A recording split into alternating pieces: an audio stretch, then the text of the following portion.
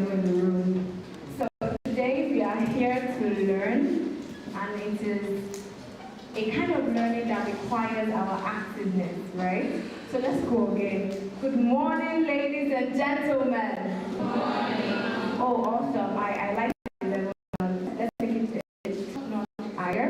Good morning, ladies and gentlemen. Awesome. Good morning, great nurses. Awesome. That's much better. Okay. So, ladies and gentlemen, today we are all gathered from far and wide to witness the emergence of nurses. Nurses that will not only excel in their practice, but will also embrace entrepreneurship and unleash innovative ideas by harnessing technology to drive innovation across the healthcare industry, finance, business, education, and several other spheres of influence in Nigeria, Africa, and globally. So this is how we welcome you to this exclusive convergence of healthcare professionals. Welcome. Ekabo. No. Welcome to the 4th edition of the Career Accelerator.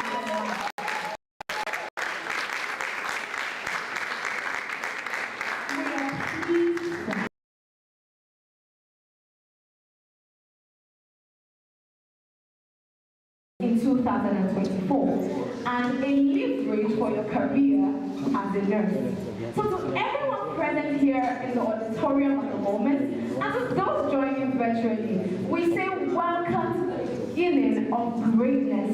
You are the next big thing. Please celebrate yourself once again. Thank you very much. Okay, great nurses, distinguished ladies and gentlemen, my name is Esther Additional, and it is an absolute honor to serve as your host for this event. Thank you very much. Starting powerfully, please join me to welcome the Programs Manager for the Career Acceleration Masterclass 2024, Mr. David Maiwa, as he comes for a round of applause, please.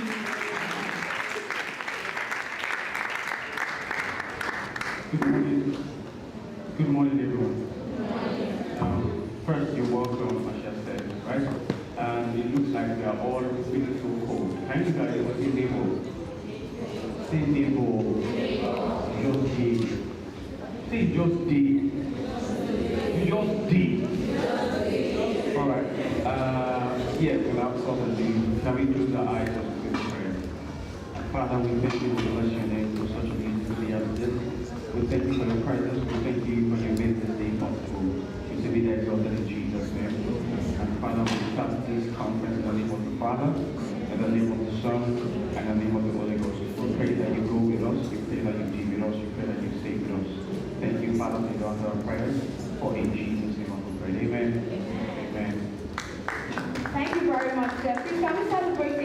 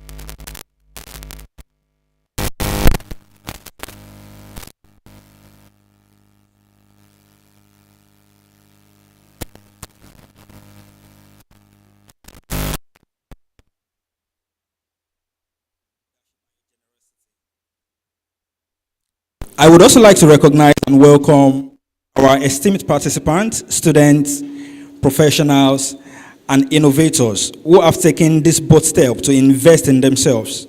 Your presence here today shows your determination, your commitment, and diligence in crafting an enviable future for yourselves, one that creates ripples of impact.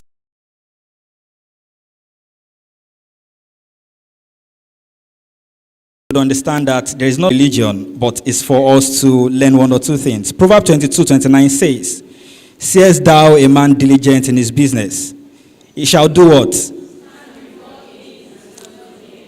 Thank you very much for completing that. In this fast-paced and rapidly evolving world, the need for skilled, forward-thinking, and adaptable professional has never been greater.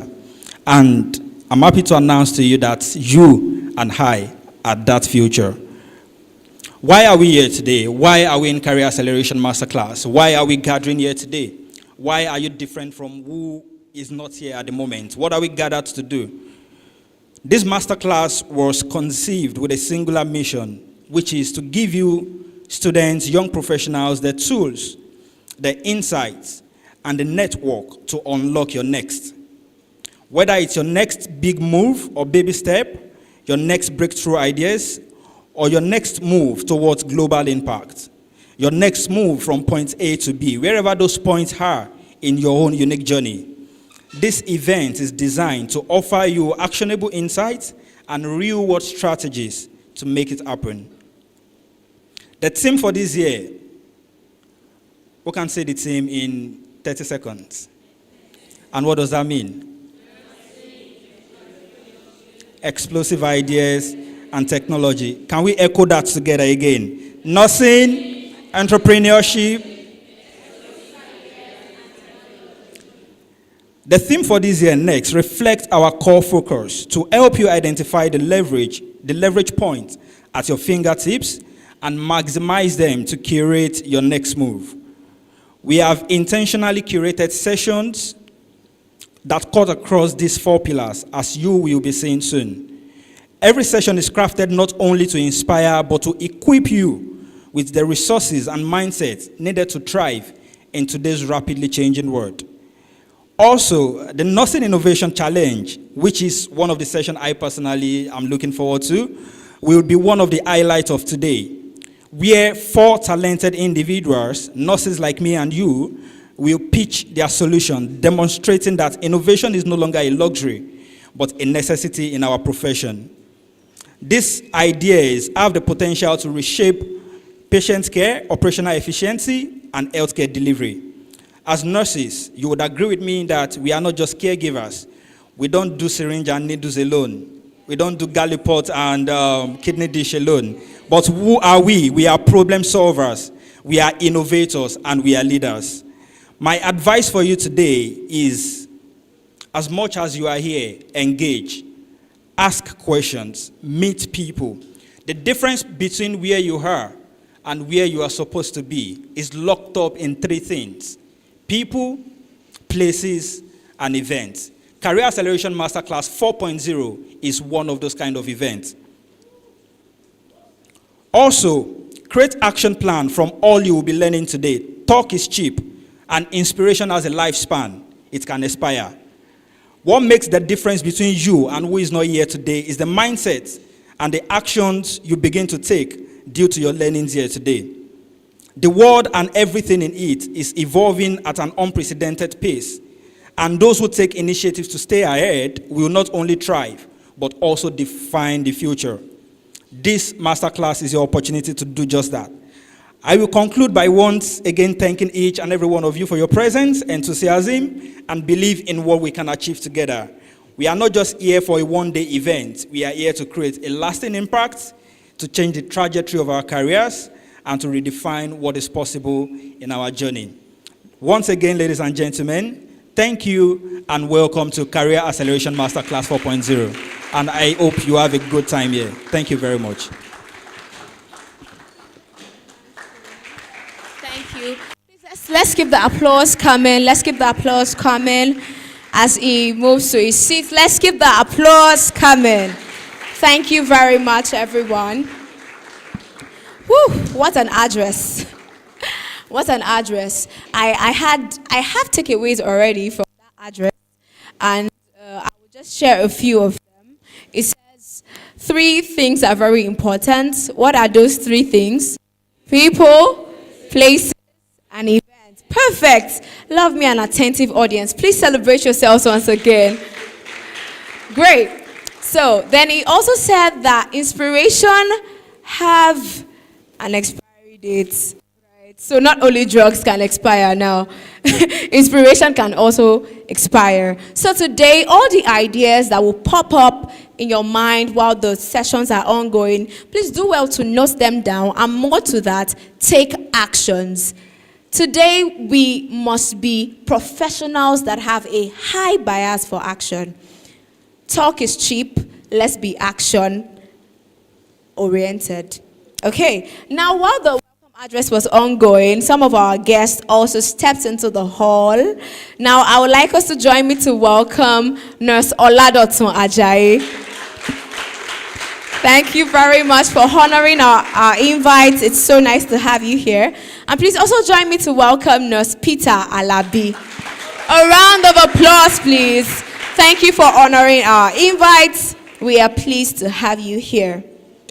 All right. So I want us to welcome the person next to us, because I can see that not so many persons are talking already. So can you just look to the person beside you and give them a high five, wave at them, ask for their names, get to know them, get to know where they came from. Because this will be very important in the other parts of today's session. So get to know them. If you don't know someone's name beside you right now, you are very wrong. Oh, awesome. I hope that everybody has done that already. Okay, so now let's take it a notch higher. Ask where they came from. Oh, you already asked for that, okay. Ask where they school or where they work. Where they school or where they work. And one interesting fact about the person next to you. So at the end of this, I could call on someone to move forward and share with me what they got to know about the person that they spoke with. So their names, where they came from, where they school or work, and an interesting fact about them. Are we game? Are we ready?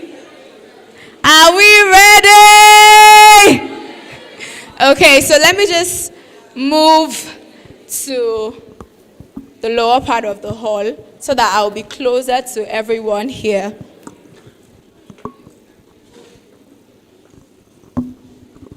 All right, so I'll just move in between and call on anybody. Okay, you're smiling at me already, so I'm supposed to call you.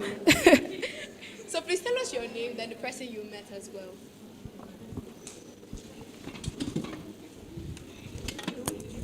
Sorry. Good morning, everybody. I'm Nurse Ugmero Philip. I finished from Oyo State College of Nursing in Middelburg. I'm currently working as Ghost Hunt Specialist Hospital. I met Fifo, she's a student of UCH College of Nursing. Thank you. What's the interesting fact about Fifo? You were supposed to ask for an interesting fact. Okay. She's fun to chat with and then care about people and loving. Oh, wow. Please, can we celebrate him? Thank you for that. Favor, is that correct? Okay, great. Is that correct? Oh, all right. That's good. Now, I'll just call one more person before we move to the first keynote for the day.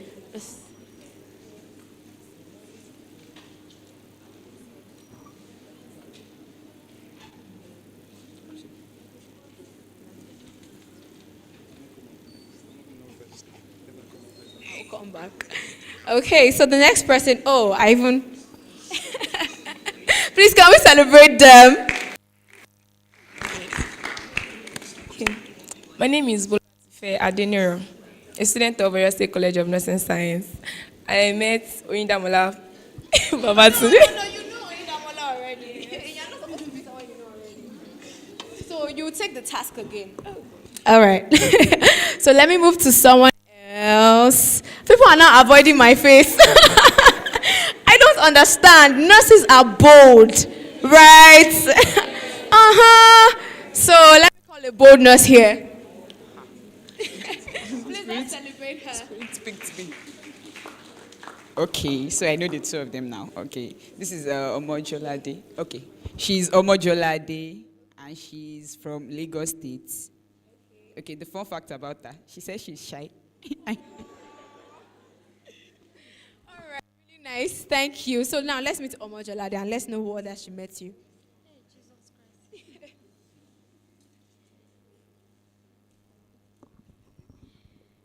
All right, so I met Efsiba. She's she's currently schooling at Federal Aro Abeokuta. Yeah, and she loves reading books that are not school books. Yeah, and she loves attending events. Thank you very much. Please, can we celebrate them?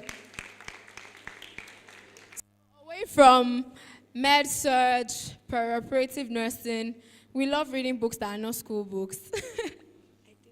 All right. Thank you very much. So as the event goes on, keep an eye on the people that you have met because I'm actually helping you. We have a networking session later on, and that will help you build faster.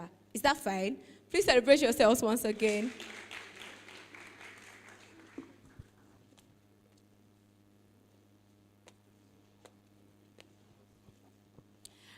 Earlier on during the introduction, I mentioned that we are at Career Acceleration Masterclass and we are building nurses and healthcare professionals that know beyond their field of practice, people that are skilled in several other spheres of influence, and our first keynote session is on one of such spheres of influence. Someone say finance. Who is excited for this session? Nah, that excitement is too low. If you're excited for this session, please make your intentions known with a round of applause. Amazing. Okay, so in this session, we would be listening to a chartered accountant with a deep passion for finance, extending from personal finance management to understanding the intricate workings of corporate and public finance. So taking us through the first keynote session with the title Financial Freedom, Profitable Ventures of the New Economy, let us with rapt attention listen to the citation of Miss Olamide. So right after the citation, a round of applause. Thank you. Miss Olamide Akonji. Citation.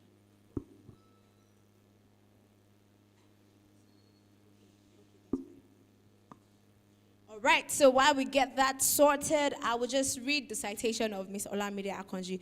Please let's listen with rapt attention. And at every point where you feel energized, you feel encouraged, please let's celebrate her with a round of applause. So Ms. Olamide is a chartered accountant with a deep passion for finance, extending from personal financial management to understanding the intricate workings of corporate and public finance.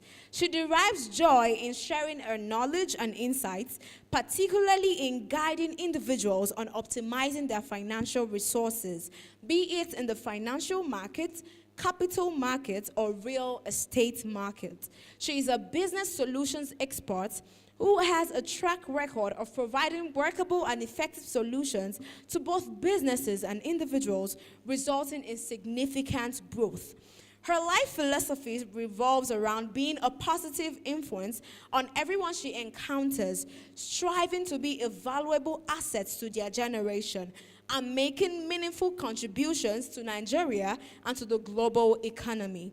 Beyond her financial acumen, Ms. Olamide is a community-oriented individual who actively engages in volunteering activities. She is dedicated to contributing to the betterment of the community, and her spiritual values and love for God are integral aspects of her life. When she's not reading or volunteering, you will likely find Ms. Olamide exploring the boundless realm of the internet, always eager to learn and grow. Please join me to welcome on stage Miss Olamide Akonji for our keynote session. A round of applause, please.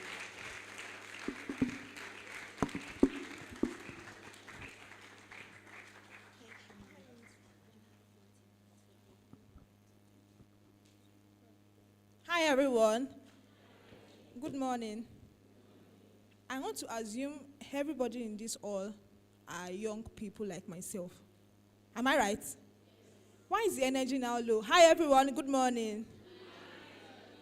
Nice to have everyone here this morning, and a big thank you to the organizers. Please, can you just give them a round of applause for putting this together?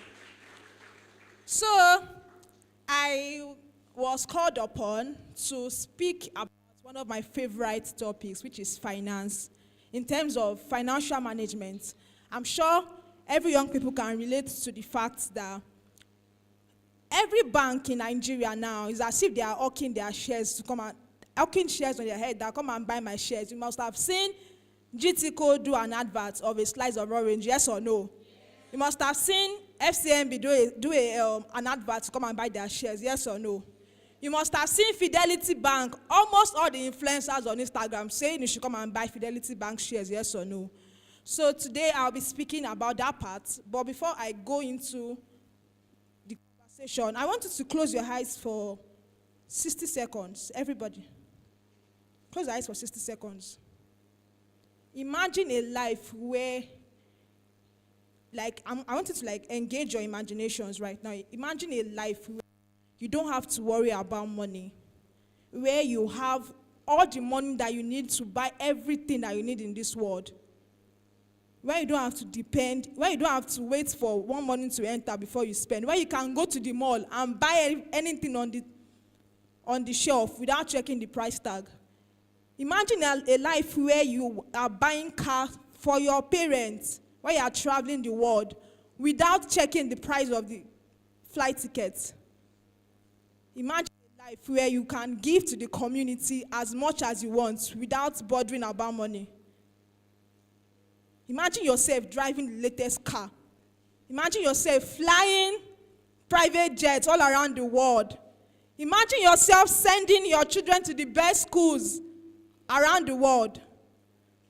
Now open your eyes. Come back to reality. But do you know that all of the things you just imagine now can actually happen to you in real life if you put in the work? Are you aware? So everything that you imagine, that sweet life that you imagine in your imagination, being able to walk in that path without stressing for money, that's what we call financial freedom. And my slide today, I'll be speaking about, please can you project my slides? I'm speaking about financial freedom and the new and profitable ventures in the new economy. I'll be teaching you where the money is. I'll be teaching you how to make this money. I'm teaching you how to manage the money and also how to multiply the money. Not just how to multiply the money alone. I'll also be teaching you how to preserve money for the next generations to come. Because it's one thing to have money, it's another thing to be able to pass the money down to your future generations. Am I communicating? So this is going to be a very interactive section. I want you to bring out your paper and biro because there will be so many light bulb moments here today. I trust God that God is going to open your heart to understand. So my slides come.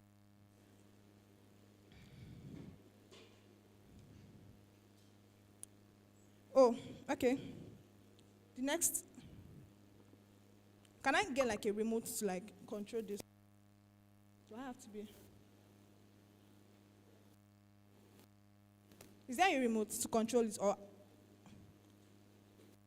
so I already mentioned it that imagine a life where you wake up every day without the stress of worrying about bills, debt, or whether you have enough money to live comfortably next month, where you can travel around the world, pursue your passions, and take care of your loved ones without stress. Where you can be able to send your kids to the best schools, taking vacations whenever you want, enjoying your life on your own terms. I said that is what financial freedom looks like, and it is within your reach if you know where the money is, how to make it, manage it, multiply it, and keep it secure for future generations. Now, the next question is, where is the money? Everybody say, where is the money? Say, where is the money?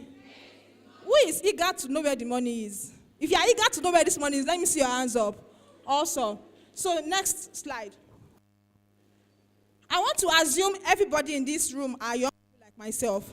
When I was growing up, my parents normally tell me that, don't collect money from strangers. Oh, if you collect money from strangers, you will turn to yam. If you can relate to my story, let me see your hands up.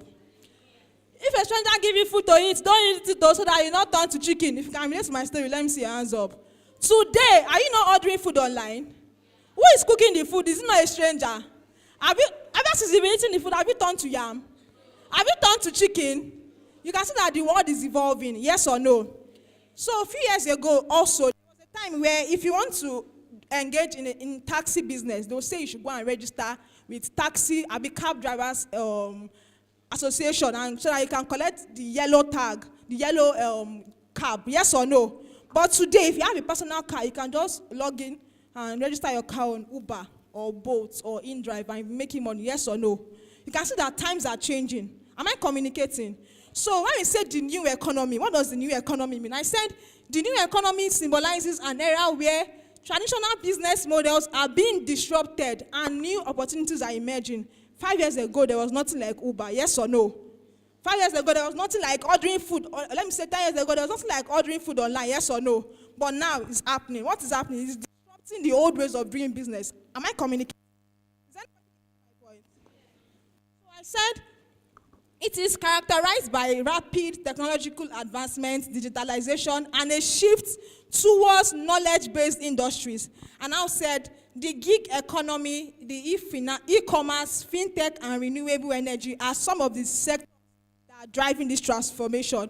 What does this big grammar that you just heard me say? What does it mean? It means that a few years ago, there was not as much technology that we have now. So it was not possible for you to be able to book a ride on your phone. So the only choice that you have was to just go to the park and charter a bus. Am I communicating? That was like the whole way of doing business. But now from your house, you can just book a ride on Uber or Bolt and it will find its way to you and you get your ride. Yes or no? So also, a few years ago, there was nothing like you want to order a food online. You have to go to the restaurant, sit down, wait for them to finish cooking, then order. Am I communicating? But now there are apps that you can use to order food online. Yes or no? Yes or no? So that's basically what it means. So technology is basically coming and advance the economy. So where is this? I said the things that are driving this new economy is the gig economy, e-commerce, fintech, and renewable energy. And I'll be explaining this in details. Next slide. So I said, where is the money? The world is changing fast. Remember when everybody shopped in stores? Now most people shop online. Remember when taxi drivers were everywhere? Now anyone can become a driver with Uber or Bolt. The money today is in new places. Gone are the days where the money is in a physical place. Now the money has changed location. Who wants to know where the money is now? Next slide, please. And I said one of the places that the money is in e-commerce and online marketplace. The internet is like a gold mine. People are making money by selling products online, creating videos on YouTube, or even sharing their knowledge through online courses. For example, someone could start a small business selling handmade jewelry on Instagram, and before you know it, they have customers from all over the world. Now, as I'm speaking to you, everybody here, you are a nurse, yes or no? If you should check online, what's one popular course that you people take as a nurse that is hard, that is quite hard to pass? I can't hear. Med-surg. Medical surgery. I'm sure if you go to YouTube now and you check how to understand med-surg, you will see many videos. Am I communicating? You can try that now. Enter how to understand med-surg on YouTube. You will see a lot of videos. And for everyone that has posted a video to answer that question, they are solving a problem by making you understand it. Am I communicating? And do you think when you solve problems, you won't get paid for solving problems? You get paid, yes or no? So a lot people are making money from just doing online courses. Am I communicating? So gone are the days where you have to see someone that will physically teach you, sit down teaching you this is how to do it. Now you can go to the internet and you can learn a lot of things. So I mentioned that people make money by selling products online. What is e-commerce? E-commerce is basically the electronic way of selling and buying goods online. Instead of going to the market to go and shop for goods, we are buying and selling online. That's basically what e-commerce is. And I mentioned that people are making money from also creating videos on YouTube or even sharing their knowledge through online courses. Gone are the days where you need a shop to actually make money. As an accountant, I know businesses that from their room, they are making hundreds of millions, that those that even have shops, they are not making because of what? Online presence. Am I communicating? Am I communicating? So gone are the days where you need to say, the reason why I don't have a business is because I don't have money to rent a shop. You are just deceiving yourself. From your room, if you can snap your products and put it online, you will see that many people will patronize you. Who is following what I'm trying to say? So I mentioned, please, next slide. So I said, one of the places that money is drop shipping. Drop shipping is a low-cost business model that allows you to sell products without holding inventory. Remember that the goal of this career acceleration masterclass is not just to produce nurses that just understand medical surgery. You need to be able to understand how to also explore other ways of making income, of earning money without necessarily using your certificate alone. Am I communicating? So this is me showing you other ways that you can explore as a young person, because you don't have any excuse to be saying, oh, I'm done with school now and I don't have a job. I'm waiting for a job, when you can just use your productive time to keep earning money. Am I communicating? So I mentioned that one of the places that the money is now at the moment is drop shipping. And I said drop shipping is a low-cost business model that allows you to sell products without holding inventory. With drop shipping, you don't have to buy the goods and keep it in your store. Am I communicating? All you just need to do is to just get the picture of the goods, advertise it, add your own margin to it, and once you add your margin to it, you will just send, and someone buys from you, you will send the exact money to wherever the supplier is, and send the person's address to whoever bought it from you, and they'll deliver it to the person. Am I communicating? So you don't need to say, oh, I need plenty money before I start. I need to have 100K as capital before I start drop shipping. You don't need all of that.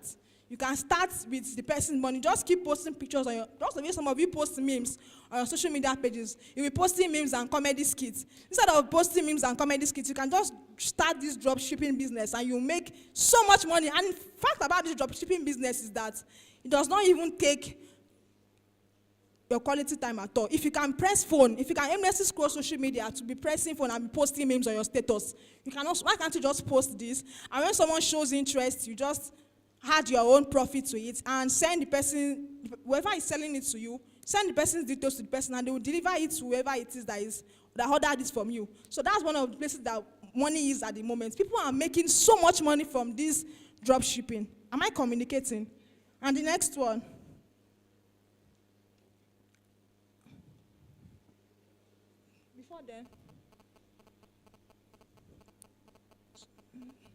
Before then.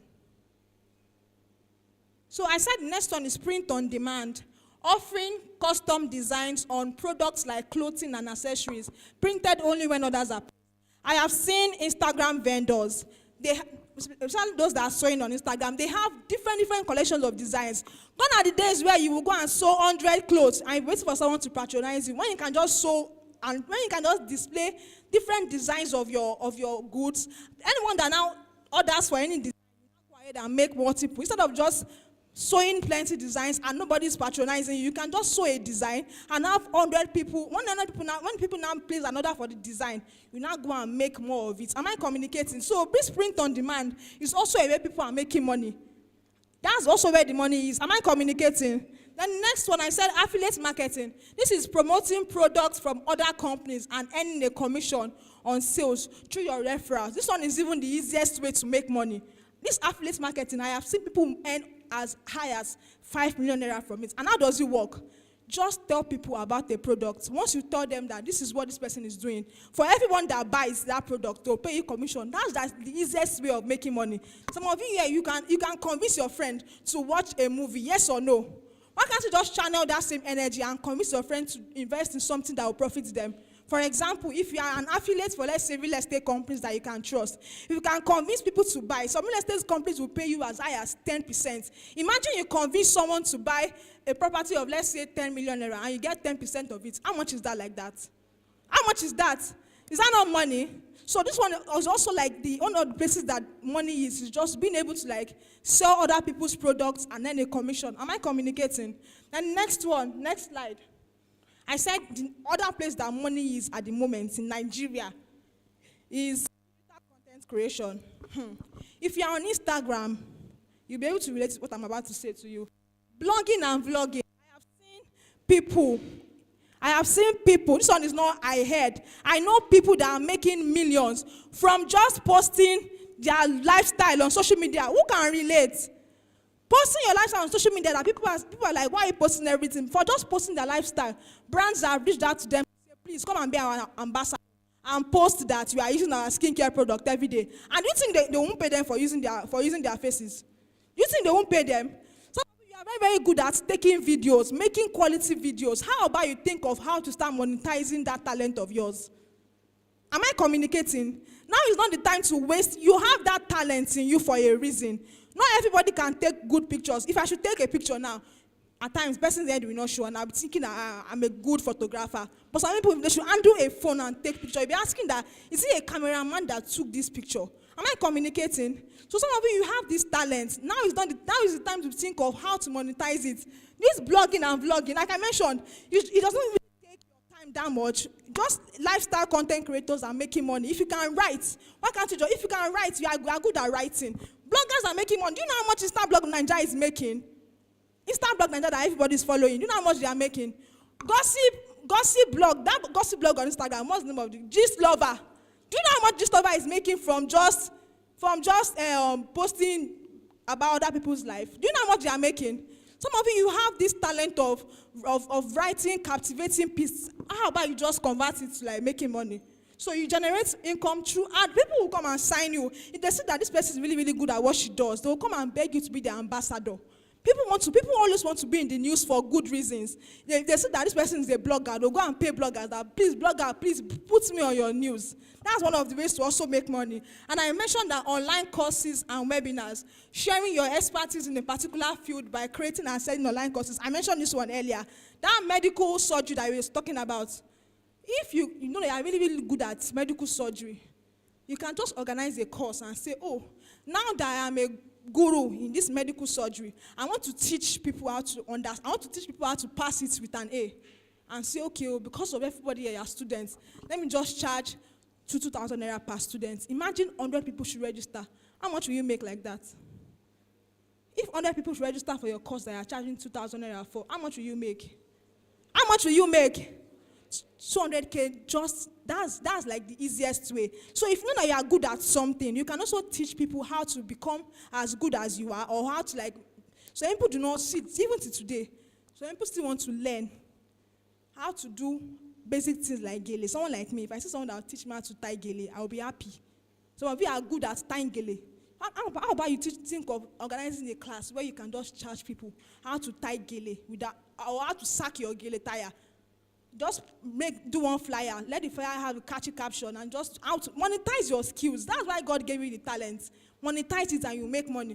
One of the days where you're saying, I'm waiting for the government to give me a job. Now, Nigerian government, they don't even know what is doing them. You cannot be waiting for them to come and save you, because even them, they've not even saved themselves. Am I communicating? So think of the things that you are really, really good at, that you can teach people and also earn money from.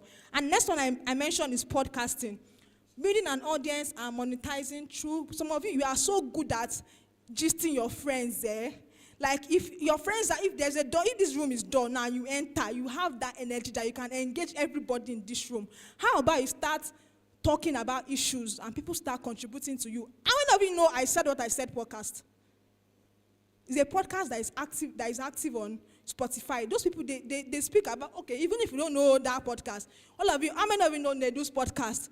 People have been going to go and be saying, is that not a podcast? So do you know in the middle of the podcast at times, you will see them advertising a brand. Do you think that they're doing it for free?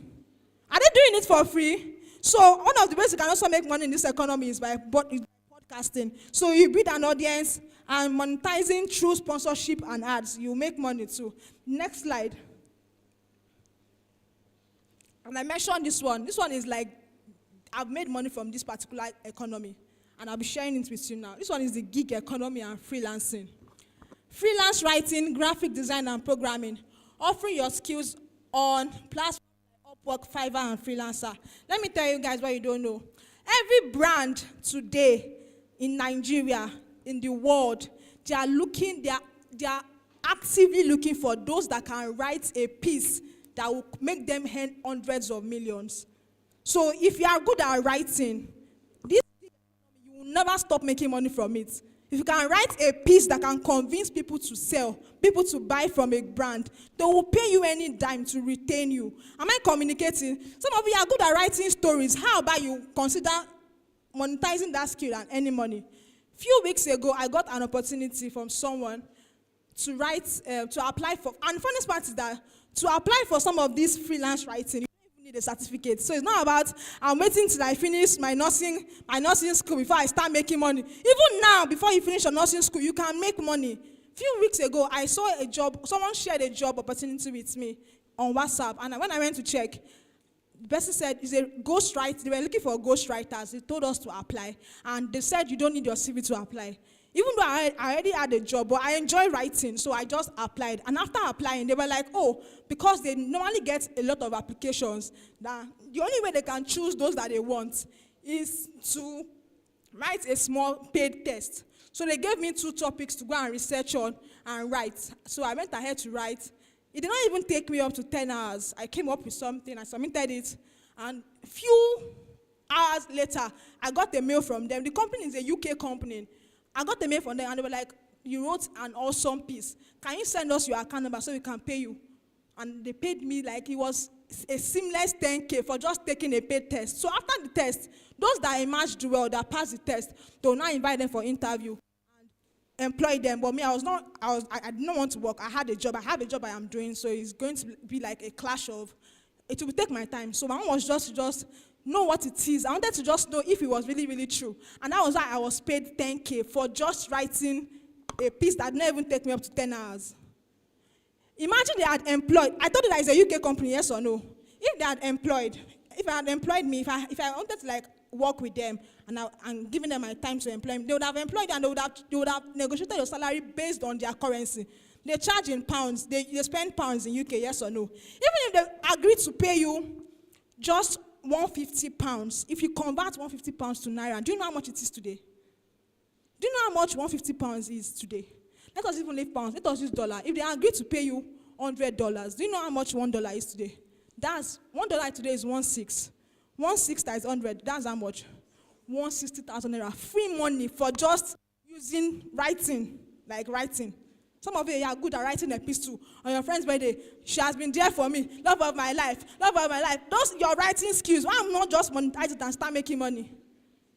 Imagine when you're writing all of those, the sugar in my tea, and I'm using it to make 160K every month. Want to be richer? Want to be happy?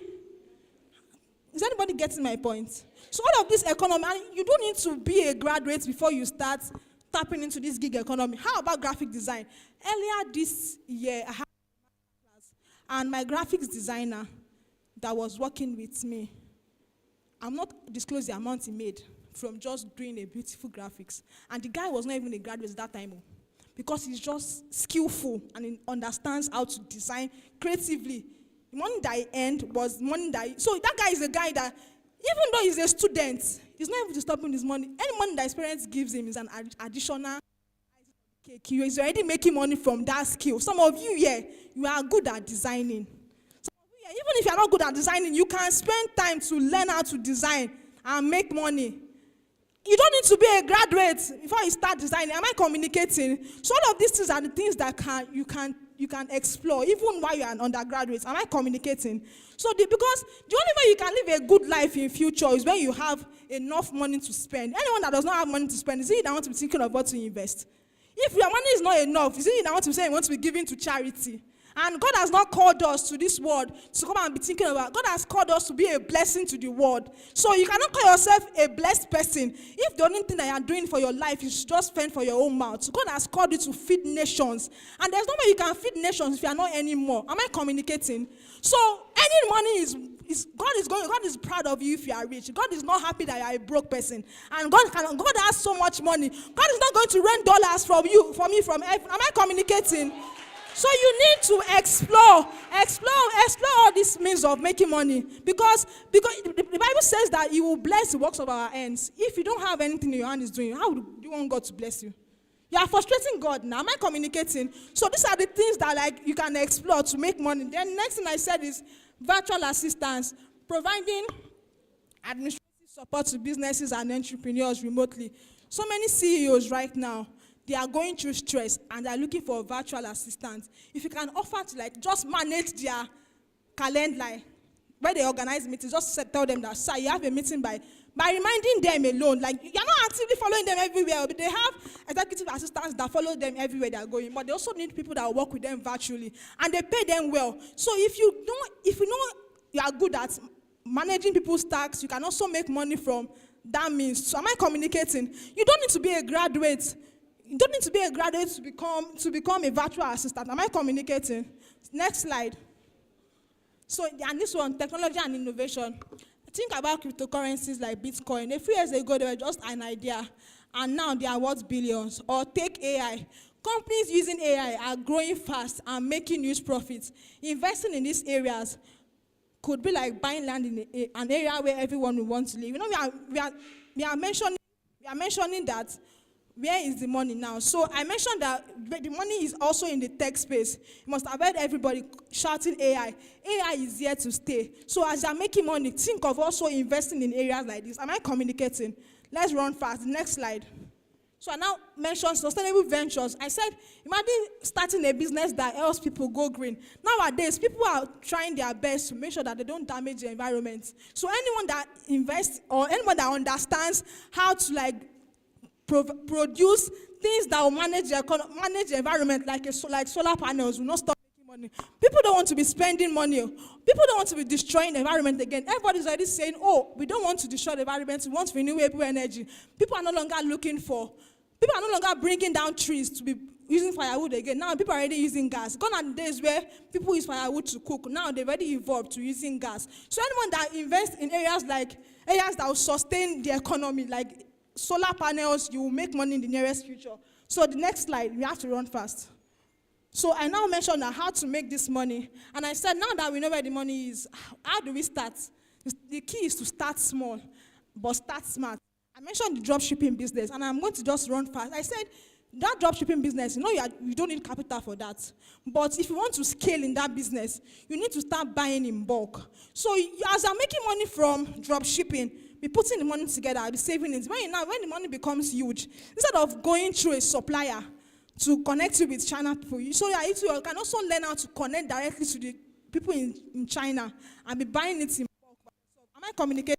Because the suppliers that you are buying from are the ones that are making the most money. Do you understand? Because they are buying in bulk. Am I communicating? So when you now start bypassing them and start buying from those that are in China, you will start making so much money. Am I communicating? So you can start small from just selling online, then keep pulling the money together till it becomes large and you can start ordering in batches.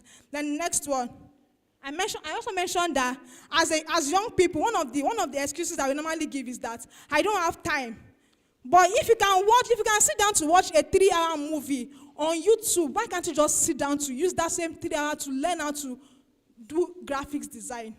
Do you know how much people are paying those that are doing video editing? Do you know how much those skills are in high demand? So the time that you're using to watch Z World, to watch Korean movies and finishing 100 series in a day, channel that time wisely and start using it to pour it into yourself and watch YouTube videos on how do the things that will bring you money. Money is important, like I mentioned earlier. And God is not going to rain dollars from heaven for you. You have to go and learn. And as you are learning it and you are upskilling, the more you learn, the more you keep.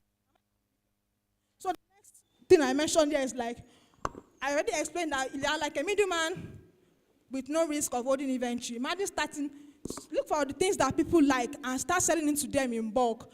let's just run. Then next slide is how to leverage your skill.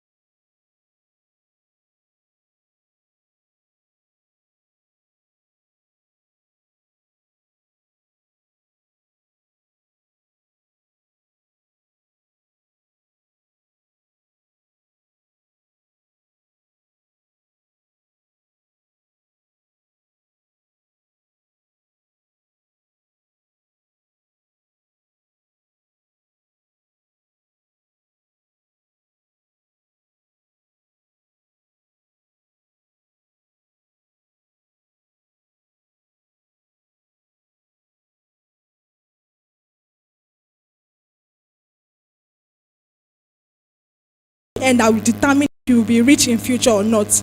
And one thing that people normally make mistake in is managing money. You assume that because you are now earning big money, it means that you have more money to go and spend.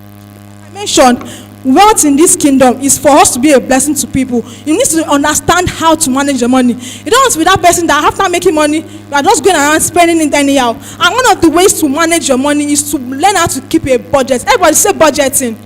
Say budgeting. Say budgeting. So budgeting is not just everybody when people hear budget, they'll be like, hey, budgeting is wickedness. No, budgeting is you telling your money where you want the money to go, not just wondering where you went. Have you ever been in a scenario where your parents sent you 10K and you're like, how did this 10K just finish like this in one day? If you can relate, say I. It has happened to me countless times. I'm not be asking myself that but they sent me 50K and the 50K just vanished. But if you are keeping a budget, you'll be able to know the exact places that the 50K entered into. Let's just assume that budgeting is you putting yourself in the driver's seat. You're telling yourself that my money, now that they've sent me 50K, I want this 50K. 10K will go into food. 20K will go into data. For example, I know you should go and buy data of 20K. If not, you will go hungry. I'm just trying to explain to you that budgeting helps you to tell your money that this is where you want your money to go. And there's a general principle of budgeting that people normally use, which is 50, 30, 20. Even though I am not in support of that, and I'm going to tell you the reason why. So the 50, 30, 20 principle of budgeting says that 50% of your earnings should go into your needs. And your needs are the things that you cannot do without. You need them to survive. For example, food. Even if you eat today, you still need to eat tomorrow, yes or no? Even if you drink water today, you still need to drink water tomorrow, yes or no? So if you are earning 100K, 50K of it, which is 50%, should go into the needs. And 30% of your salary, of your earnings should go into your wants. Your wants are the things that you like. But if you don't buy it, you will not die. Like that Gucci bag, that shoe, you like it. But if you don't buy the shoe, will you die? Will you die? So those are what you call your wants. And the last 20%, which is the last, it should go into savings and investments. Because if you are paying for your needs, if you are buying food, for example, is money not leaving your account as a debit alert? Is it not leaving your account as a debit alert? So for every money you spend on your needs, it's leaving your account as debit alert to make you, and it's going to reduce the money to go and enter somebody else's account and make them richer, yes or no? If you are buying the Gucci bag, it's leaving your account as debit alert to enter somebody's account and make them richer, yes or no? But that one that I put aside, which is 20%, is the one that is going to make you rich. Am I communicating? So don't be caught in cheating yourself. For every time you spend more money on your wants, you are cheating your future self because you don't have any money left in your future. Am I communicating? So see yourself, whenever you are earning money, see yourself as setting, that 20% you are setting aside, see it as you taking into your future. Anytime you cheat that 20%, it means that you are cheating your future. Am I communicating? Am I communicating? So the reason why I say I'm not supporting that principle is because majority of us here, we are young people, yes or no? Some of us are living with our parents, so we don't need to be paying for house. Am I communicating? Some of you, when you go home during your holiday, you will go back to your parents and they will give you food. Am I communicating? Some people will not say, because of that, I've said 50, 30, 20 principle. Let me now go and, now that I'm not really paying too much money for food, let me now go and start spending everything and buy Gucci bag. You can see that there's no wisdom in that. So if you are spending less money on your needs, the more of the money, your remaining money should go into your future. Am I communicating as your savings? So some of you now, you are not spending too much money on your needs now. Your own principle should be 30, 20, 50. 50 should go and wait for you in future. 30 should go and be for your needs and 20 for your wants. Don't say because of you don't have plenty needs, you now want to go and use your remaining money to be buying plenty Gucci bag, buying plenty designer. You should not be caught in that scenario. Am I communicating? So do you get my point now? So even though the general principle is 50, 30, 20, for some of you, your own should be 30, 20, 50. 50 should go and wait for you in future. Am I communicating? So don't just say because of they said it has to be 20, let it be 20, and I'll go and buy more of liabilities. Am I communicating? Then next one, please go to the next slide. So I've mentioned budgeting. Just let's be fast. So be it an emergency fund, let's move to how to multiply the money. And this one is the one that people also find difficult. This how to multiply money, because it's one thing for you to make money. I've mentioned how you can make money, yes or no, and I've also mentioned to you how you can manage the money. But now this one is the most important part of our talk today. Most people, they become so good at managing money that they don't even understand how to multiply money. Let me now ask a question. If you have a saving box and you put 1,000 naira in the saving box every day for 30 days, at the end of 30 days, how much will be in the saving box? 30,000 naira. So if you keep saving money, there is no way the money can grow. And if you want to become wealthy in future, you need to learn how to multiply money. Am I communicating? No, but I've never seen any billionaire that becomes wealthy from saving money. If you want to become wealthy in future to the point of feeding other generations, you need to understand how to invest. And I mentioned that to understand how to multiply money is by basically putting your money to work in investing. So now that I have learned how to make money and manage money, how do you invest that money and make sure that the money keeps bringing money for you?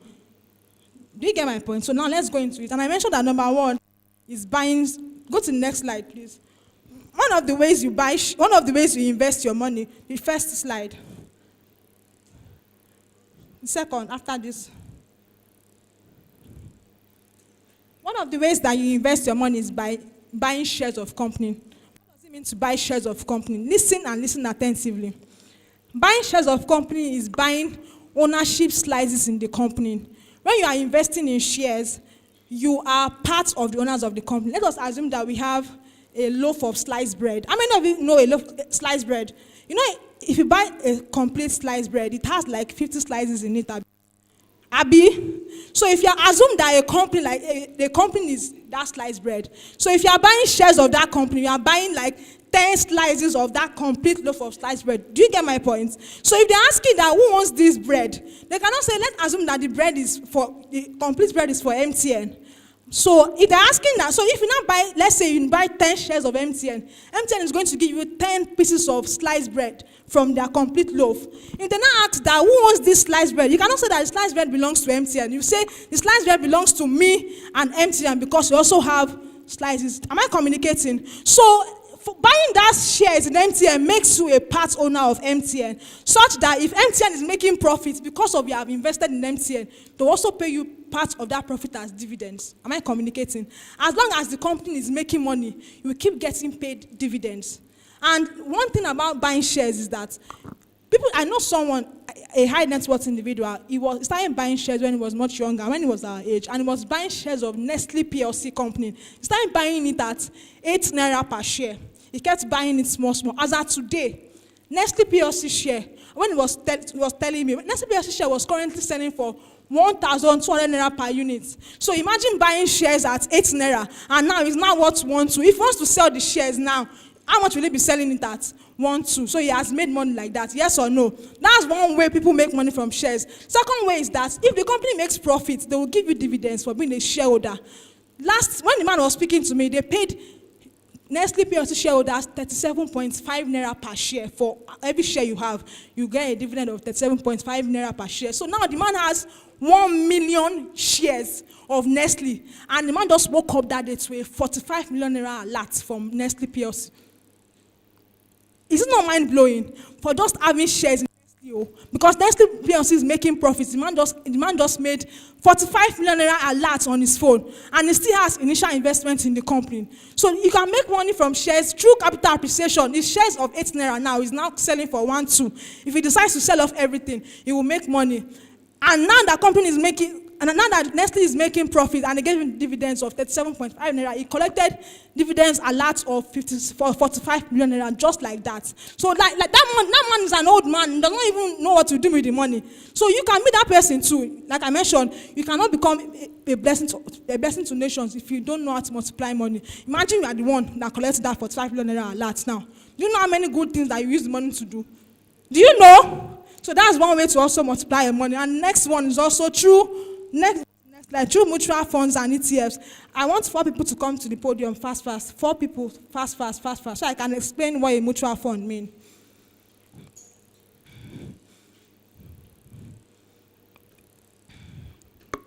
So people are like, oh, I don't understand how to invest in shares. That's why I'm not investing in shares. You can invest in mutual funds. That's the easiest. Let's assume that this person is one that understands how to invest in shares. Mutual funds is that you contribute 10K, you act like they are holding something. This person is contributing 10K. This person is contributing 10K. This person is contributing 10K. Making how much like that? She now gives it to someone that understands how to invest it. So they're not the one that is thinking of how to invest. This person understands the best investment to put the money into. So she will collect the money from them and go and invest it in the best place. So when she makes money on it, she will not make the money back and say, you gave me 30K, but I made 40K. Let me now share it back for everybody that has money here. Am I communicating? So you don't have to worry yourself that, I don't know the company, the shares of which company to buy. You can just invest in mutual funds. And funniest part is that you can start investing in this mutual fund with as little as 5K. So you don't need to worry yourself that, and as of today, there are some companies that are giving a 21% return on mutual funds. So instead of just putting the money in your account, you have saved 100K, and money is just there, reducing value every day. Why not just invest it in mutual fund? If you cannot invest it in shares, at least that mutual fund is not you that is worrying about where to invest it. Someone is worrying on your behalf. And when the person invests it on your behalf, whatever the person makes, you come and give it to you. Am I communicating? So go back to yourself. That's another way of investing your money. And another one is also ETFs. ETFs is almost like mutual funds too. But the way ETF works is that, let us assume that ETF is a basket of different companies in it. Let's assume that we have a basket that has 500 companies. Instead of investing in just a company like Apple, for example, an Apple company should not do well, and you lose all your money. If you are buying an ETF, you are investing in many companies at the same time, such that even if Apple is not doing well in the basket, other companies that are doing well in the basket will be helping to cover for that loss. Am I communicating? So there's nothing like, hey, I bought shares in Apple, and my money and Apple shares has crashed, and my money has gone. But if you are investing in mutual funds, you are buying a basket that has plenty of companies inside it, such that even if one company is not doing well, the other companies in the basket will be doing well and help you to cover for that loss. Am I communicating?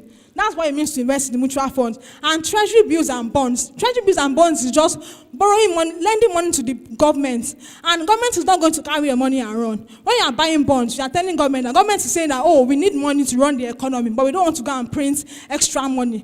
Come and borrow us money. If you borrow us your money, we'll give you interest. That's what it means to buy bonds. And you can even invest in these bonds with as low as 5K. Am I communicating? So if, for example, they say, okay, we are raising bonds, come and buy bonds, and I promise you 10% interest. So if you invest 100K, like for example in federal government bonds, the 10% of 100K is how much? 10,000. So government will not pay you the money outrightly. They will share it into 4 and give you 225 after every quarter. And at the end of the 1 year, do not return your capital back. Am I communicating? So if you are saying that, I'm scared, I don't want my money to vanish, you can invest in government bonds. Government cannot carry your money and run. Am I communicating? So don't let it be that, don't let your reason for not investing be that I don't want to lose my money. There's some investment that you can do that you not lose any money. Government bonds is one of those investments. Mutual funds, you don't have to worry about the company's shares that you will buy. And nothing that you can also invest in is in real estate. As far as people are still living on earth, God is not making more lands, but God is making more people. People always need a place to stay. So if you are investing in real estate, you can never be broke in life. 2 things that you enjoy from investing in real estate is capital appreciation. If you are buying land today, you don't expect that the amount you are buying it today is the amount that is still going to be valued in the next 10 years. Am I communicating? If you build it and you let it out as rent, you keep collecting rental income from it every year. Am I communicating? That's another way you can also invest. And commodities, beans, rice, gold. People All those things they are buying today, people are investing in that sector. And people need to eat every day. So there's no way you will invest in commodities as a person and you will not be rich in life. Am I communicating? So don't be caught saying, oh, I don't want to invest because I don't want my money to vanish. No, you can never become wealthy from saving your money in the bank. Learn how to invest and invest. And finally, I mentioned that how to preserve your wealth for future generations, because it's one thing for you to make money, manage money, and multiply money. And it's one thing for you to pass down that money to your generations. Am I communicating? You don't want to be that person that has money, but the children is suffering, the grandchildren are suffering because they are not aware. Am I communicating? So last slide, I mentioned that how to preserve your money for future generations. And I said, please go to the last slide. One way that you can preserve your money is by saving for retirement. You don't want to be that person that is looking up to your child in future to give him money before he survives. So start contributing to your pension, no matter how little. Contribute to your pension, and so that in future you'll not be a person that is depending on your future children to give him money. Next one I mentioned is create a will.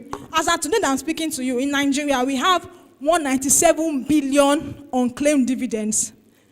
And do you know the reason why those dividends are there? Some people invested 10 years ago, but their family is not aware, and the money is there. Even some of them, if you go and ask their family today, they are suffering, but their grandfather already invested. But because of it, he didn't tell his children that he has invested ahead. That's why they are suffering. So you want to be a person that creates a will and tell your children that, before you die, creating a will does not mean you're going to die tomorrow. It's just basically planning for your future legacy. Tell yourself that, okay, I have 100 million shares in Nestle. Write it down. Let your children be aware that this is what you have, so that when you die, they will not be suffering. Am I communicating? So itemize your assets. As your children, I'm speaking to everybody now. I'm assuming that everybody here is going to be great in life in Jesus' name. And don't wait till that time before you start preparing your will. And they're not preparing it because you will die tomorrow. You're basically itemizing everything that you want, and you're carrying your children along, so that when you grow old and you die, your children will not be suffering. So create a will and mention the things that you have as assets in that will, so that when you go to where the adults are going, when they finish living long, your children will not be suffering. And the next one I say you should mention, which is the final one, is teach your children about money. Because some people, when they are rich and they now have spoiled brats, such that after they finish working for money all their lives, their children will just come and waste everything in one sitting. You don't want to be that person. Am I communicating? So learn and teach your children how to make money, how to manage money, and how to multiply money, so that as you are passing down the wealth to them, later they will learn and also learn how to pass it to their children, and like that, money will keep flowing in your generations. Am I communicating? So I've gotten to the end of this class. And before I leave here, in conclusion, I mentioned that financial freedom is not just a goal, it's a journey. It's about making smart choices today that set you up for a brighter future. To be a wealthy person in life, you need to learn how to make money. Say make money. Say make money. Next, learn how to manage the money well. Say manage money. Say manage money. So, and last, learn how to multiply the money. Say multiply money. And after you finish learning how to multiply money, learn how to preserve it for your future generations. Am I communicating? So before I leave here today, I want everyone to stand up and we'll sing an affirmation together.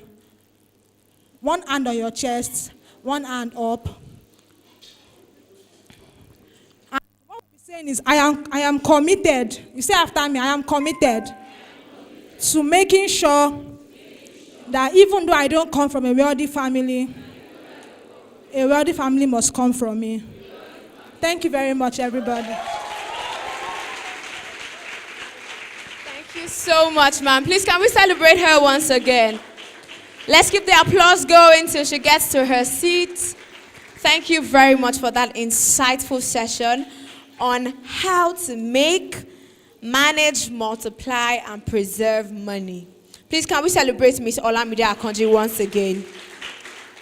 So much value in that session. It was a cocktail of generational wealth tips. Please, let's celebrate her once again.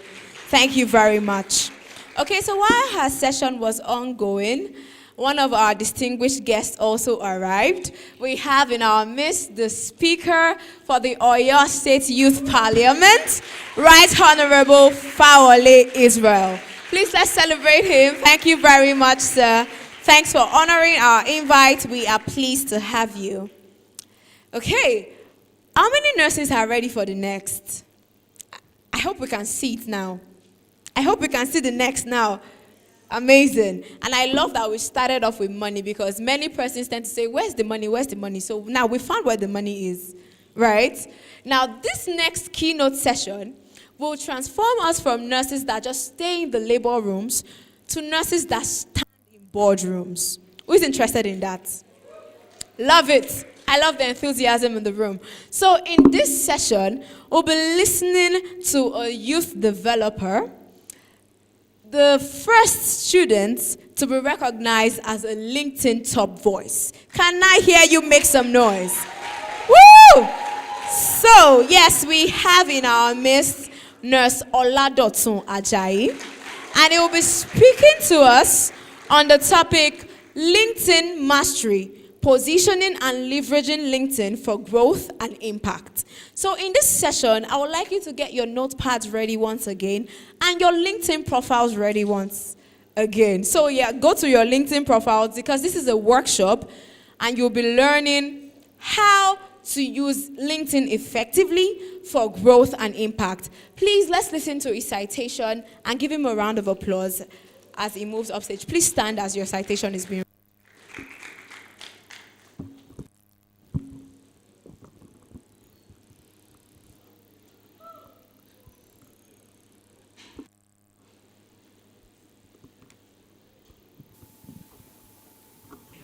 A youth developer who began his advocacy on LinkedIn to address the global challenge of unemployment due to an ordeal he faced at a very young age and to ensure students/younger professionals leverage LinkedIn for career opportunities after seeing what LinkedIn offered him as early as when he was in his second year. Oladotun is a public health nurse, a youth developer who began his advocacy on LinkedIn to address the global challenge of unemployment due to an ordeal he faced at a very young age and to ensure students/younger professionals leverage LinkedIn for career opportunities after seeing what LinkedIn offered him as early as when he was in his second year in the university. Oladotun is a recipient of a number of international recognitions and awards such as Diana Award, the most prestigious award a young person can get presented by the Duke and Duchess of Sussex, LinkedIn Top Voice, a recognition given by LinkedIn headquarters to 300 creators around the world, yearly, and the Junior Chambers International Award as one of the top 10 personalities in his institution while he was in his fourth. He is still working around ensuring the rate of unemployment in Nigeria is mitigated, and for this course, he co-founded Students on LinkedIn, a community where he is helping young people understand more about navigating LinkedIn for career opportunities as well as bridging the gap between students and opportunities. He also organizes a yearly event tagged LinkedIn Lokalagbomaso in an underserved community to connect young people to people and opportunities. He works additionally with Human and Social Sustainability Network Africa, which is a youth-led social enterprise committed to addressing the global challenge of poverty through strategic initiatives. I'm super excited to be here today, and thanks to the team for the invite. I'm very privileged to be on this speakers list today because, I love to speak to young people, and I'm always very inspired when I see a lot of young people who are very interested in learning and also, coming around to events like this to learn and network with individuals. So, give a round of applause for yourself for coming around today. Okay, so I came with my friends and my younger brother, and they accompanied me down to this place today, and I'm celebrating you guys for coming around here today too. Thank you very much. Okay, so can I have my slides?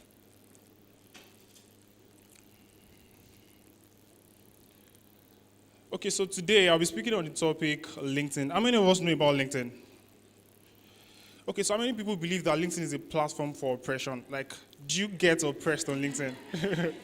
Okay, so today I'm going to be sharing my story and just inspiring you guys to understand that LinkedIn is not just for, oppression. You can actually get inspired on LinkedIn and do great things for yourself from whatever spaces that it is that you guys are in. So today, yes, I'll be speaking on positioning and leveraging LinkedIn for growth and impact. And my story is going to be a major highlight for what I'm going to be sharing today because I actually believe that it's possible to do great things from a small place. And over the years, I've been able to walk from Ogbomoso to the world, right? I've been able to get a couple of recognitions outside Nigeria, and due to the work that I've been doing in Ogbomoso, basically, right? So today I'm going to be sharing my story and making you understand again that great things can always happen from a small place. Can I have my next slide, please? Okay, yeah, so about me, My place of birth was in Saudi Arabia. I was giving birth in Saudi Arabia, but I left when I was 2 years old. I never had experience of what Saudi Arabia looks like, right? So, I cannot exactly tell how the experience was when I was, young. So, yes, the co-lead of Students on LinkedIn. What we do on Students on LinkedIn is that we help a lot of young persons understand that they can leverage LinkedIn for career opportunities. And over the years, we've been able to impact people across several institutions in Nigeria, both in like the state university, federal university, and private universities across Nigeria as a whole, right? So we've been working on that aspect to ensure that a lot of young people understand that they can leverage LinkedIn for career opportunities and get employable with the skills they have, and they can push out to the audiences right on LinkedIn. Yes, as well a LinkedIn Top Voice, which I got earlier this year. The Diana Award recipient, which I got last year, and I'm the pioneer of LinkedIn Local Ogbomoso. And yes, we are working on organizing LinkedIn Local Nigeria, which is going to be coming on next year, October. Right, and we are putting in plans in place to actually ensure that this LinkedIn Local Nigeria is one of the biggest in Nigeria, and also ensure that a lot of young people come together to learn from professionals and people that are in the government spaces, people that are doing quite well. We're going to be having speakers come from, the UK, the US, down to Nigeria to also, come share their experiences in that regard. Yes, and I'm a public health nurse. So yeah, thank you very much. Okay, so my story of change. I used to be a very naive individual when I entered school. I did not enter school with nursing. I entered school with SLT, Science Laboratory Technology. And over time, I had always been passionate about wanting to study something related to the health, because before I got into school, I had been thinking that I needed to walk around the health space, which was as a result of the fact that my dad is actually confined to a wheelchair, and his story actually inspires me to want to make a change in the health space, right? And I decided to say that I want to study nursing or medicine to be able to ensure that I work effectively in that regard to change a few things in the health sector. So I entered school in 2018, and I crossed to nursing in 2019. And that was the start of change for my life, because I used to be a very naive individual who doesn't understand things about life and about, everything that I was doing at the time, right? So I joined nursing, and joining nursing was like a light for myself, because I never exactly saw the light before I joined nursing. I was just, in school, not understanding what I wanted to do in school.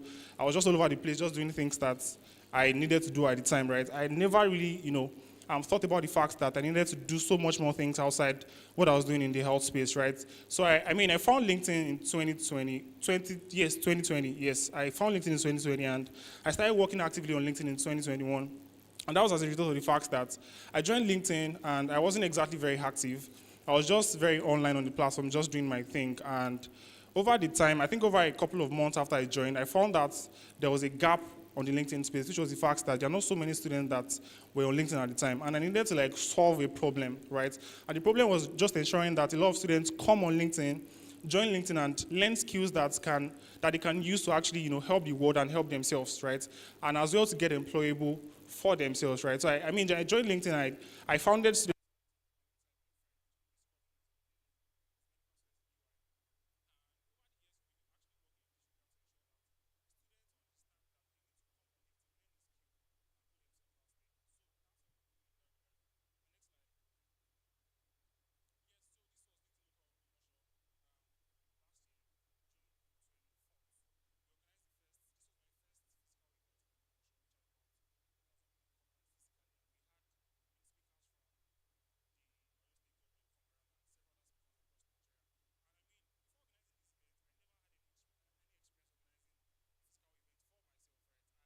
I've just been volunteering for several events across Nigeria, traveling for events from Ogbomoso to Lagos.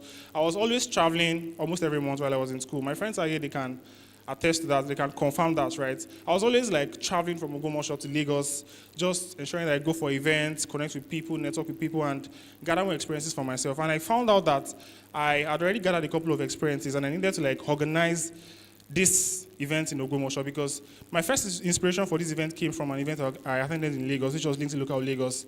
So I attended LinkedIn Local Lagos, and I was very inspired by what I saw this event in Ogbomoso, because my first so I attended LinkedIn Local Lagos, and I was very inspired by what I saw. So I needed to replicate what I learned in Lagos to Ogbomoso, which was why we brought this event to Ogbomoso, and it was a very inspiring one and impactful one as well. My next slide.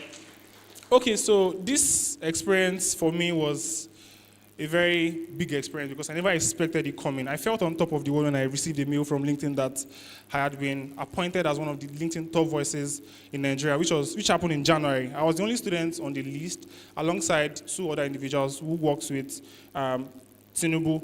And there was someone called Taiwo Edele. He was also appointed with the LinkedIn Top Voice, and someone else in the UK with Samuel Ajiboyede. So I was the only student at this time who was given this badge, and it was such a very huge privilege because it was much more of them affirming the works that I've been doing, that I'm doing something quite relevant in that space, and they needed to like just maybe award me with this badge, and I am also grateful to God for the privilege. My next slide.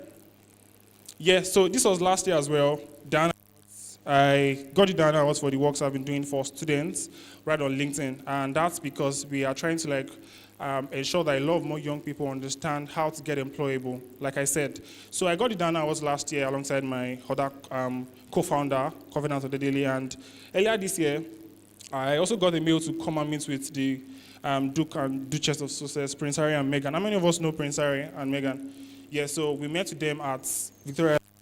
We were just 6 appointed to come for the meeting, and it was a very exciting experience because I never expected it coming. My next slide. Yeah, so how did I move from point A to B? What are the things that I did for myself to be able to, come relevant in this space? What are the things that I did that made me move from point A to B? There are quite a number of things that I did, but I'm going to be mentioning just a few things that I did. Next slide. Yeah, so I understood that enough. Discipline is, you need to get to work, right? Inspiration will never be enough if you do not get to work, if you do not get discipline enough to get to that same work that it is that you want to do. For example, you can attend 50 events in Nigeria for a whole year and get inspired, and if you do not act, if you don't do something very tangible in that regard, based on that inspiration, you might never get to achieve anything, right? So whatever it is that you're doing, no matter how much inspiration you're getting, ensure that you're getting to work to execute whatever it is that you're learning in that regard. So as much as you're trying to go for events, attend events and everything, and you are getting inspired by people that share their story and everything, ensure that you are converting that inspiration to work for yourself. Because if you are not converting that inspiration for work for yourself, you might not achieve something good and something great with whatever it is that you're doing. Again, I said principles are universal and experiences are peculiar, right? Gather for yourself. So principles are universal in the sense that the same principle of money that works in Nigeria is the same principle of money that works outside the country, right? But experiences that you have for yourself are very peculiar for yourself. For example, I can have 2 persons that I give a project to, but they can actually work on that project differently and have different experiences, right? But the principle to organizing that event would be similar, but the experiences they're going to be having is going to be peculiar to each individual, right? So ensure that the experiences that you're having are peculiar to yourself, and you're learning quite a lot of things based on those experiences. Yes, so I also said failure is a feedback from the future. Yes, this is very, very profound, because if you fail today, it's a lesson for tomorrow. For example, if I fail today now, I would understand that tomorrow I'm going to understand that the mistake I made today, I'm not supposed to make that mistake tomorrow, right? So this failure of today is like a conscious effort for you to understand that you did not make the same mistake tomorrow, right? So failure is a feedback for the future when you put these things in place and ensure that the failure of today is not going to limit you and your capacity for tomorrow, right? Next slide. Okay, yes, this is my friend, Emmanuel Wonduka, who met with Tony Numelu sometimes in 2021, right? And I wrote that opportunity dances with those on the dance floor, right? The dance floor for him in this regard was LinkedIn, right? It was on the dance floor on LinkedIn, right? And he made a post about the fact that he admires Tony Elumelu and he admires the things that he has been doing in the finance sector, and he wanted to meet with him, right? He made a post, single post, and Tony Elumelu commented on that post, and that was the, spike for him. That was how he got, whatever it is that he wants to do on LinkedIn, and going quite very fast, right? So, create the dance floor for yourself. What he did in this regard was the fact that he made a post about the fact that he really liked what Tony Elumelu is doing, and he wanted to come to join him in his mentorship space, that he wants Tony Elumelu to become his mentor, right? And Tony Elumelu commented that, would he like to join the mentorship program that cost, I think, about $5,000. That was at 2021. You can calculate how much that is currently, right? So he got a free access to Tony Elumelu with just a post on LinkedIn by creating a dance floor for himself, right? So opportunity dances with those on the dance floor, right? You need to understand that the dance floor in this context is LinkedIn. And if you're not on LinkedIn and you're a young person, in this age, you're trying to you're stifling your potential to an extent, because in the next 5 years, you'll be a product of the people that you meet, the opportunities that you get onto, and the places that you go, right? So ensure that you are on LinkedIn trying to create a dance floor for yourself. If you have a skill, don't just be idle sitting down and saying that, people that would come and patronize you are on LinkedIn, right? You need to ensure that you need to put yourself out. If you're not putting yourself out, nobody's going to see your work. For example, recently I made a post about the fact that we're organizing LinkedIn Local Nigeria next year, and the former commissioner for education in Lagos State commented on my post, right? And I met with her, today's Saturday, I met with her on Wednesday for a meeting that we had as regards LinkedIn Local Nigeria is coming up next year, right? If I had not made that post, if I had not put myself out there, she wouldn't have seen the post and been able to see that we are trying to do something different and create a change in Nigeria. So put yourself out there and ensure that you are putting yourself there in such a way that people will be able to see that, yes, you're someone that you have value and you have something to offer the society. Yes, the next slide. Okay, so when people visit your profile, what will they think of you? Right? And I wrote that this is a rhetorical question. You can ask yourself, are you modeling who you want? For example, I was looking at someone's profile much recently, and I was saying what he had on his profile. His headshot was a picture of himself and his girlfriend. I was wondering what your picture and your girlfriend's picture was doing on your profile picture. That's like a no-no, because you are trying to portray a professional self and you're putting your picture of yourself and your girlfriend. That's not professional. So ensure that if you're trying to position yourself on your profile needs to have a very good structure. First, from your headline, your profile picture, your cover photo, everything needs to be in place. I'll be showing us an example of how it should look soon. Everything should be in place just to ensure that whenever people visit your profile, they are attracted to the things that you're doing, right? And you should have some level of precision and accuracy on your profile, because if you are not very precise as much as possible, you might be missing on a lot of opportunities. Yes, my next slide. Okay, so yes, these 5 sections must showcase your competence and capacity. Your headshot, like I mentioned, your headshots, headline, summary, work experience, skills. Your headshots should be very good, right? If you do not have an headshot currently, go to, a photographer's place, take a very good headshot for yourself. And for your headline needs to be very concise, right? It needs to communicate what you are doing. If you are on LinkedIn and you do not have a good headline, you are just playing on the harp, right? So have a good headline, and your summary needs to communicate what you've done, what you're currently doing, and what you want to do in the future, because it must be an all-encompassing about section for yourself, right? So your summary should actually accommodate what you've done in the past, what you're currently doing, and what you want to do in the future. And your work experience, to ensure that your work experience should be on your profile, because there are a lot of people that are saying that they do not exactly have work experiences, but you are leading an organization in your department or in your school, and you're saying you don't have a work experience. Those little things are what adds up to make you a person of capacity, right? So those little experiences that you have, ensure that you had them on your profile. And your skills too. There are a number of skills that you actually already have that you do not know that you have already. So ensure that you had all of these skills on your profile. My next slide. Yeah, so this is an example of how your profile should look, right? This is my headshot. You can see this is very visible for the eye. My name is well written. My profile is verified. This is my headline, right?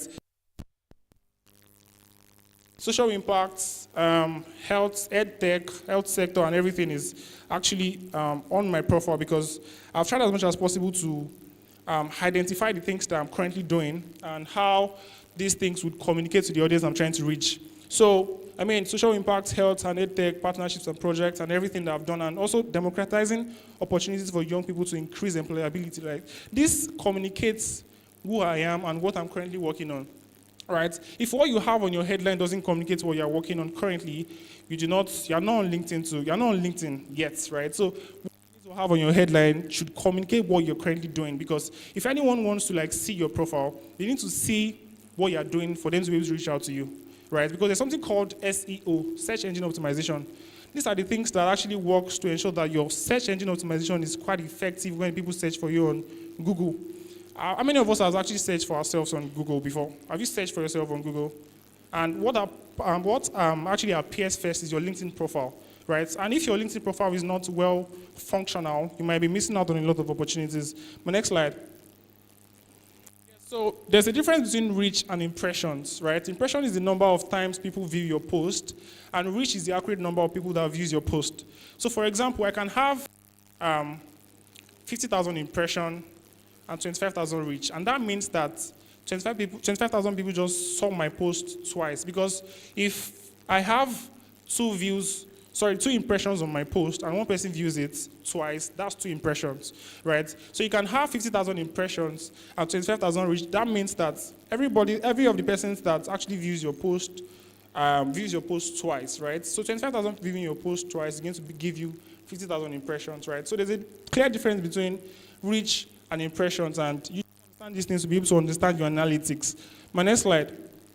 Yes, so this is my analytics for my profile, and you need to ensure that you check on these things to know how to track the audiences you are reaching. For example, this is an impression for 7 days that I had here.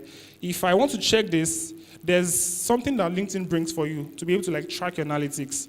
When you click on this part of your profile, you see location. For example, if you want to reach out to people that are in the health space, you can be able to track that through this impression, right? You can be able to track that and also ensure that you are using certain keywords on your profile. So you can check this aspect of your profile to track people that are viewing your profile, people that are your impressions, and people your search appearances and everything. Yeah, my next slide. Okay, so yes, how to cold DM. Cold DM is much more of psychology, right? It's much more of the mind. If you do not understand how to cold DM on LinkedIn, you might not be able to reach a couple of persons. For example, I got a job in 2022 via cold DM. That was my first ever time I got a job on LinkedIn. And it was through reaching out to someone just on LinkedIn. I had seen the person's profile. I had made a couple of research on the profile, and I saw that this person had something that can actually benefit from me, right? So I reached out to the individual, and he was very excited because I reached out to him and I pitched some pain points to him, right? And it was just basically through a cold DM. So cold DM actually helps you to understand how to pitch yourself and how to pitch yourself accurately to people that need your services. For example, if you're a graphic designer and you do not have, looking for clients everywhere, your clients are on LinkedIn. Everybody that wants to, come out in this digital age currently knows that to have good visuals for themselves, right? So if you're a graphic designer and not on LinkedIn, you are still playing, right? So just ensure that you are using some certain strategies, and these strategies are working quite well and effectively for yourself, right? So my next slide. Okay, so yes, I wrote here that no one is out of your league. You shoot your shot at the level of your confidence. This is very profound because it's also a thing of the mind, right? If you are not confident enough to reach out to certain persons, you miss out on a lot of opportunities, right? So you might be thinking that there are so many people that are bigger than you in different spaces, but sometimes people that you're even looking up to are looking to reach out to you. So that you are actually someone of a good mindset in this space that understands that nobody is above your level, right? Everybody is trying to gather opportunities that can actually help them. And if you have something that you're trying to offer to them, they are going to be willing to listen to you and respond to whatever it is that you're trying to pitch to them. So nobody's above your level. When you understand how to pitch yourself accurately and effectively, to be able to understand how to trap their attention, right? So next slide. Okay, next slide again. Okay, I don't know if this is very clear. This is a template for a cold DM. This is a template for a cold DM. So if you can maybe take a picture of this, this is really going to help you understand how to cold DM people on LinkedIn if you have a skill that you're currently offering, or you have something that you're willing to offer to different persons in different spaces, right? So this template has actually helped me get a lot of opportunities when it comes to reaching out to people on LinkedIn and raising funds for my projects. For example, when I was organizing my first event, LinkedIn Local Ogbomoso, I reached out to people for funding right on LinkedIn, and this singular template actually helped me to understand fundraising right on LinkedIn. Right, so if you have any projects you're trying to organize, if you have any events you're trying to organize, this sort of template actually helps you push yourself ahead and forward, because if you're not outside the space right on LinkedIn, you might not understand how people react and respond to these kind of messages. So if you are someone that you have a business, right, someone sends you a message that is actually related to this, the person will be able to understand that, yes, this person is not just coming to come and accept from me.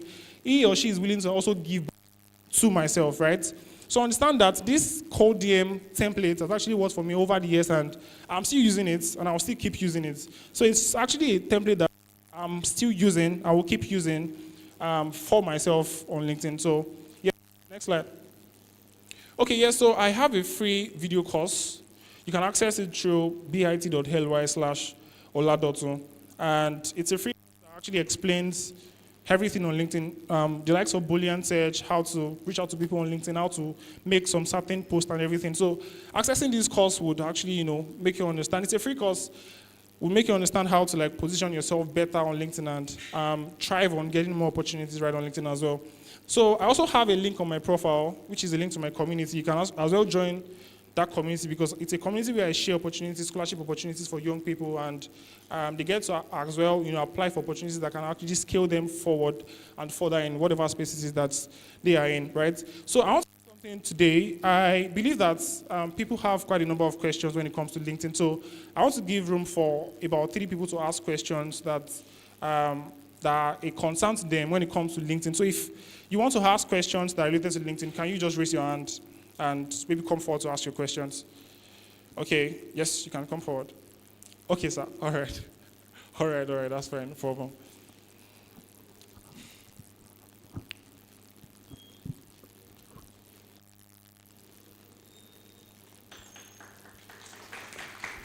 All right, thank you for the opportunity to ask this question.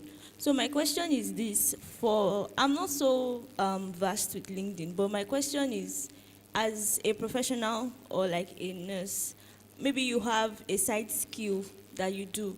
How can you put yourself there, like being recognized in those 2 spaces and one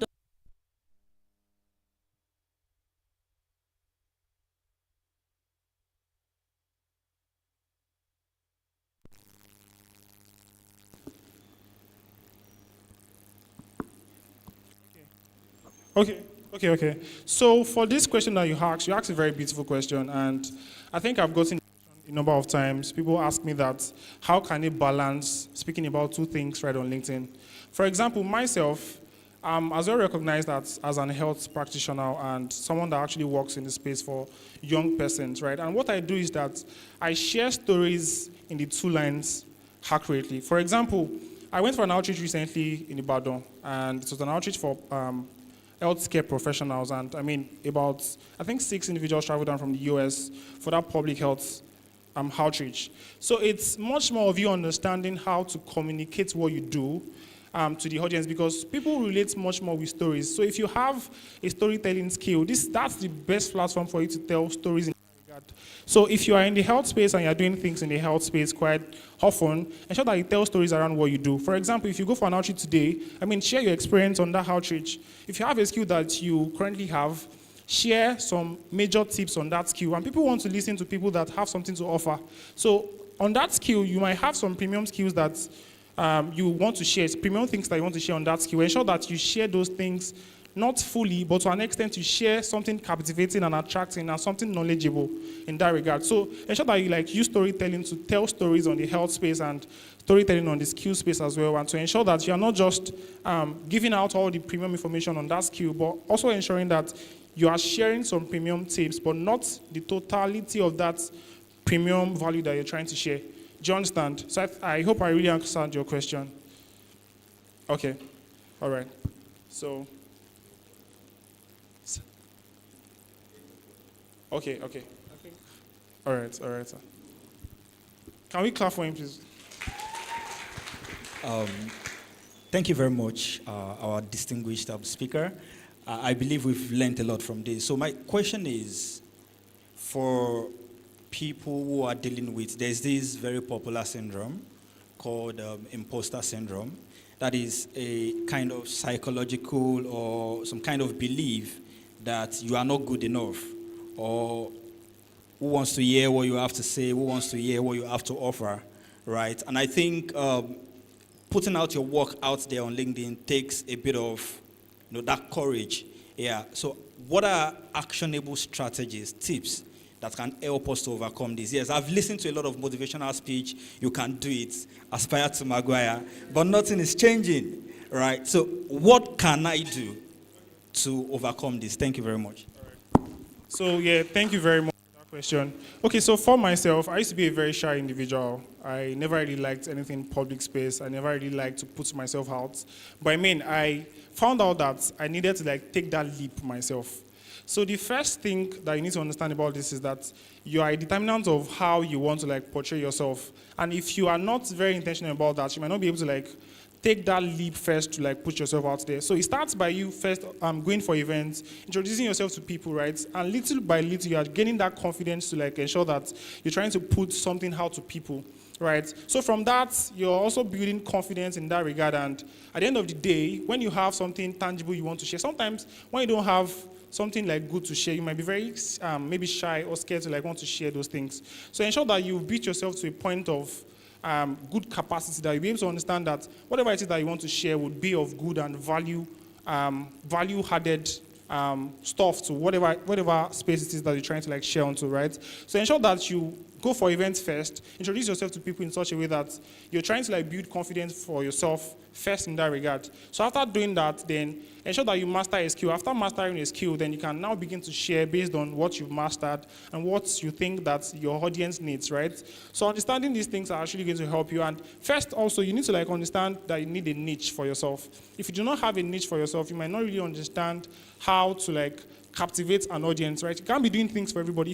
If everybody is your audience, you are not doing anything tangible yet, right? You need to like specify and niche down to a particular audience. So upon niching down to a particular audience, then try as much as possible to communicate the language of that audience.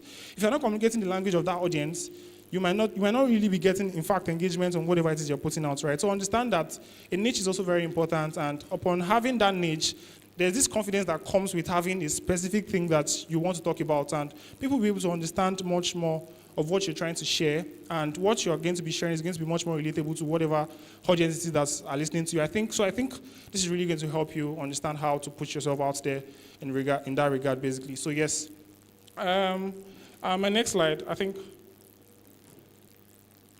Okay. So I really hope that I've been able to convince you, right, and not confuse you that LinkedIn is the best place to be. Thank you very much.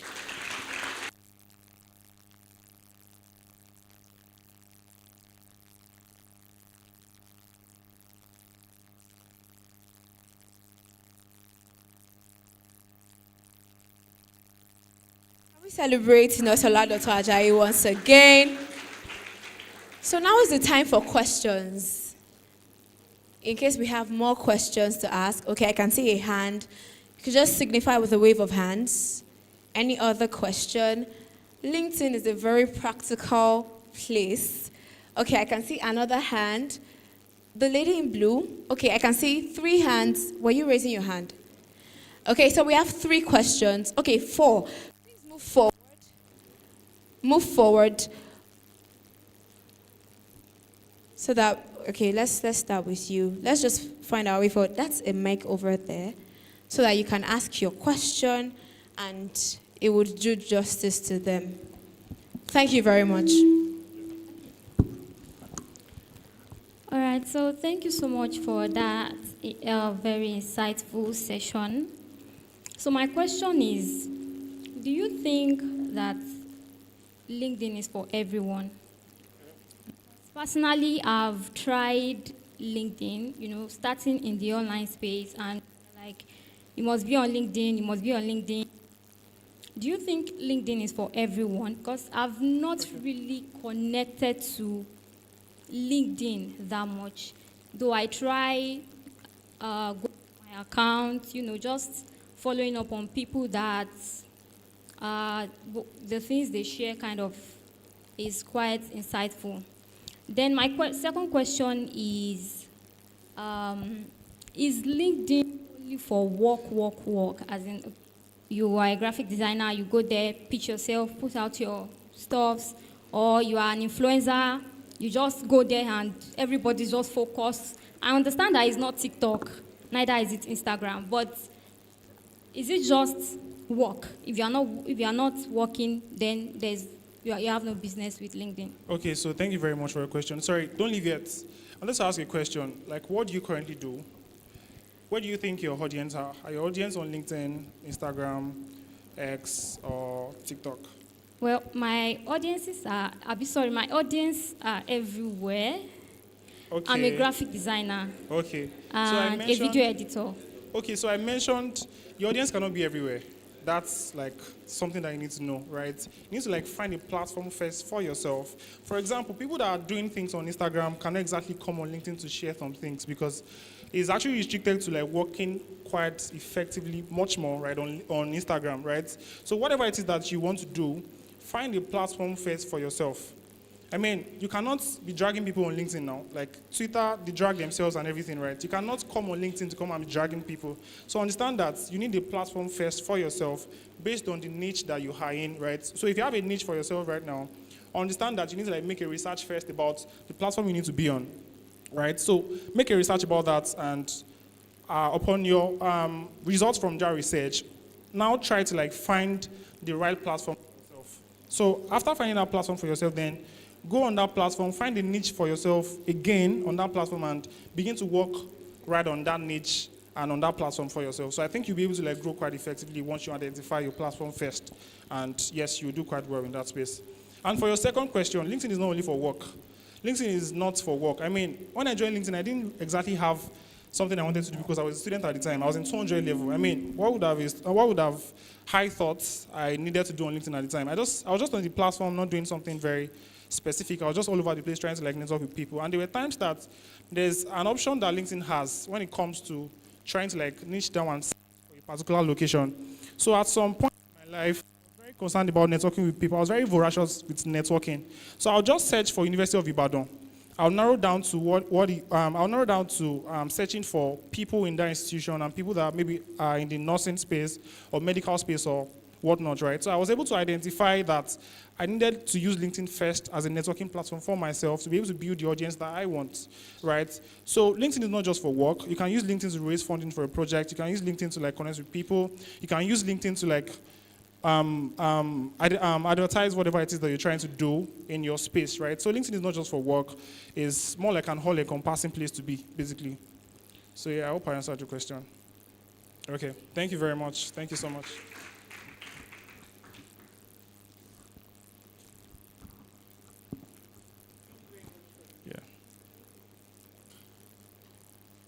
Thank you very much for the amazing session, sir, and thank you for the opportunity to ask my question. So my question is specific, actually. Okay. As someone who is trying to, I think, break into the coding and like tech world, Okay. like I'm trying to create an app. You're And trying to what? I want to create an app An app? for Okay. particular problem that's happening around my community. Okay. And I have a little experience of coding from my secondary school, but then I just got on LinkedIn and I don't like have directions. Okay. I don't know who to connect with. As a beginner, who exactly am I supposed to talk to? So like action points, if you can help with action points for that. Okay, so the first action point I'm going to talk about is you need to like network with people that are already in that space. Because, I mean, there are so many coding individuals on LinkedIn that are also looking for people to mentor and people to teach on things that they've learned over the years, right? So first is finding how to, network with people that are already doing quite well in your space and reaching out to them for help. I mean, almost everybody on LinkedIn actually are open to helping young people coming up, right? So if you pitch yourself and reach out to someone that is doing quite well in your space, it's going to be able to understand that you are just coming up and you need help in that regard. So once you pitch yourself to the individual, explain things to him or her and make him understand that you are just a newbie in this space and you want to like push yourself out there and also ensure that you build a community for yourself in that regard, right? So identify a community first on LinkedIn and also reach out to people that are way ahead of you to ask questions. And I mean, for the course I actually, posted about, there's a video on that course that teach you on how to like search for people right on LinkedIn. It's called the Boolean search, right? So you can watch more on that video to be able to understand how to like reach out to certain individuals in that regard. Yeah, so thank you very much, yeah. sir. You're welcome. Okay, thank you very much for that response, sir. So I just wanted to add that there is a session where this particular question on step-by-step manner to pitch yourself coming up during the panel session. So please look forward to the panel session. It will be dissected carefully. Thank you. Please, let's have the next question. Let's celebrate those that have asked questions so far, please. Thank you so much for the opportunity. So you already answered my question in a way. So it's related to mentorship opportunities, like with LinkedIn. So basically, I reached out to someone, a public figure on LinkedIn, requesting for help or guidance on like mentorship. and the response I got was quite like discouraging. So I want to know, do I necessarily need like a helping hand in LinkedIn with regard to my specialization in nursing? So that's my question. Sorry, your last question. I didn't get your last statement. Regarding mentorship opportunities, do I necessarily need a mentor, or can I like push myself or go ahead and do whatever I want to do on the LinkedIn in regard to my specialization? Okay, so for mentorship, mentorship is actually in different regards, right? There's actually mentorship by observation, right? You can actually learn by observing individuals that are doing like well in like different spaces. So you do not actually have to have direct contact with everyone for you to be able to learn.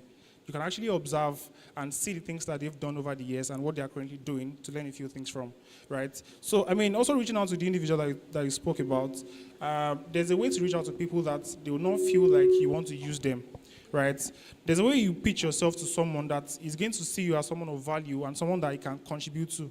So you're not just approaching mentorship with the fact that you want to like collect from them. You're also approaching with the fact that you want to like give to them, right? So it should be a win-win situation, not just you wanting to collect, you are wanting to give as well, right? So I think if you like put in these things into play, you're going to like get the best results from reaching out to people and doing things when it comes to mentorship. Yeah, thank you. Right, thank you so much for that insightful section. So my question is related to what most of the persons have been asking. Is it my perception now about LinkedIn has been like, it's not for everybody, it's just professional and all of that. And also, I do a lot of things, and I love to tell my story in line with what I do in relation with my faith. Like, so I've seen LinkedIn, like I view LinkedIn as something that is not like, they don't talk about anything faith, spirituality. So my question is this: do you think anything faith, spirituality can thrive in line with, like, I love to tell stories, like I love to relate things together in line of those. So do you think somebody like me can actually do something in that area? Yes, of course, you can do something in that area. So I want you to understand that LinkedIn thrives much more on storytelling, right, and captivating people's emotions. So if you have a story to tell in that regard, you can find a way to write your story in such a way that will be attractive.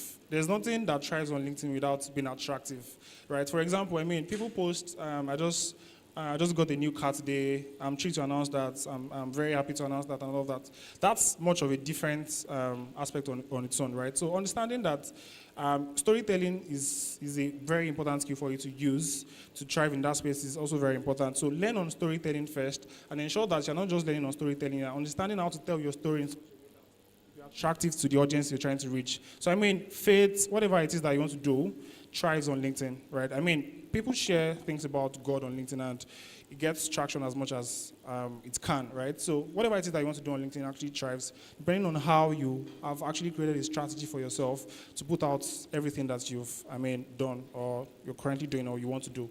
So anything thrives on LinkedIn, and your understanding and having a strategy to put these things in place would make you thrive and act very effectively right on LinkedIn. So yeah, you're welcome. Thank you very much.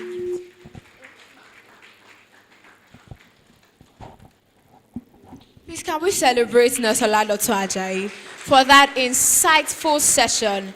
Thank you very much for sharing with us, for allowing us for putting us on the journey to becoming LinkedIn experts. Please, can we celebrate him once again? Thank you very much for that session. I think that I would like to reiterate something that he said during his session. He said, opportunity dances with those on the dance floor, and you have to create a dance floor for yourself. So he mentioned that LinkedIn is a dance floor, and I would like to say again that the Career Acceleration Masterclass is a dance floor. So today, get ready to meet people, get ready to talk about what you do, get ready to make new friends, make new valuable connections, because I put it to you that in this room, professionals, have people that are settling for average. We have professionals, we have visionaries that are committed to creating a communities. And ladies and gentlemen, please celebrate yourself for that. Thank you very much. All right. So now I would like to invite the keynote speaker for this session. And in this session, we'll be talking about leadership, politics, and governance, the unpopular force for driving personal growth and impact. Now, here is where I would like to ask a question. How many of us would like to own a public office? Would like to assume a public role in the future? Or politics na scam? Politics is a dirty game.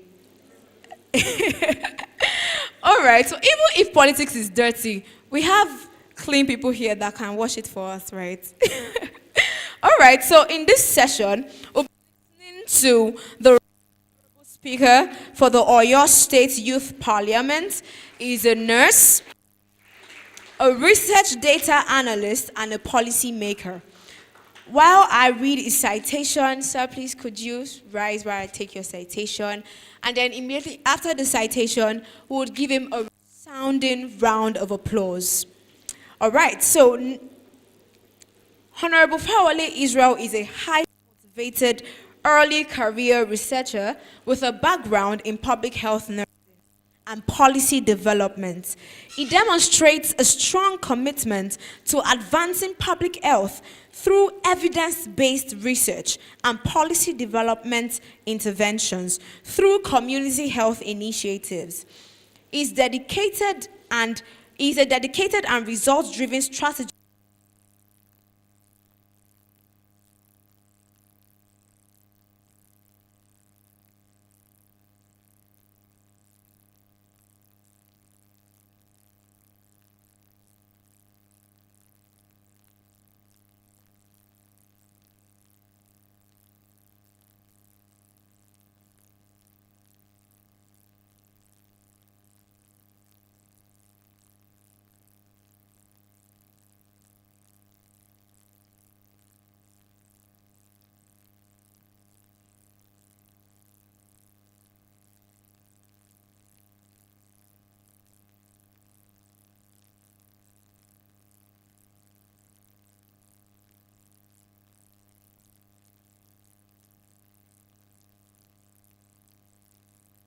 and studies. He graduated from the prestigious Faculty of Nursing, College of Health Sciences, Ladoke Akintola University of Technology, Ogbomosho.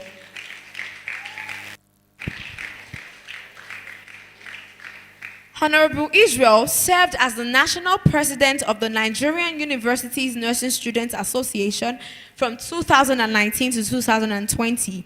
He was the speaker, Faculty of Basic Medical Sciences, College of Health Sciences, Lautech, 2015 to 2017. He served as the national vice president in the editorial unit of the Union of Campus Journalists, UCJ Lautech. He doubled also as the pioneer vice president in the National Association of Nigerian Campus Editors, NANS.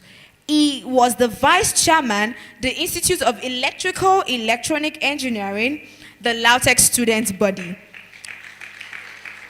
Thank you.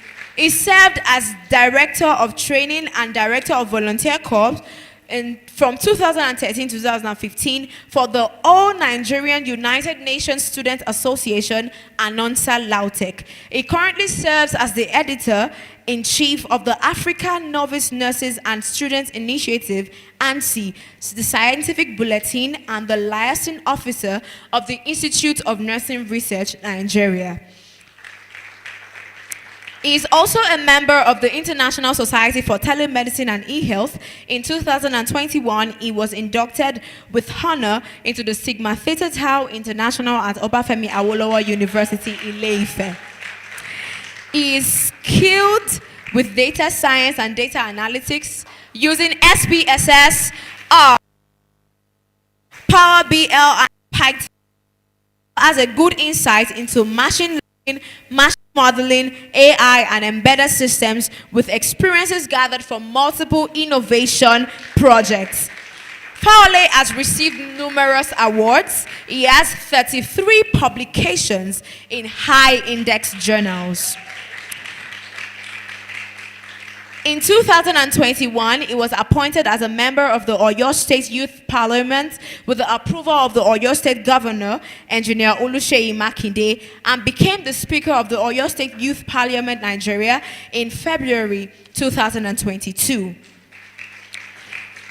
Amongst others, he facilitated the 307,000 USD Malala Fund for girl child education in your state, which saw 30,000 girl child beneficiaries across the 3 senatorial districts in Oyo State. Ladies and gentlemen, with another round of applause, please can we welcome on stage Right Honorable Fawole Israel.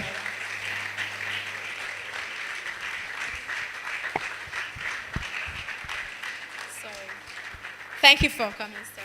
Yeah, thank you so much. Afternoon. Are we the afternoon or the morning?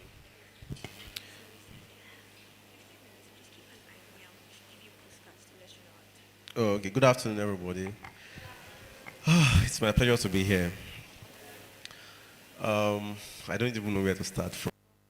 But before we start, we have a little task to do. I'll need the ushers to help. I was told that we have a number of 150, so we're going to share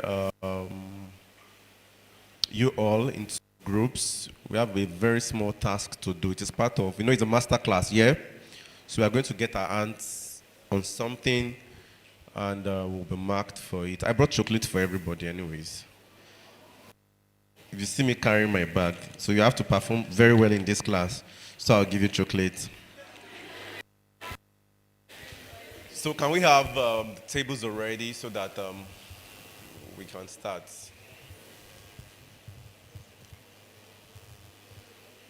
The tables, we're going to be 10 in each groups. I mean, is it 15 in a group? You can use this one. Oh, okay. Oh, okay, thank you. So thank you, the ushers. Please let us quickly have the work.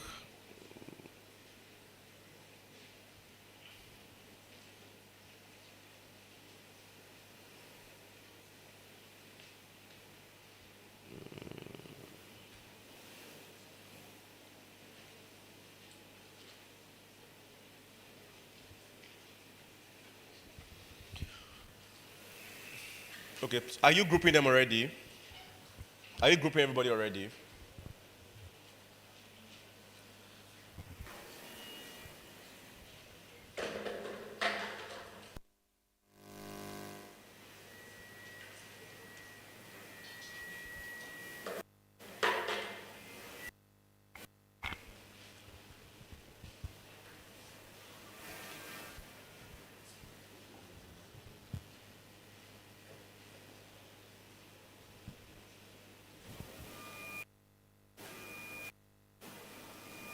Okay, so let's start having the first group. Maybe from this place, 10 people should come towards this table already. 10 people, or 15 people, make it 15 so that we can be fast as soon as possible. The other tables are coming. Can we have the materials on the table, please? Who is sharing the materials? Ushers. Please, who is sharing the materials? So we have just 10 minutes for our task, actually.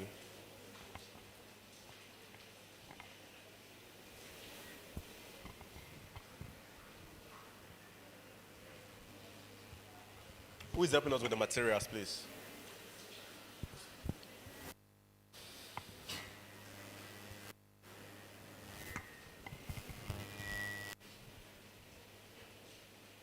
So you are group 1 here. Please write your name. Group 1 somewhere. Names somewhere.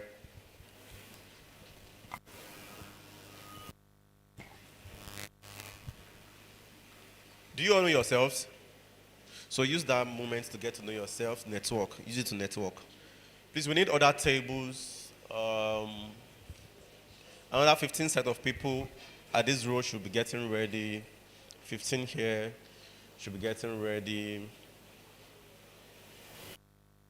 It's just something very simple that I want to do.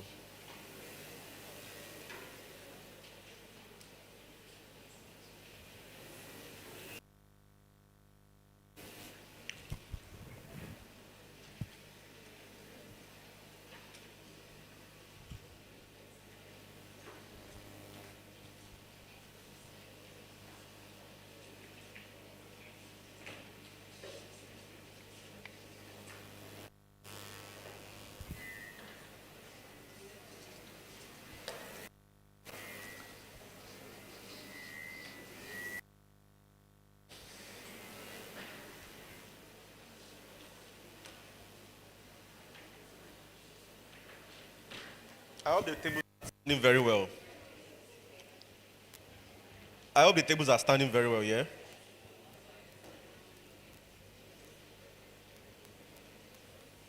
So what about your other tables, please?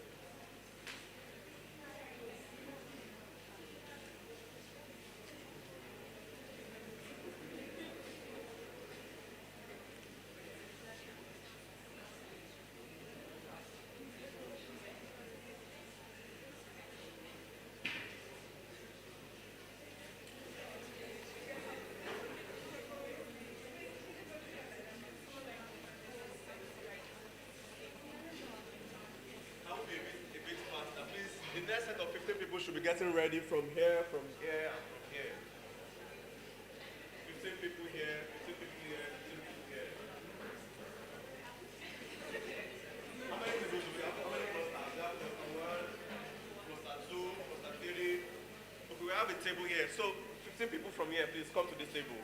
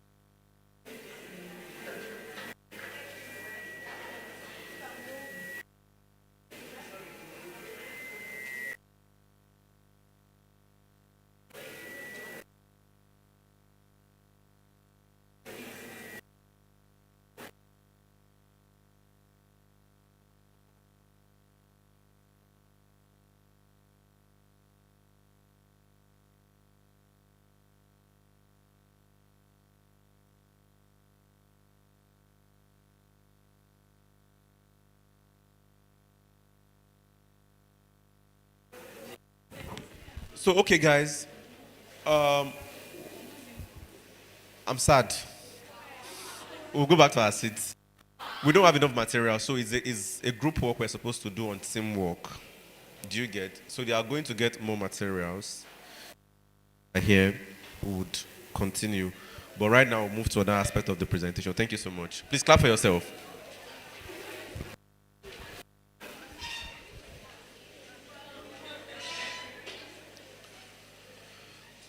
So I'll be talking on leadership. I'll be talking on governance. I'll be talking on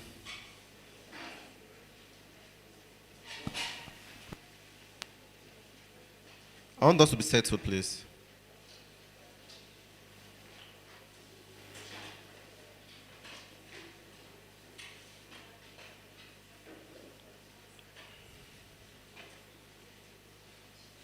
Are we settled? Are we settled? Oh, okay. So we can start our class now. Once again, I'm so excited to be here, and I really want to appreciate the convener and the local organizing team for inviting me to be here to share some of this little insight with you guys. I'll be talking about leadership, politics, and governance, the unpopular force for driving personal success. And I'll be sharing a bit of a personal stories, while I also will take you guys through, some important, important factors on leadership, politics, and governance, and how you can use all of this as a tool for your personal growth. So when you talk about leadership, what are we talking about? Are we talking about politicians, top government officials, like ministers, commissioners? Are those leaders? Directors, your board chairman, chairwomen, religious leaders, military officers, and all of that. When you talk about leadership, is that what comes to your mind? We'll be able to find out who a leader really is by the time we are done with this class. According to John C. Maxwell, he defines leadership simply as the ability to influence, nothing more, nothing less. What is leadership? The ability to influence, nothing more, nothing less, according to John C. Maxwell. And why am I pitching my tent with John C. Maxwell today? Because he's renowned virtuoso when it comes to talking about the concept of leadership. And you will agree with me that everything rises and falls on leadership. Everything rises and falls on the leader. The results, our outcomes, rises and fall on the leader. And of course, in every one of us that is seated here today, there is a leader in us. Say to yourself, there is a leader in me. And for you to have the results you so desired, you must be able to lead yourself rightly. Leadership starts with you first. Say it. Leadership starts with me first. Which means you as an individual must be first personally effective. Right? You must first lead yourself right before you say you want to lead others. Or you want to lead an organization, or you want to lead a group, or you want to lead a vision or something. So you must first build your own personal, capacities before you are able to say, oh yes, I want to lead this person or not. I also talk briefly about Warren Bennis. Warren Bennis defines leadership as the capacity to use personal power to win the hearts and minds of people to achieve a common goal, purpose, or to get a desired destination. I'll come again. Warren Bennis defines leadership as the capacity to use personal power. Say personal power. These are key words we will be looking at. Personal power to win the hearts and minds of people to achieve a common goal or purpose, or to get to a desired destination. So we'll talk about domains of leadership. We'll talk about We'll talk about leadership theories. We'll also talk about leadership styles. And we'll talk about strategies. Because as a leader, for you to be able to lead people and achieve a goal, you must have strategy. Say strategy. Say strategy. Every leader who has results also have a strategy. I mean, we are talking about what to do on LinkedIn today. As a leader, it is strategy to put yourself out there, right? Those are part of strategies. You must be able to tell your stories. So storytelling is a strategy, yeah? So many people just focus on what they want to do without paying intentional attention to strategies. So also in this class, we'll be talking about strategies. So after we are done with leadership, we have talked about strategies, then we'll move to politics, and we'll talk about governance, and how we are going to use these three domains, right, to achieve personal effectiveness and your personal purposes. Now let's move on. How many of us know Daniel Goleman? Have you heard of the name before? Daniel Goleman. How many of us have heard about John C. Maxwell before? Okay, but we don't know Daniel Goleman. Okay, how many of us know who Sun Tzu is? Sun Tzu. You know Sun Tzu? Okay. How many of us know who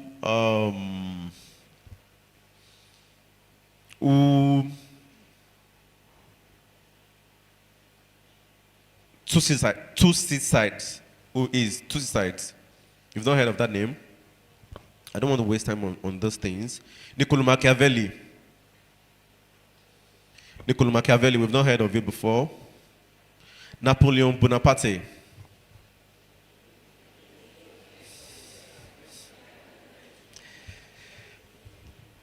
Anthony Henry Jomini. We've not heard of these names. No worries, I'll talk about all of them. Calvin. You've heard of Calvin before? Thank you. I'll give you a chocolate. How many of us have heard of John Stuart Mill? Okay, I'm proud of all of you. Can't get my chocolate. Mao Zedong. Mao Zedong. Why I'm mentioning some of those people is because they are renowned strategic leaders. So it's not enough to be a leader and know stuff about leadership. It is also very important that you are also strategic. So we'll talk about leadership, like I said. We'll talk about strategies. We'll move to politics, and we'll talk about governance. Daniel Goleman is the popular psychologist who wrote the book Emotional Intelligence. How many of you have read about emotional intelligence? Yes, you've read Emotional Intelligence. So you don't know the name of the author. Okay, so according to Daniel Goleman, we'll be talking about 6 leadership styles. Number 1, he talked about commanding. And when you want to say a commanding leader will sit and say, do what I've told you, right? If I've told you this, you have to do it. No question, nothing more, nothing less. Also, a visionary leader. A visionary leader will say, oh, I am going to the UK tomorrow. Come with me. Come and learn. Yeah? There's also an affiliative leader. An affiliative leader is somebody that says, oh, they are calling me to come and do this thing. No, I prefer somebody who is my mentee to go ahead to go and do it so I can correct the person. Because it's best you learn from experience. Also, we have something we'll call a democratic leader.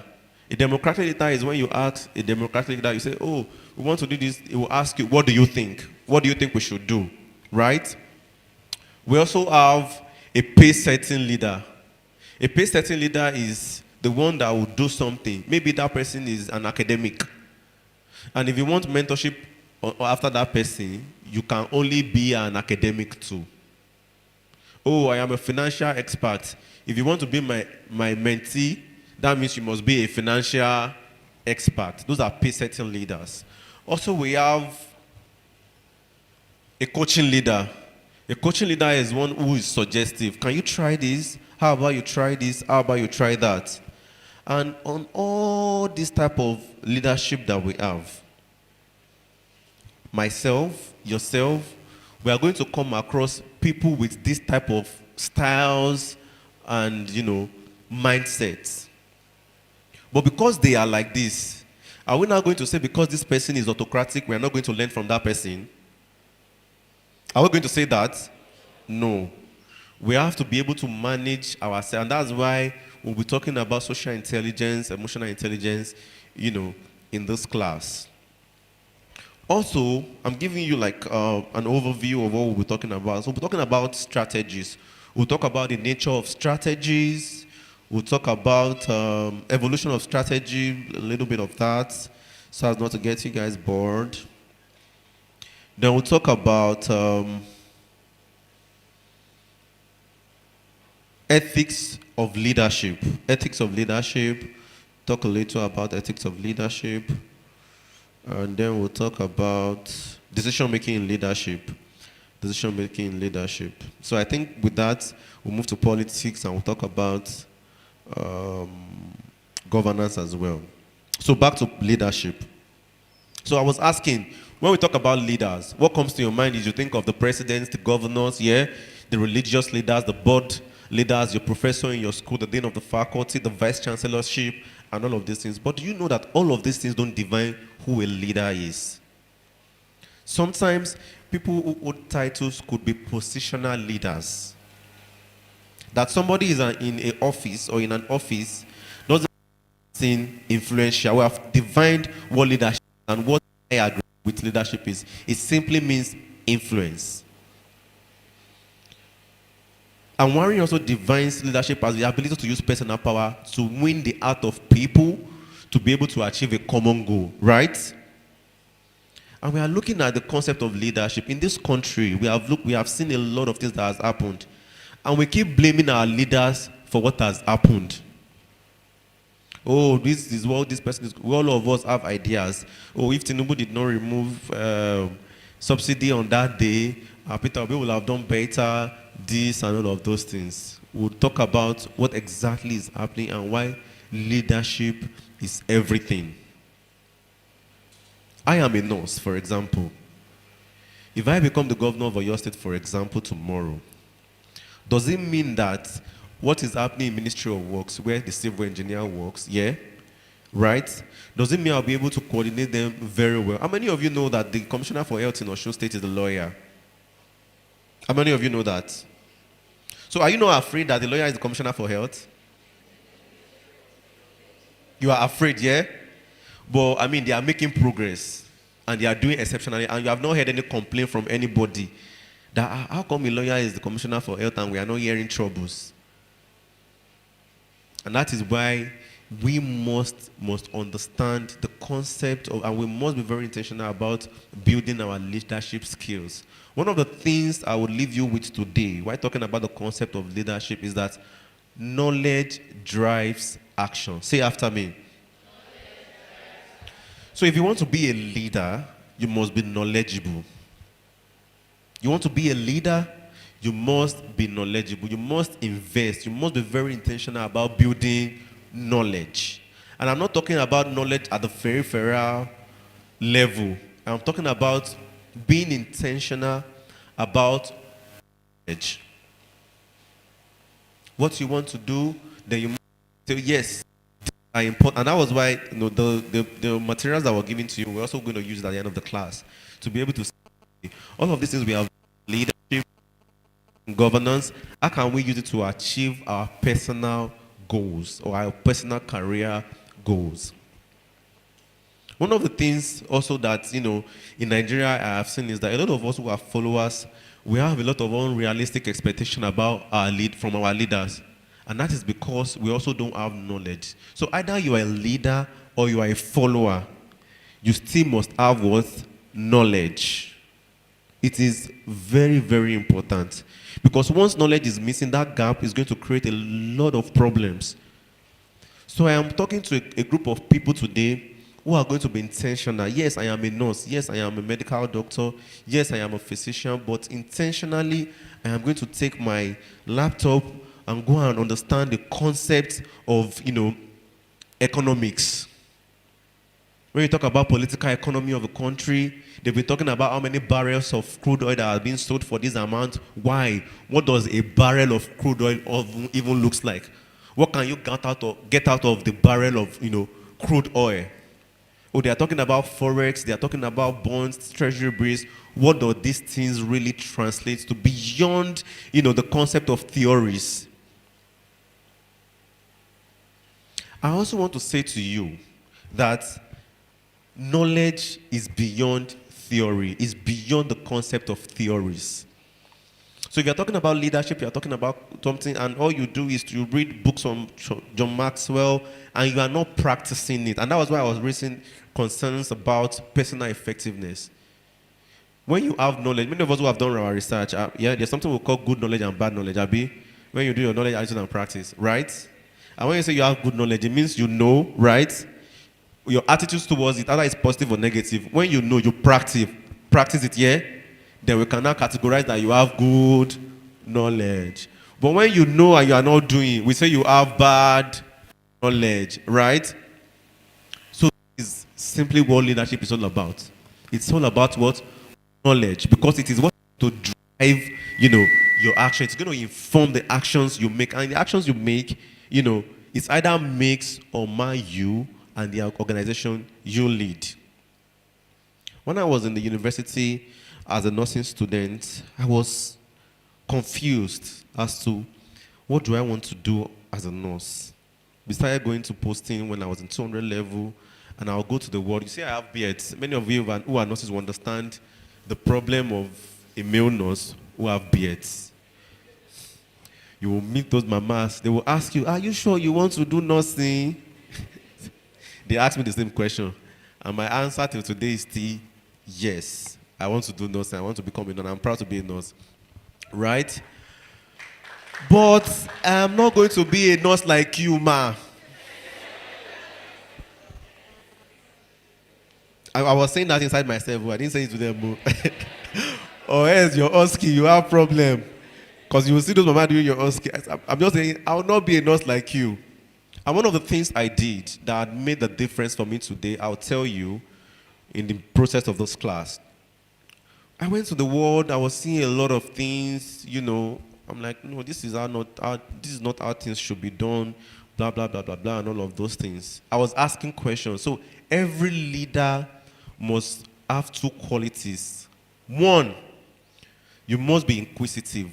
You must ask questions. And if there's something I know about Dotun, he's always asking questions. He's so inquisitive. He wants to know everything. You must ask what? Questions. It is very, very important. Second, you must be able to volunteer. Say volunteer. All these results you see everybody have, even Jesus Christ was first what? A volunteer. You see, he volunteered. He told God that God send me, right? And many of our religious prophets too, you see that they are volunteers. So if you want to be a leader, you must have two mindsets. The mindset that is what's inquisitive. You always ask questions. You are questioning the question because you need the knowledge.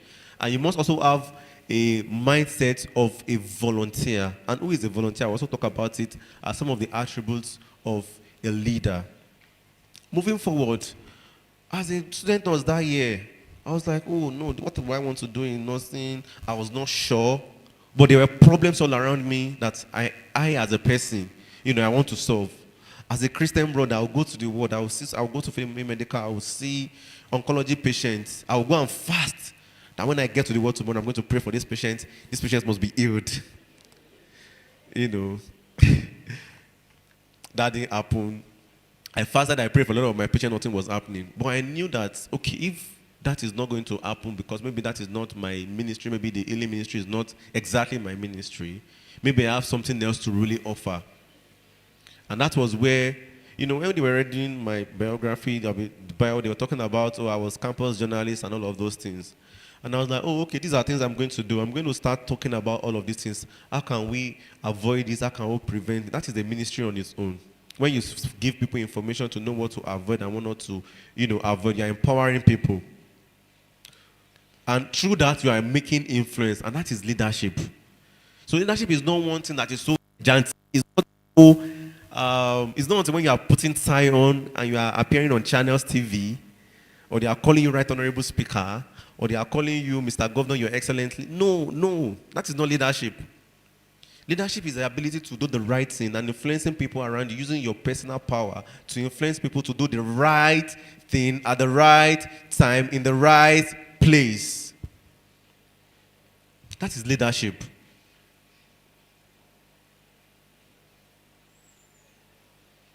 And if you want to lead people, one thing that is most important, and I'm saying it again, that is very, very important, is what?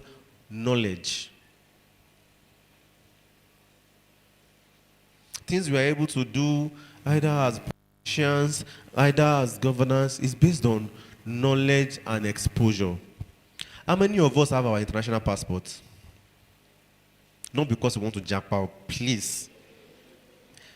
But you have international passport. How many of you? Raise your hand, please. Okay, hands down. Be very honest. You know we are colleagues. How many of you have that passport not because you want to jackpot? Not because you want to jackpot. All of you, are you sure? Not because, okay, if you have it because you want to jackpot, raise your hand. Even me, I want to jackpot now. Okay, thank you for being sincere. So one of the things I did that year in 2013 was I wanted to know, how can we improve healthcare delivery in this hospital? Data is important. I was a member of IEEE, Institute of Electrical and Electronic Engineering. I was a member of the Society for Engineering, Medicine, and Biology. We went for a conference in Covenant University, and I got to see people developing softwares on EHR, that's electronic health record, right? And through that, I said that we can have data that helps at the management level to be able to know, okay, they are lacking this thing here, and it will help to inform their decision when making budget, right? You are providing solution. Those are simple things that makes you a leader because you have a value to offer. You are solving a problem. Say it, every leader is a problem solver. Because you can't influence people if you are not providing solution to a problem, right? So leadership is not until when you are minister, when you are governor, when you are commissioner, right? Have you read this book by, very funny name, Leaders Who Had No Title? I know the name of the guy. The guy that wrote this book, Robin Sharma. Yeah, I think he was the one who wrote Leaders Who Had No Title. Or is it Simon Sinek? So as a leader, you don't need a title. And one of the things I did then, I'm just running through the class for you. I saw, there's EHR, electronic health record. So what it helps you to do is you have data of what is, the root cause of problems that your patients have, resource allocation. What do you do in governance? Resource management, right? Both human and financial and material resources, right? So are you seeing the interconnectedness of all of those things? So if as a nurse, you cannot manage ward very well, if you become a governor, would you manage the state very well? No. So it is not about the titles you have that makes you a leader. It is not about the respect they give you and they call you all sort of beautiful names and all of those that makes you a leader. The simple things you do on the places you are to do the right thing at the right time is what makes you what? A leader. Everybody complains Nigeria is dirty. But when you are done drinking this chocolate I'm going to give to some of you here, you will dispose the nylon inside this hole. Are you a leader like that?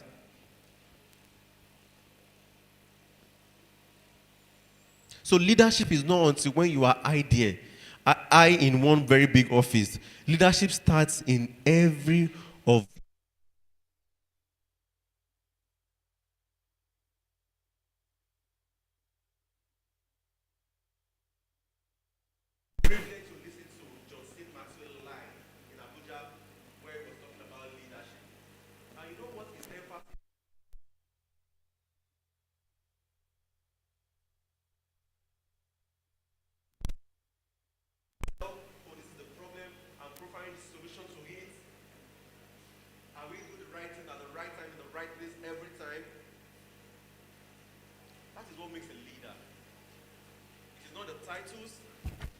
it is not the titles, it is not the offices, it is not anything. Moving forward to the story I was telling you, I had the idea about EHR and I made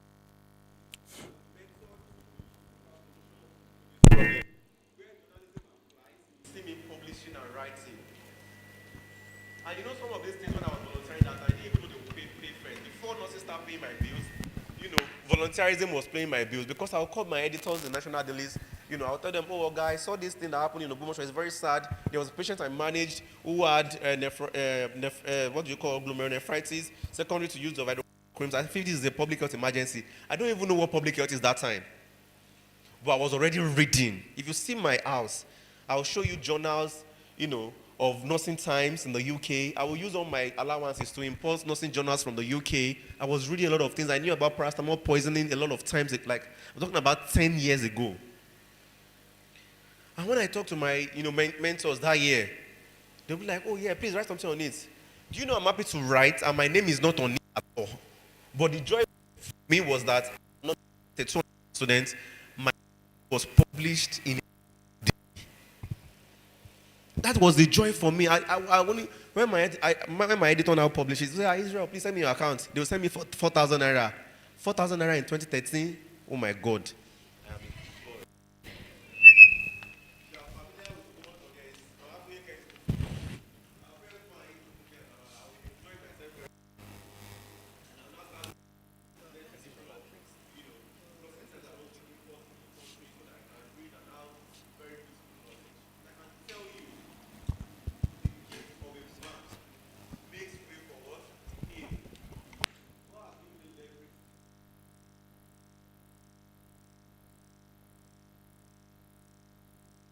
And I mean, it is because you know what you want to say, right? That's what makes you right. To basically we have something to write, right? As a child, my father is a politician.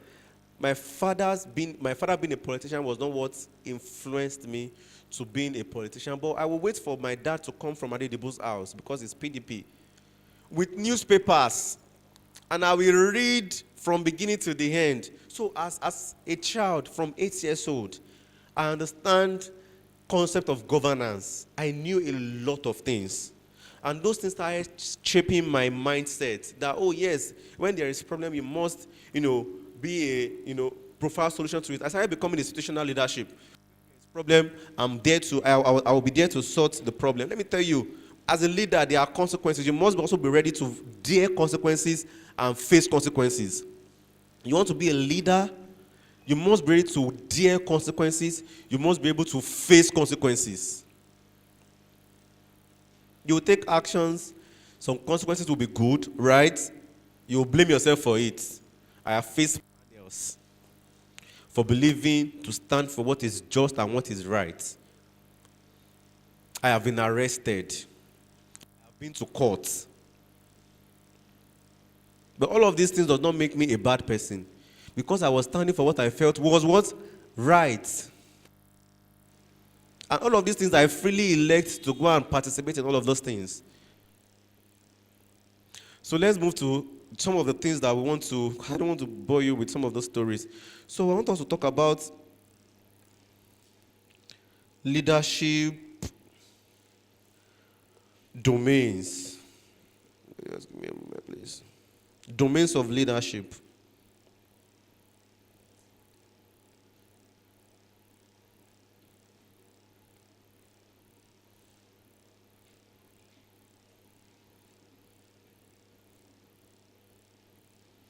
Just a moment, please.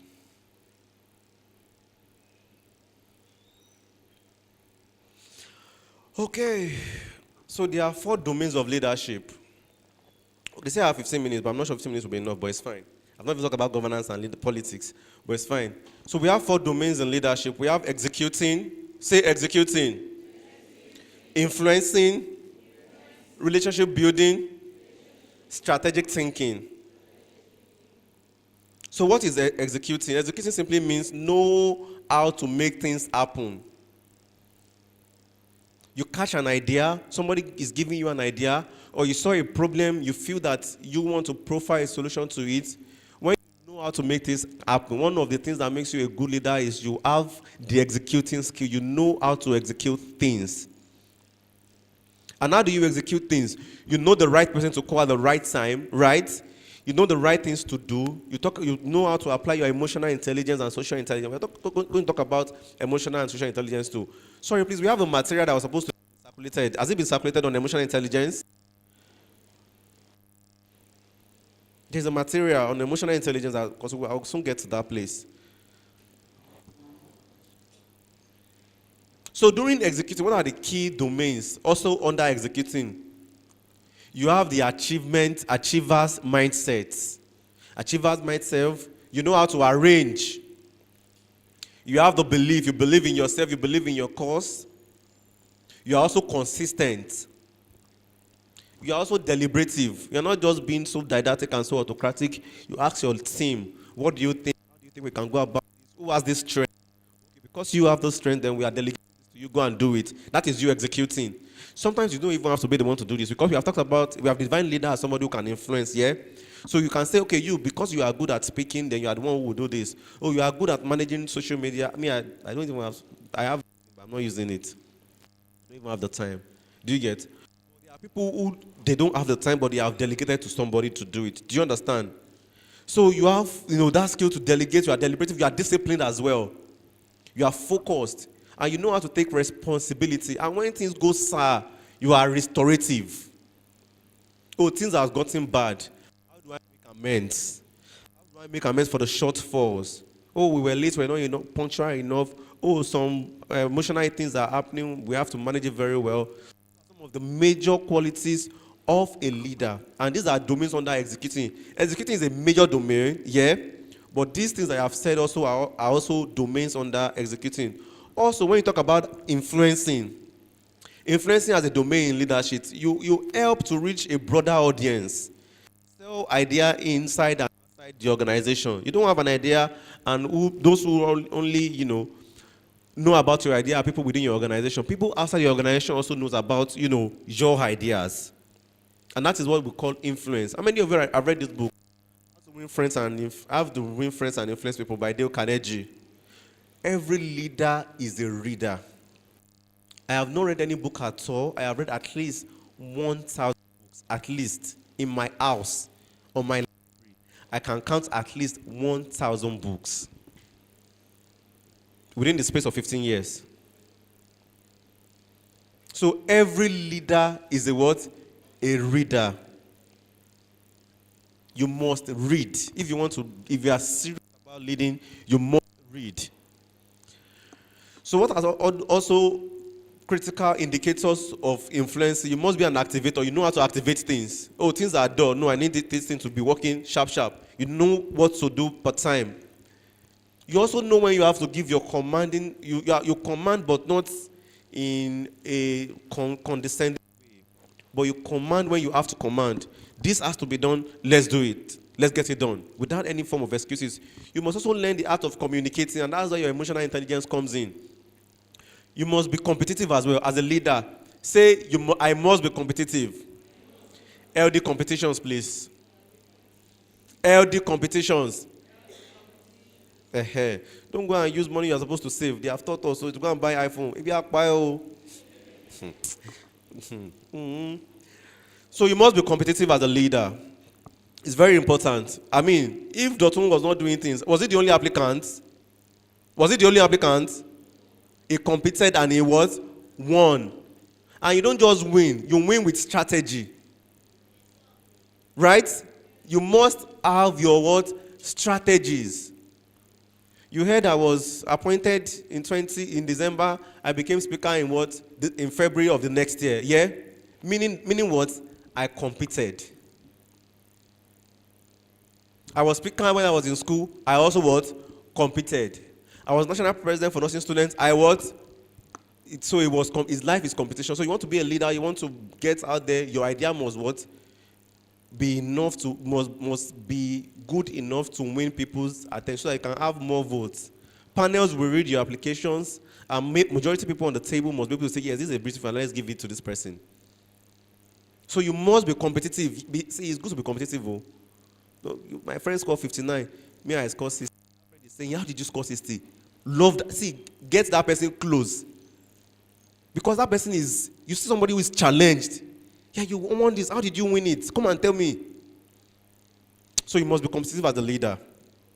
Also, another thing is you must know how to maximize the resources you have.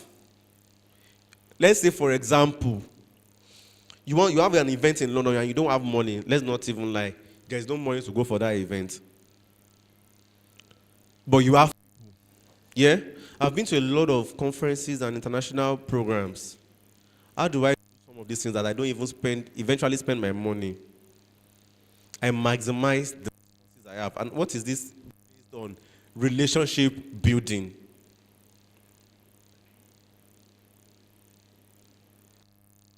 So you know how to maximize relationships you have. Resources you have are not money.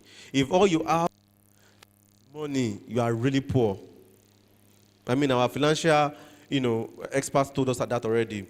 So you must also be self-assured. You must know how to toast people or woo people. You have an idea, yeah? You want to sell a product. What do? You woo, you market, you tell a story, right? So when you talk about storytelling, what is it? I'm telling you. Abi, when you do LinkedIn, what are you doing? You are toasting people to come and see what my competence is. So you must know how to woo people. So boys, it's not only how to toast girls, you should know.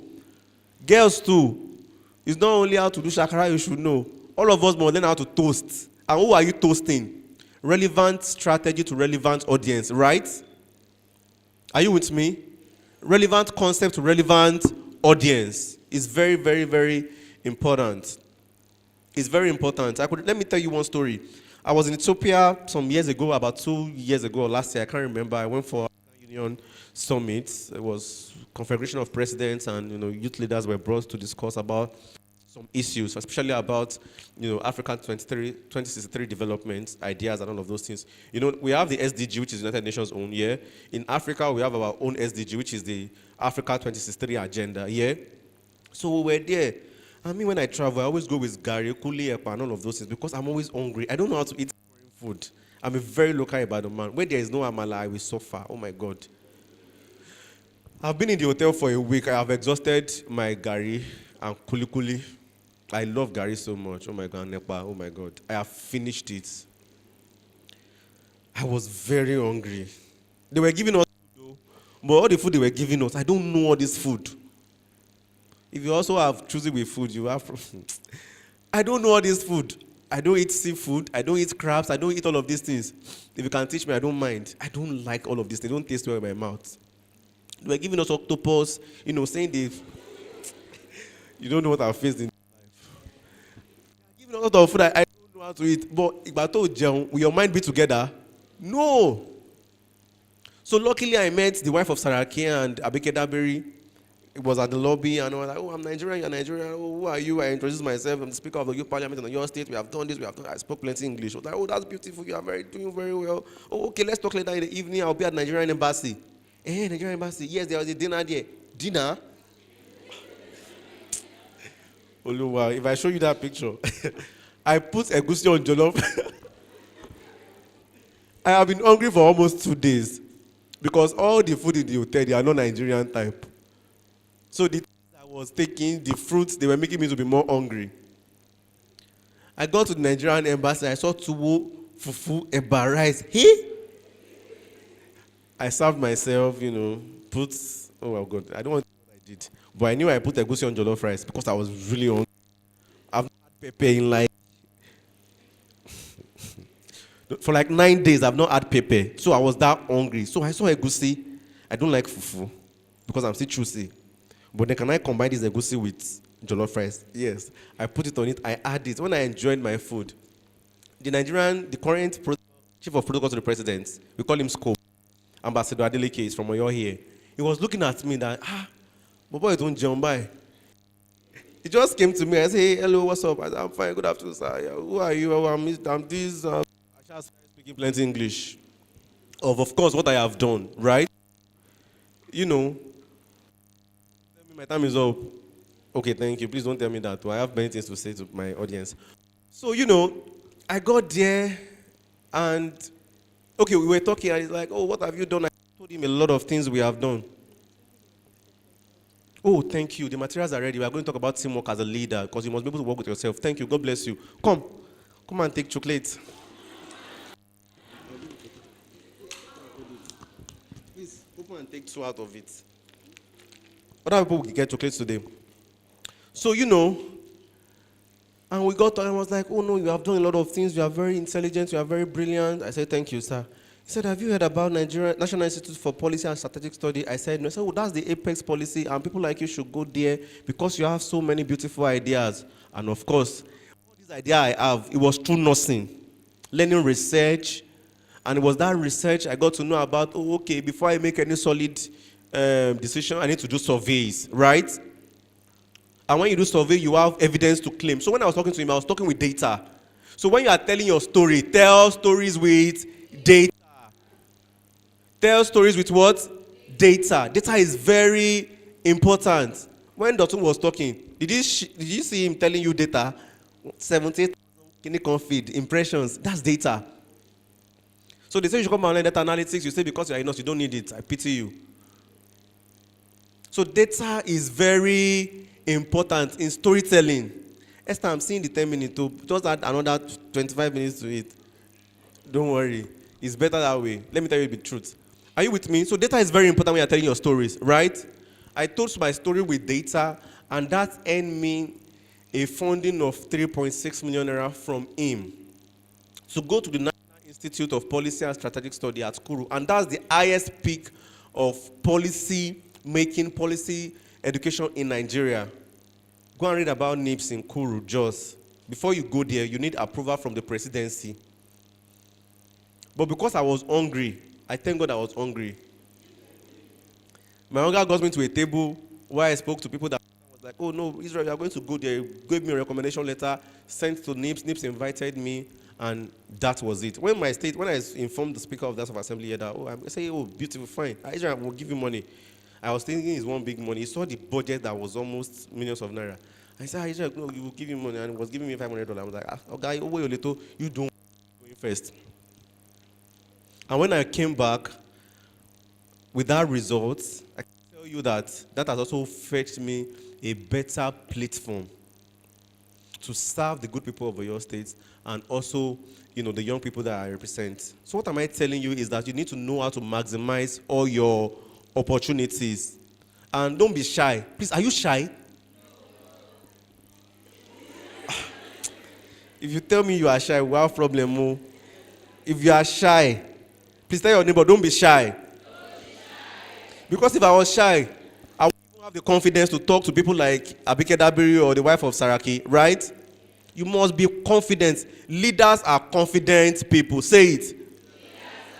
And because you are a leader, you must be confident. And you must be assertive when you talk. I'm shy, okay? So let's move to, I was talking about toasting, yeah? So when you are toasting, when you are marketing yourself, as it is a strategy, tell stories with data, right? You have done things, all those things you have done in the world, they are datas. So you must give data when you are telling your stories. Even if you don't know, go and look for epidemiology of one case. Oh, 22,000 people have died of this in the last 5 years, and that is why I'm passionate about providing solutions to this problem. You know how to do all of those things, yeah? Are you with me? So data is very important. Let's move to the third domain. Relationship building is very important. You must build relationships. You must build what? I know a number of people here, a lot of people. Is it a lot of people? But a number of people. It's very important to build relationships. And how do you build relationships? Through emotional intelligence, yeah? You communicate the right thing to the right. Many of you have mentors and you're asking your mentor to give you money. It's very wrong. If you are my mentee and you give me money, I will block you. Because it's not good for our financial experts have told us we should keep our money. So I should not. Is there a space to give mentee money in this financial journey? She said no. Thank God. So I'll refer to her that she said I should not give any mentee money. I did not shake your head. So budget will have a see. Oh, okay. It's okay. She did like this, but she did not say no. Okay. So you must build relationships. It's very important. And how do you build relationships? Your physical appearance is very important. You must spend money to look good. You see Dotun wearing big shoe. I'm wondering why Dotun. I don't want to talk, but wearing big shoe. Is that the new trend in town now? Many of you who know me as well, trust me sincerely, you know this is not my typical me, Abi. You know how I dress. What do I wear? Native. But when I was coming, somebody was saying, no, you're not going to wear native. I tried to try something, which maybe I bought something for you last week. I said, I try it. And I tried it too. And I came here, thank God I saw Dotun looks like me. He's wearing big shoe like I'm wearing. I said, okay, then I can still fly. So relationship is because they are currencies in themselves. Yeah? They are currencies in what? Themselves. I have friends today, I can show you my phone. I'll just wake up, Israel, what's up? How are you doing? Don't you have any projects you are doing at the moment? It's been long I gave you money. Please send me your account number. And they will send a lot of money. Yes, friends. I did not ask them for money, but the other guy said, Israel, take this. Just use it for any prayer you are doing. So relationship is very, very important. So physical outlooks are very important. You want to talk to somebody and you're not looking good. And our brothers, our nursing brothers, we are not trying. Do better. I'm sorry. But do better. Do better. So relationship is I talked about physical appearance, yeah? Communication, physical appearance is when you are building relationship. Emotional intelligence, you must talk in the right place at the right time, right? To people. You must also study. Esther is coming again. Okay, no wahala. How many minutes? 2 minutes, Abi. Connectedness. How do you connect to people? Okay, no wahala. You're welcome.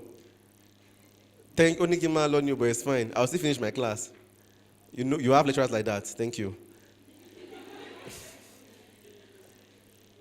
Empathy is very important. When you are talking, you don't just talk to leader of what the mentor can give you as a leader. No.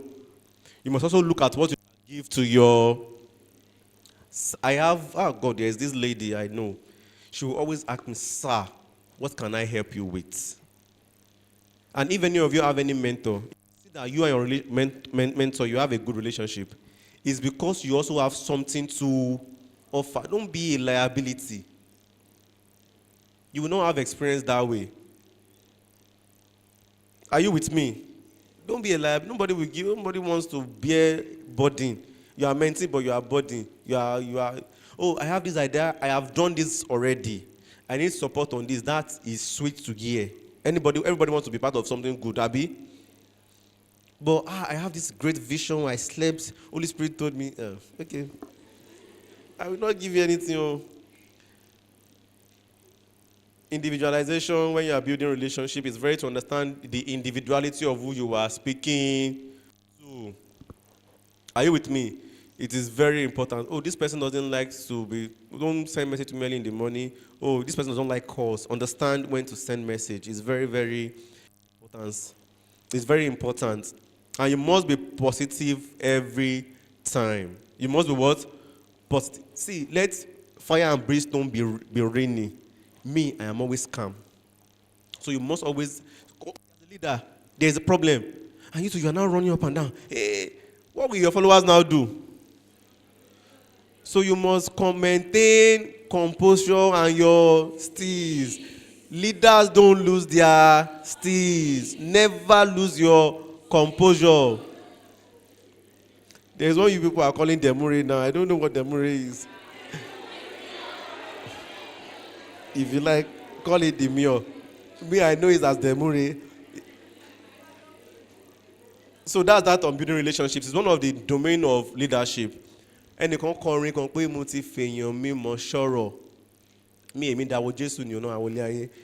so it's very good that you know people. And how do you know people? You attend conferences. No, don't be a local champion. So the passport I was asking you for, attend international conferences. World Day Summit is coming up next month. How many of you applied for World Day Summit to be part of World Day Summit in Germany, Berlin?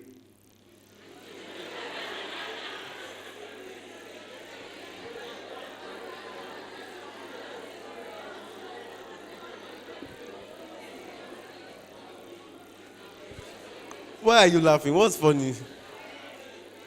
But genuinely speaking, you must if you don't have money to go to Germany, AfriHealth is there. It's just $25 to be part of AfriHealth. An event held recently in Kenya. Yeah? At least you can't spend $3,000 before you go to Kenya and come back. Maybe they have taught us how to make money now. What are you saying? You don't know how to apply? Is the money the problem? Yes. But they have taught us how to make money now. Okay, I'll briefly talk about money. I'll just say one or two things about money. Another domain of leadership is strategic thinking. Keep people focused on what could be. Absorb and analyze information to make better decisions.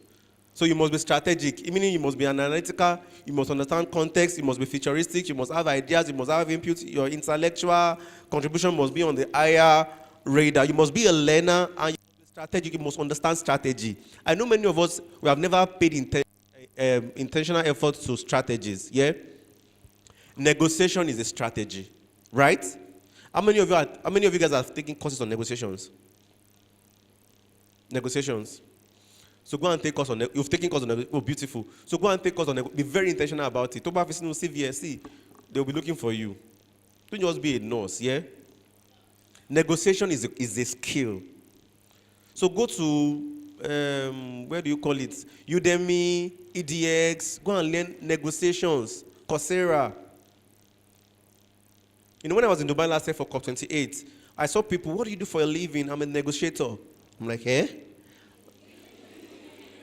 Wow. Full updates here. And you know, these are 21-year-old, 22-year-old children. So I'm not calling children, no. You know, and they are earning as much as $16,000, $12,000 for being a negotiator. Talking about climate concepts. For example, you are a governor. You know you are not good in climate issues, yeah?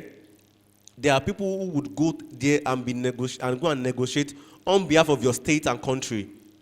Are you with me? So these are skills. Esther, I'm not looking at your face. Please tell us to go and sit down. All of you must what? Negotiate, but we would manage our time very well. Don't worry. I'm very fast now. So negotiation is a skill. So if you are saying you don't have money, see, money is not. Yeah, I know money is not available. It's a very scarce resource, yeah. But one thing is that it is very, very, very easy to have money when you have first invest in yourself. People who will give you money must first find you worthy. And how do they find you worthy? Results. Are you with me now? Results are very important. I type your name on Google, I'm not seeing anything significant you have done. Then convince me why I should put money into you. Do you understand? So all you need is not money, genuinely. Relationships are currencies. What did I tell you? Relationships are currencies. So if you are saying all you have is money, and when you talk about money, money could be, cash is a form of money, right? So there are a lot of ways by which you can make, money. Don't be worried about money. First, okay, for example, you get a visa that you are attending a World Health Summit, and you think people will not give you your flight ticket. Will you not raise your flight? Do you think that if you have visa today that you want to go for an event in the UK, you will not have your flight ticket? Are you saying that? Is it that bad? That you don't have a relationship of people who can say, okay, we'll pay you, we'll raise $2,000 for you to go and come. Is it that bad? Guys, please, I need answer. Is it that bad? Is that bad? I am going to do deliverance for you. So we have talked about domains of leadership. One of the other domains of leadership is team building. Put team building. Team building is very important. You must be a good team player. Sometimes, in your team, you have people whom you don't even, I was talking about individualization. You must respect people's individuality, right? You want to work with somebody and you are feeling like this person's way of life is not somebody that probably, is it somebody that takes alcohol or smokes? And you are saying because of that person smokes, you can't work with that person. Does that? And this person is very good at what he does. Are you going to send that person away? No. Oh, he smokes, for example. It's dangerous to his health. You are a leader, you have to influence, yeah? Then you know to go and read. Oh, okay, instead of you smoking, can you consider vaping? Okay, when you have tried vaping is expensive than all those cigarettes, Abi. By the time you buy 2, you are tired already. It will reduce that rate of smoking on those small sticks. Then from there, you start talking about, okay, can you abstain for a week? I have done it for somebody before. I said, instead of doing, no, I'll buy vapes for you when I travel. I bought vapes. He now enjoyed vaping more than that other one, but he could not access that thing again. Today, he has stopped smoking. So imagine I've condemned him because of that. Do you understand? So team building is very important. You must be tolerant as well. People will offend you in your team, right? People will offend you. You must learn how to manage people, and that is true emotional intelligence. There's a material on emotional intelligence. We have it already. Has it been shared? Because it's about social intelligence, environmental awareness, and all of those things. And it's very important. Please, I want to talk about emotional intelligence now. So that is it. So I want to move to politics now. We'll do our assignment very soon. Politics. Don't worry, I'll rush. How many of us want to become a politician? No, don't be shy. Raise your hand. How many of you think politics is dirty? Okay, thank you. Yes, politics can be dirty, but you can redefine things, and that is where strategy comes in. And I don't have the time to really run through, strategy with you all, but let me just give you a bit of clue. We have talked about the importance of strategy when you are a leader, yeah? That's one. Two, politics is not evil. It is good because no matter what you have, no matter what money you are not involved politically, it can be ruined. Right? It can be what? Ruined. So how do you become a politician? Or how do you become part of politics? Be a voice. Be an advocate. I started as an advocate. Not that I've been cheated, because there is a kind of imperialism within my small community. And I said, no, nurses must have a voice. I came up with a strategy. Talk to MLS. Let's form clinical agenda. Talk to medicine. You people are our friend now. Let's have what we call clinical agenda.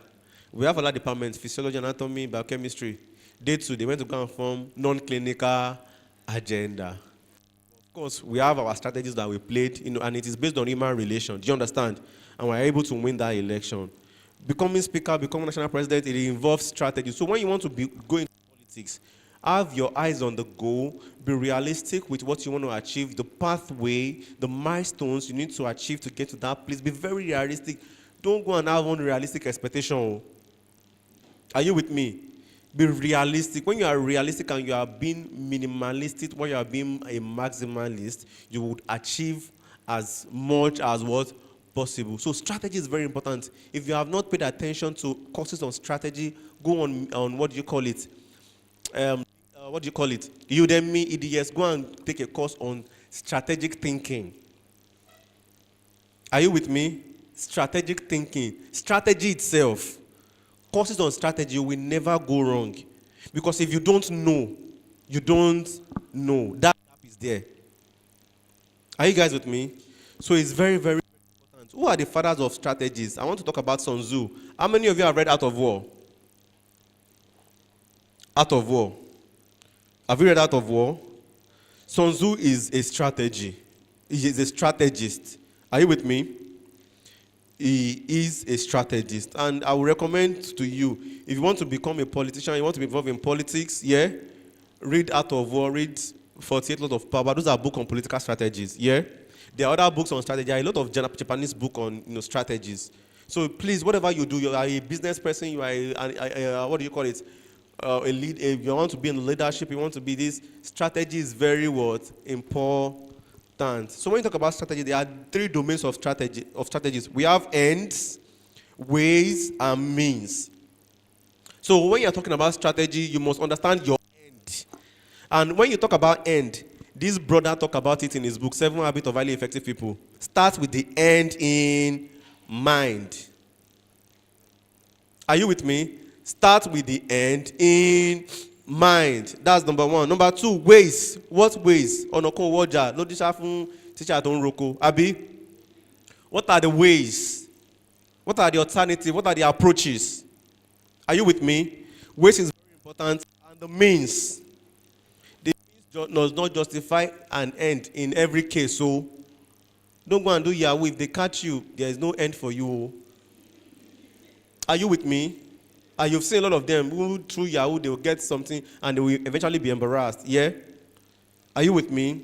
So the means is also very, very important. There is something we call nature of strategy. So you can read up on all of those things. I could take time later to talk about all of this. So the names I was asking you, Sun Tzu, all of those things, they are chief strategies. Niccolo Machiavelli, these are beautiful books. You can read their book, Napoleon Bonaparte and all of those things. They are strategists, and please take time to read, Carl Von and all of those things. Take time to read. And also, the guy, John Stuart Mill, also is an economic strategist. So read up on all of those things. So also now we are moving to governance. What is governance? Management of resources. Trust me, you cannot manage resources if you are not first personally effective. And that's why we're talking about all of these things. We're talking about accountability, effectiveness, right?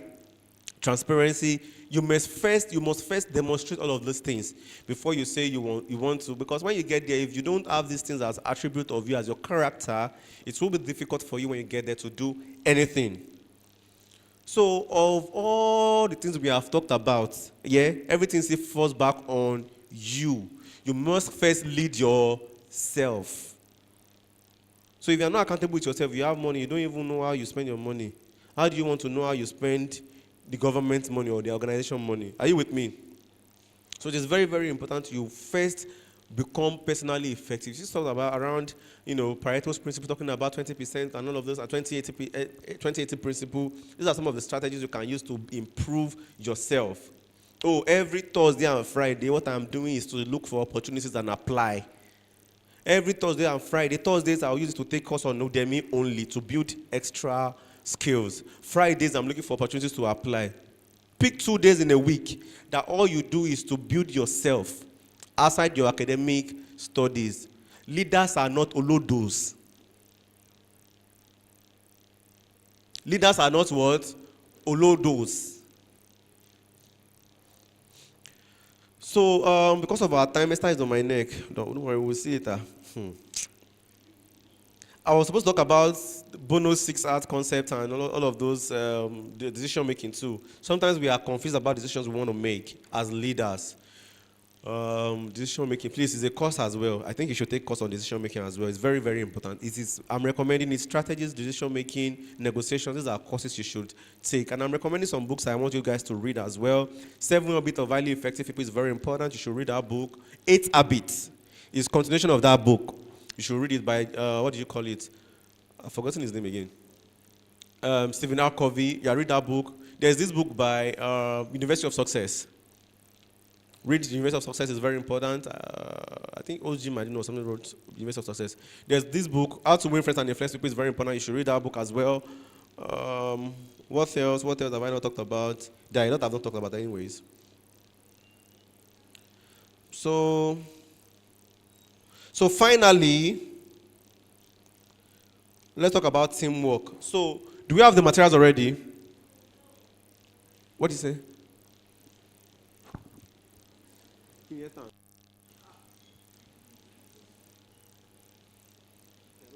No, but I decided because of time, we will not be able to have our activity again. But I have chocolate for people who actually participated. I cannot eat this chocolate alone. If you want chocolate, see me after the program. So because of our time, I'm supposed to talk about team building because it's very, very important. Because we will not work in isolation. We work with people from different backgrounds. We work with people from different religious backgrounds, people from different views. So it's very important that we also know how to manage our teams. You will not work in isolation. You always will have to work with team. And if you don't understand how to manage people, having emotional intelligence and all of that, you'll be able to go very fast. So it's very important that we build all these skills that I have, stated for. So governance, basically, like I said, is management of resources. Politics also is what? Process of management of resources. How do we allocate what to who and on what basis? And that is where your strategy comes in, where we talk about the end, the ways, and the means. So don't let me take time on my neck. Thank you so much for your time. If you have questions, I'm happy to take your questions and answers.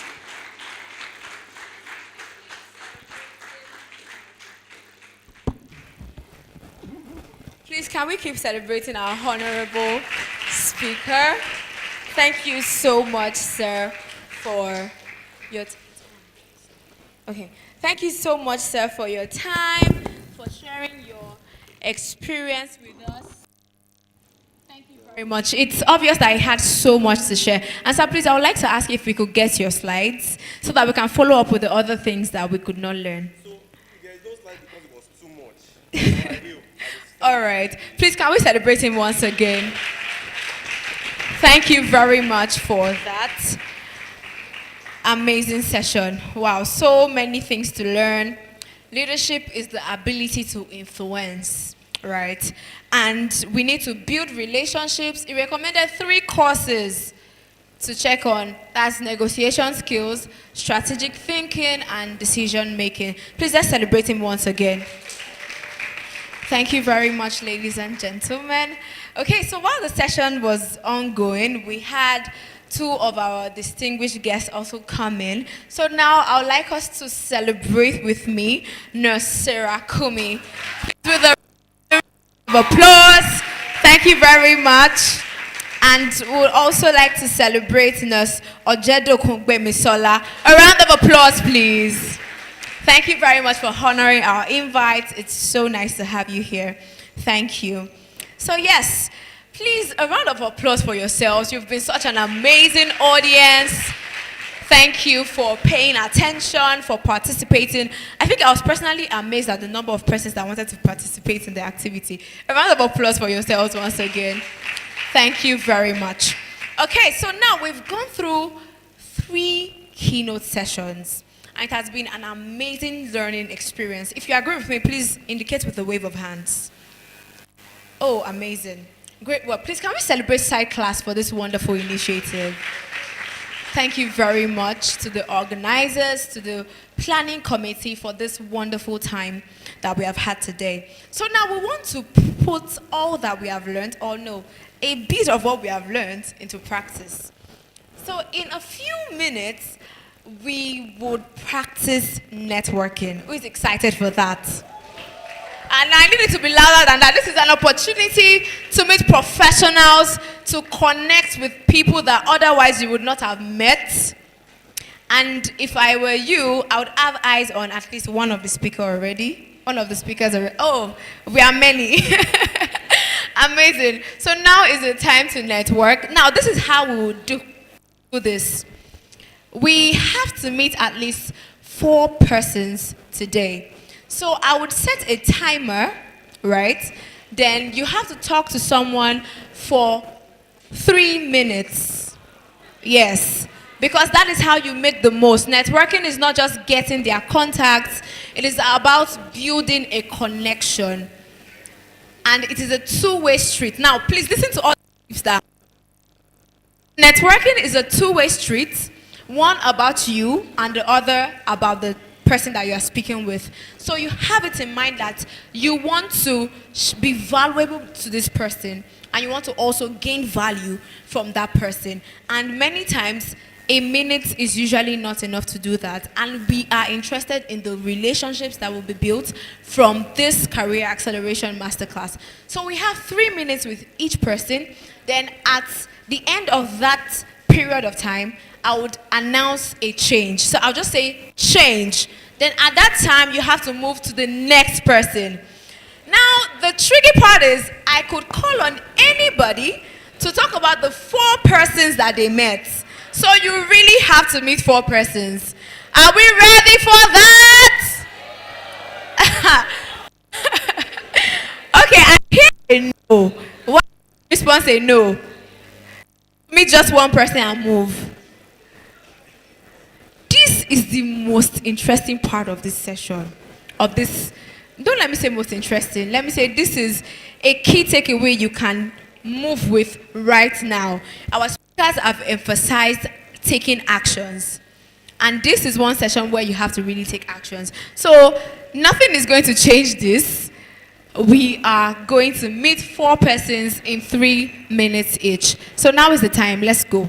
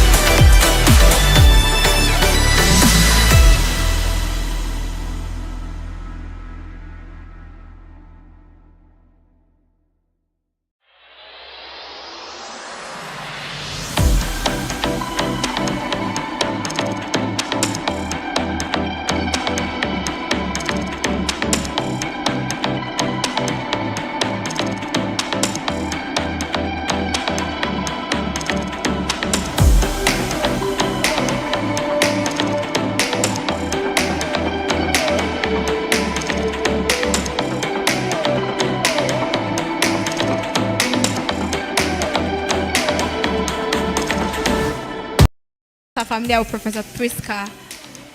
Okay, I can see some hands. So, thank you very much for keeping to time. We are moving very quickly to the Nursing Innovation Challenge. So to everyone that is outside at the moment, please come in.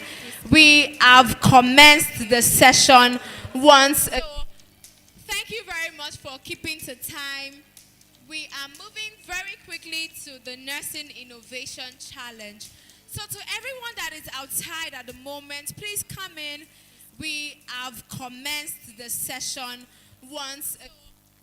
Thank you very much for keeping to time. We are moving very quickly to the Nursing Innovation Challenge.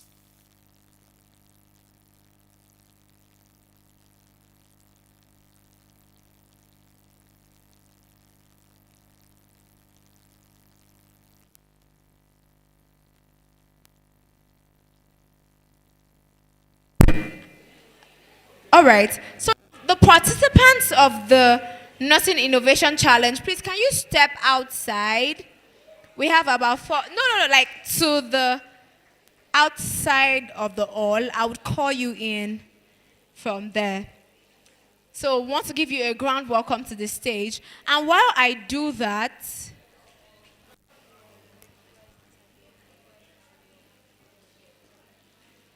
so while we wait for that, please, if you're outside, reach out to them and let them come in to the auditorium right now. So please reach out to your friends. To everyone outside, now is the time to come in. We've commenced the program.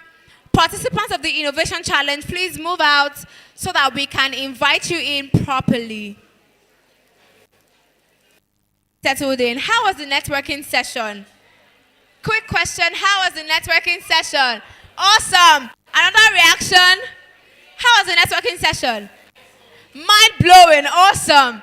All right, how was the networking session? Great, really nice to hear that.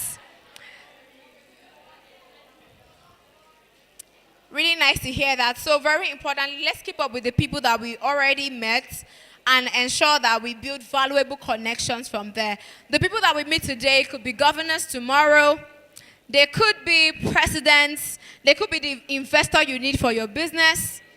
I mean, we could even meet spouses here. Amazing. Yes, please keep up with the people that you have met and, like always, exchange value for value. Okay, so the people that will be participating in the Nursing Innovation Challenge, I'll just call you so that they can step outside if they have not. We have Akinyika Rebecca, Benedict Goyinka, Omotosho Omojade, and Tin Obafemi. Please just stay outside of the hall. I would invite you in.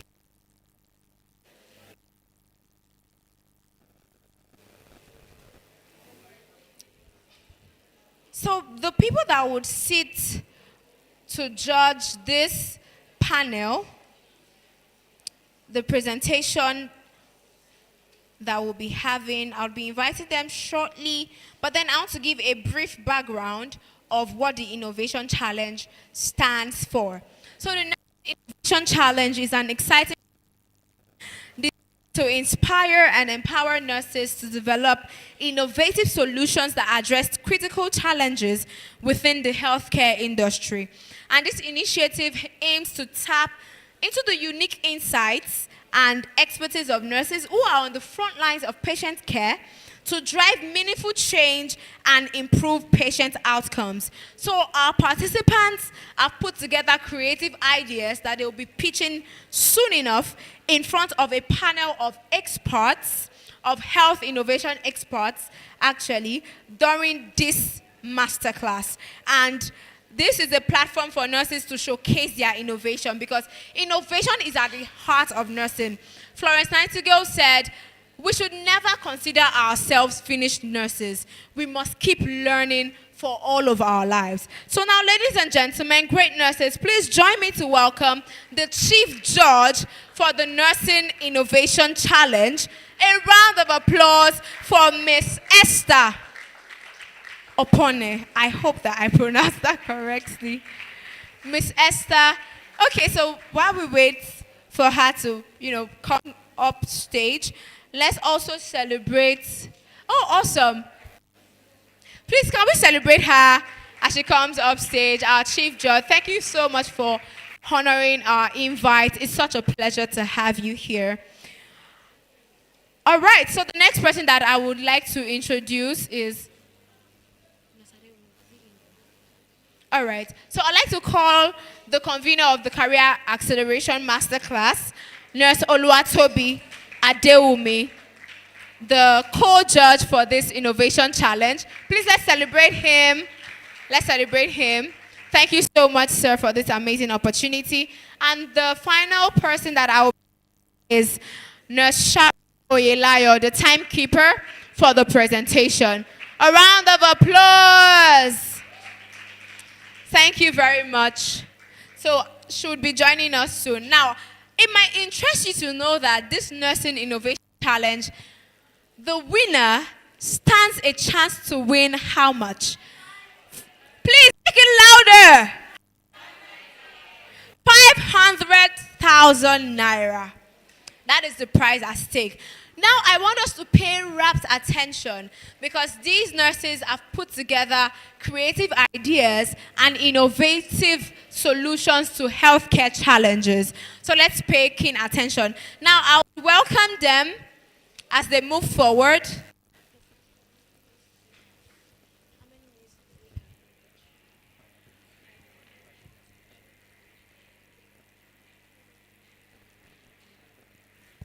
All right, so I'll be inviting them to come have their presentation. Please note that every participant has 5 minutes each. Every participant has 5 minutes to pitch their idea to us. Now, me to welcome Nurse Innovator. I mean, they deserve to be called that already, right?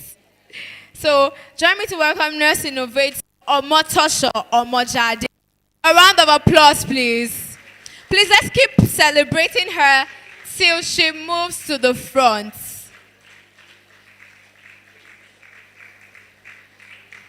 A round of applause. Let's keep.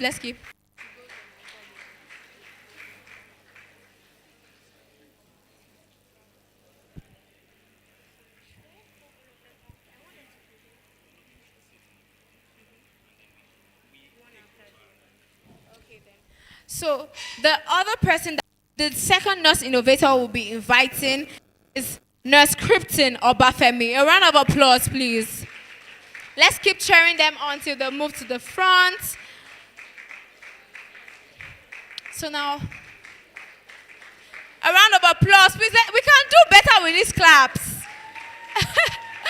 Okay, so the third person I want to invite is Nurse Innovator Akinyinka Rebecca. Oh, amazing. Please, let's keep the going. Please let me.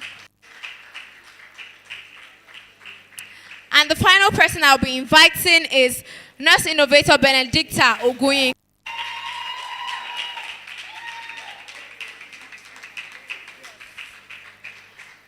Thank you very much. Please let's celebrate Nurse Sharon once again, our timekeeper for the Innovation Challenge. A round of applause for her, please. A round of applause. Thank you very much, ladies and gentlemen. So now I'll hand over to our panel of judges. Please, you may be seated over there. So you'll be called upon for your presentation once it's time. Thank you. Please remember you have 5 minutes.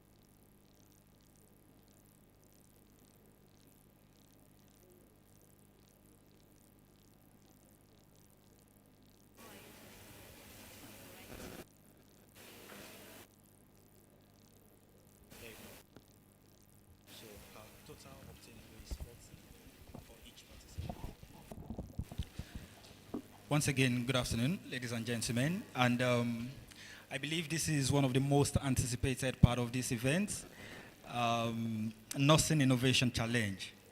And the winner goes home with 500,000 naira today, right away from this event.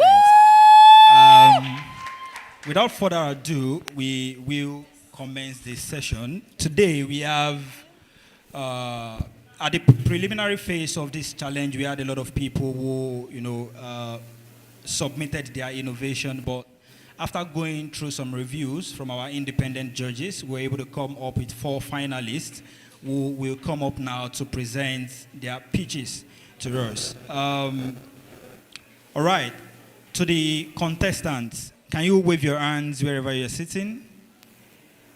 All right, good to see you all.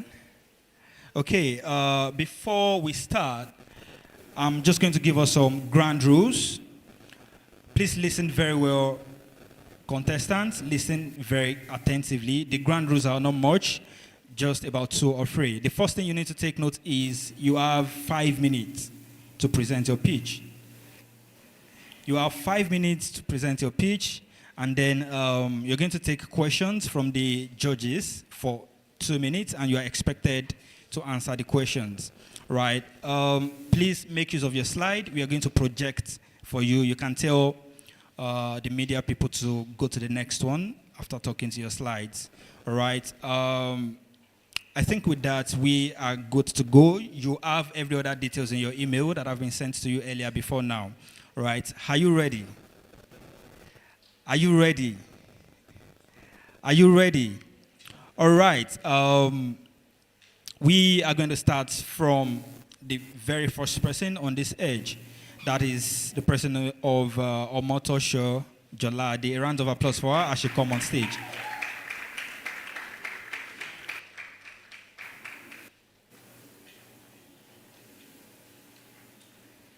Media, can we have a presentation up?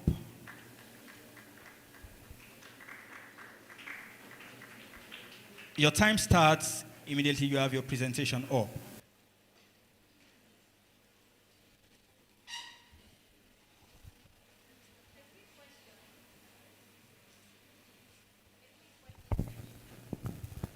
You can have this.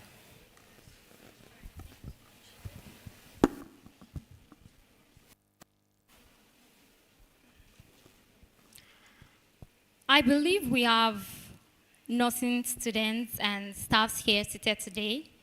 And one question I have for you, how many of us have never felt that knot in our stomach moments before taking an exam in School of Nursing or in our various departments of nursing?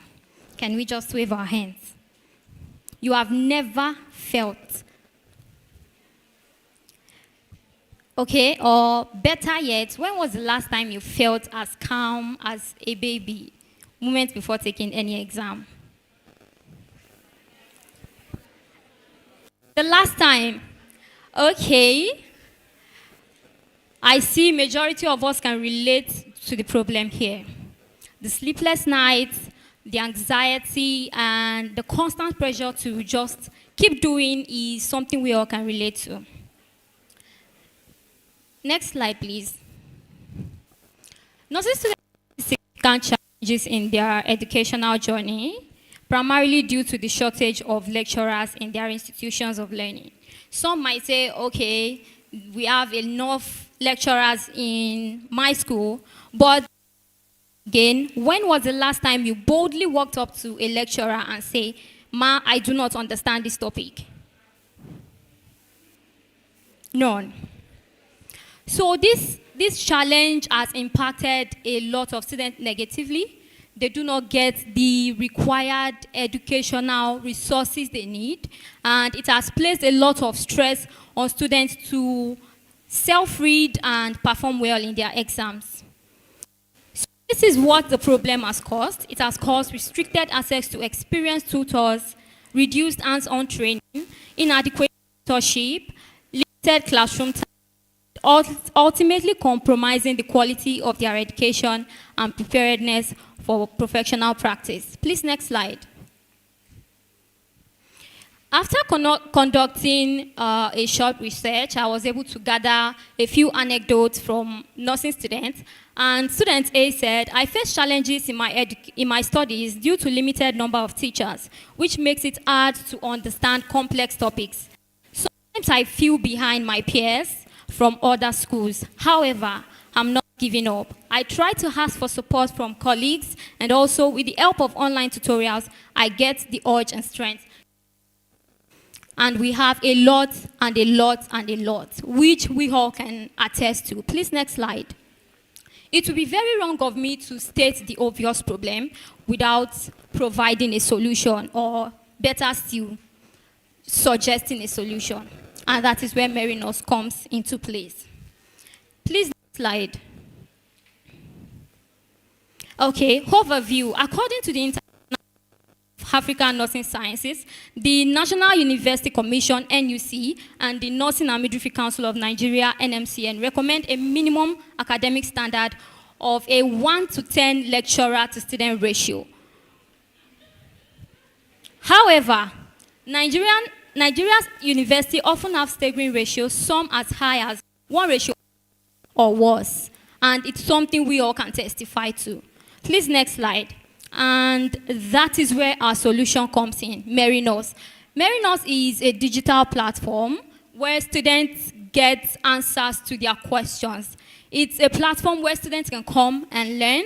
They get necessary educational resources. They get the required hands-on project to work on, just to make sure that they keep going in academic endeavors. Please, can we have the next slide? Okay, so Merinos, this is what we offer: personalized classes, instant answers, past questions with explanation, connect across institution. Please, the next slide. So this is what Merinos aims to give you, all with just one click. Our mission is to bridge the gap in nursing education by delivering quality, reliable, and accessible digital resources. Please, can we have the next slide? So here is our prototype website. It's not the final result, but this is what you are going to get when you subscribe to Merinos. Can we get the next slide, please? All right, our market size in the Southwest Zone, there are approximately 10 schools and colleges of nursing and 5 universities with nursing departments. And we are aiming to expand into all the schools before scaling further into other universities and schools of nursing across Nigeria. So our market is basically Nigerian nursing students, and we want... Okay.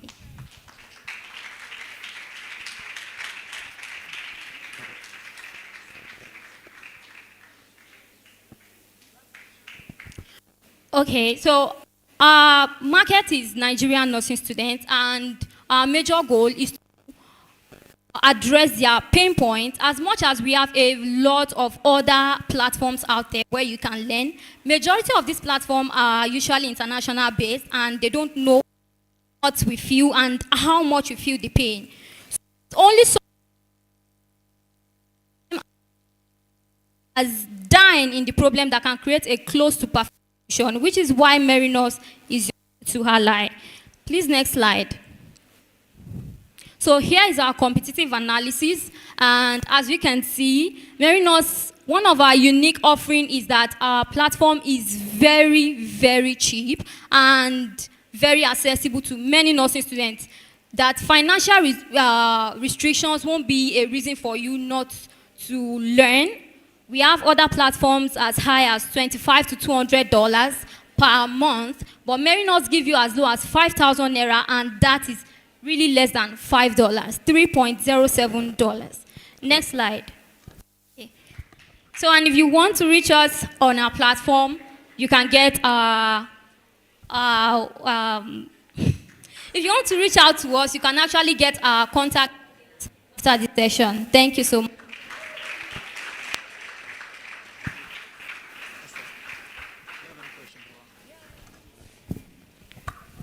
Well done. Please, a round of applause for her. All right, so do you have any questions? Yeah, just one, okay. So I just wanted to make a note, which is usually because of time and all of that, you don't want to dwell too much. I think you spent too much time on defining the problem and going through the survey questions. Secondly is when you are given extra grace to wrap up, you are not supposed to go through the details and then start saying, as you can see, just flip through the pages to show that you have all of this subheadings covered, and then during the question we can then delve further into that. I know you mentioned your target market, but what I didn't really see is where you are going to reach them, like your strategy. Your strategy. Okay, maybe with him. Can you go back?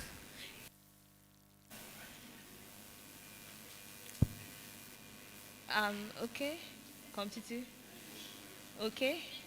Next slide. Oh, all right. Okay then. You wanted to ask something? All right, thank you very much, Jolade. If you get the 500,000 naira today, or how would you spend it in developing your idea? All right. When I get the 500,000 naira cash, one thing I would focus on is creating a functional website that is conducive for every student to learn, and just making sure that they have a smooth learning experience which they were not able to get in class. And also to make our promotional ads to reach students on different platforms, collaborating with influencers, and just reaching out to them on various platforms that we can. So that's what the money will be for. Thank you very much. A round of applause for our Sorry, guest. one last question. So what's your sustainability plan? Okay, so our sustainability plan is to make sure that we keep expanding our tenets in the fact of people that are, how would I put it now, that are going to investors, and also to make sure that we keep advancing our platform. We are open to create even an application, a smartphone application, whereby internet connection will not be a barrier for students to learn. So we are open to just keep making sure that we are improving our platform to suit our audience in the long run. All right, thank you.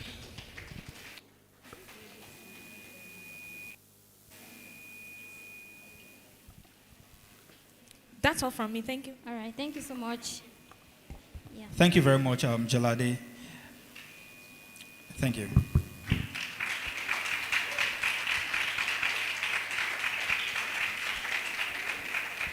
All right, very quickly, we'll be moving on to the next contestant, and that is, the next contestant. Can you stand up for recognition? Rebecca and the team. A round of applause for her as they come up.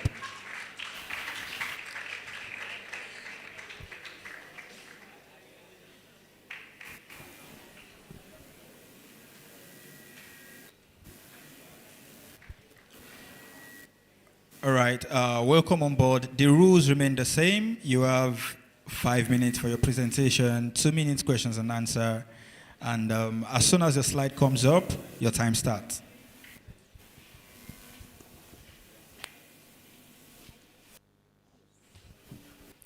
Sorry, just before you start, I wanted to just to help to keep to time. Maybe when it's 4 minutes, you notify them. So whatever they are doing, they can note to speed it up in the next 1 minute. So. Media people, help them with their next slide. So.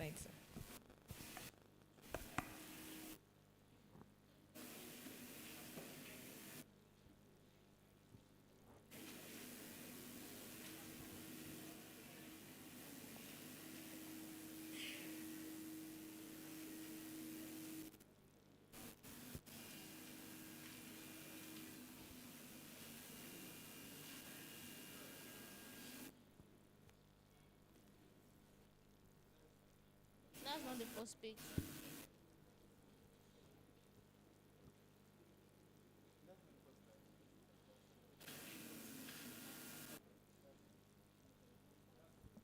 Yes. Okay, good day, everyone. Okay, so we are here to present the SCHM project. Before I proceed, I want you all to pick up your phone, go to Google, and press schm.org.ng. Please do that. So, please, the next slide. So, this is the team. Next, please. So, basically, this project, we have two target audiences. The direct target is the pregnant women. So, we are focusing on maternal and child health. And indirectly, we are also focusing on the general population in the sense that when somebody that is not pregnant stumbles on this website, it is also useful in a way. So you get to know more as we proceed. Please, the next slide. Okay, so this is the general overview of the project. We have the maternal and child health. We have the mental health. We have the blood donation. Then we have the forum and the community. You get to know more, don't worry, chill. Okay, next slide, please.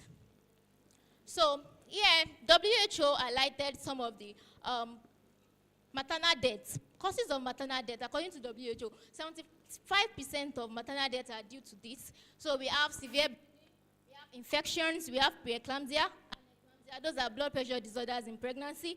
We have unsafe abortion, then we have complication from labor and delivery. So, next slide. So how does this website work? I hope we all can see that website right now.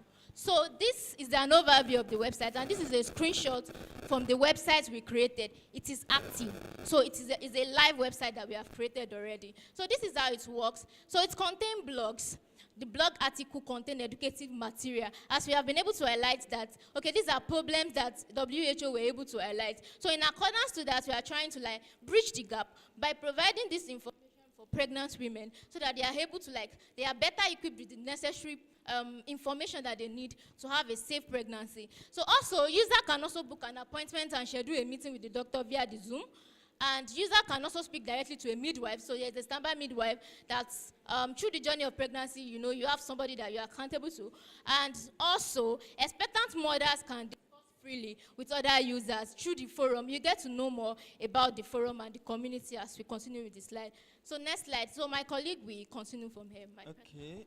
We have a dedicated blog section on mental health, where topics related to mental health are being spoken about, yeah.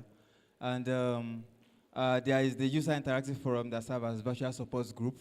It helps people to know that they are not the only one going through what they are going through at any moment. And there is a place whereby you get to speak with a mental health consultant, and you can also, if there is a need for guidance and counseling, there's a section for that too, whereby you can schedule.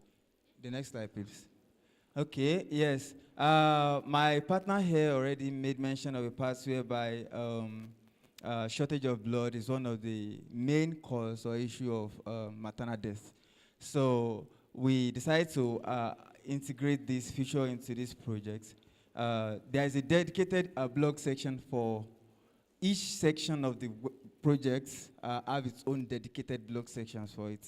So the blog section here provides information for first-time blood donors to know what they have to prepare for, what they have to expect, and then how to be able to handle their anxieties and those kind of things.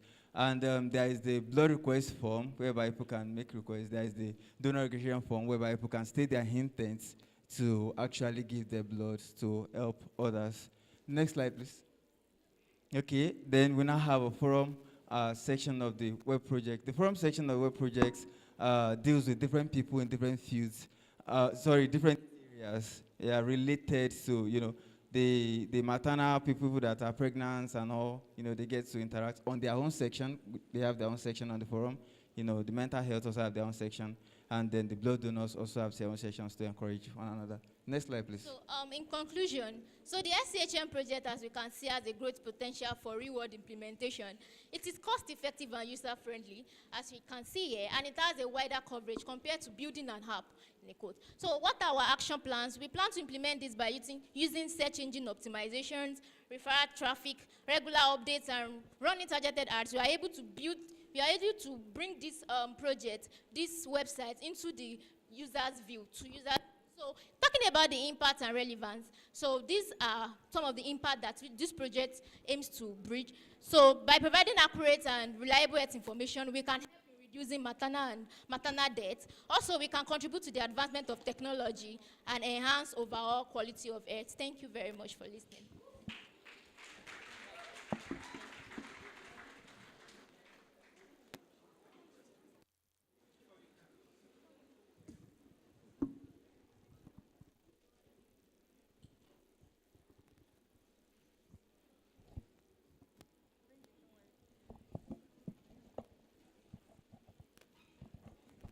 Okay. All right. That was a very brilliant one. Thank you so much for that. So I just want to make a clarification. I think your problem statement and, of course, your solution along the way got kind of mixed up. We were talking about maternal and child death initially, and then somewhere in your presentation, I saw an aspect that has to do with mental health. So I just want to know how that comes into the problem you defined earlier. So that can be traced back to I think the second slide, where we talked about the target audience. I mentioned that the direct target is actually pregnant mothers, but in addition, indirectly, we are actually focusing on the general population in the sense that we are also taking into consideration the mental health. That's why we incorporate into it that okay, our direct target is actually pregnant women, but indirectly, we are also focusing on mental health. So it's a two-in-one combo something. All right, so I'm just going to give you this recommendation and just take home for subsequent pitches like this. I think it's always very good for you to be as specific as possible at an initial stage like this, right? You can't solve all of the world problem. In fact, if you want to solve it, it's going to be one thing at a time. And when you are pitching like this, maybe if you have an opportunity to pitch to an investor, you have to be as very specific as possible. And you can, of course, pick one thing at a time. In an investor's case, you can pitch what you think would give you more money and would, of course, convince the investor to give you his or her money, right? But the overall of what I'm saying is you can just pick one of that. Maternal and child death is okay to start with, and if it is mental health, we can always tackle that head on, right? Thank you. Right, well done. So as said, I was a bit confused at some point. I think your presentation style did not help with that in the sense of you were like, we'll soon get to, so you started with the direct target audience, indirect target audience. I think what I could have probably saved you, if you insist, I would go with his recommendation first, but if you insist on looping everything together, just put all of that under maternal health. Like pregnant women also deal with, a lot of, emotional changes, hormonal changes, and so aside ensuring, they have access to safe blood and blood products, their mental health is also not neglected. So you might want to look that into it. And so having all those different forums for different things. One thing you should also try to clarify, and I'm going to ask you, is when you are collecting the donor, how are you recruiting your MHCs, one? And how are you also, so when you collect the blood request form as well, where does it go to? Do you have partnerships with blood banks, do you understand? And also be specific with location. You said a lot of direct target audience and all, but you didn't actually put a where. Is it in Oyo State? Is it in Nigeria? Is it in Southwest? Do you understand? So those are some little ways you can let some things, slip through the cracks, and then it leaves your audience more confused. And then also, I like asking the sustainability plan. So how do you intend to sustain running the website? Do you intend to make money from it? How, do you understand? And so that would help in knowing how sustainable the solution is going to be, because it's not just about starting, it's how you can sustain it. So if you have something in line with that, you can share. The blog article, we could monetize the blog articles using Google Ads. So with Google Ads, we could generate revenue from the blogging sections of the website. That's one. And for people who want to go for consultations and all that, we are going to be creating health plans for them, to know what they are going to pick, opting for what they find comfortable for their budgets. Okay. Thank you.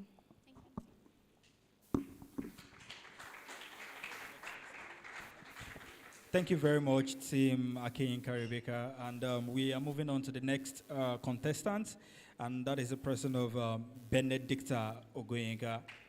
You can come up stage now.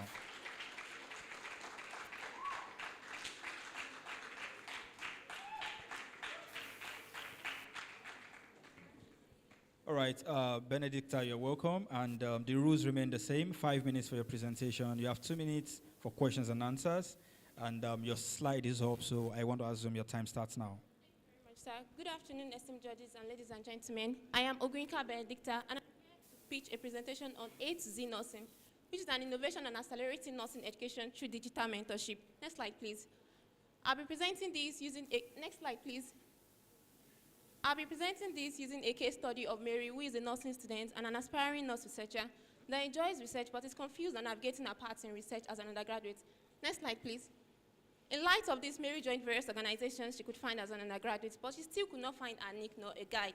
Similarly, Mumbai et al. In 2023 stated that Mary, like many nursing undergraduates, faces challenges such as lack of social support and essential soft skills required for nursing education and professional development. Next slide, please. A proposed solution to these challenges is through mentorship. A study by Raymond et al. In 2018 revealed that mentorship is effective in increasing the level of self-efficacy and psychological sense of belonging among nursing students. But what exactly is it, and how can this be achieved, and who are the mentors? These are the 3 WH questions A to Z Nursing prefers solution to. Next slide, please. The what? A to Z Nursing is a digital mentorship innovation with the aim of encouraging self-directed learning, providing educational and emotional support, building relationships, and developing collaboration and leadership skills. How? The services, the mobile phone, which is the cheapest technology possessed by any student, is an essential tool in the digital world today. The services provided by the A to Z Nursing mobile app and website is essential in bridging the gap between the mentors and the mentees. The who, mentors in the words of Homer, an ancient Greek poet, is a wise and trusted counselor or teacher. The mentor in this innovation functions as a wise and experienced advisor to an aspiring professional. Next slide, please. What are the services provided by A to Z Nursing? 1, support implementation. This platform connects mentees to a vast network of mentors across various specialties in nursing, building a strong mentee-mentor community. 2, initiate exploration. This platform also provides set milestones for mentees to accomplish within a specific period of time. 3, learning guide. An e-library where courses, webinar links, and reading materials can be shared among mentors and mentees for continuing education. And lastly, the mentor toolkit. This feature enables mentors to guide mentees in setting goals and planning towards establishing them. Next slide, please.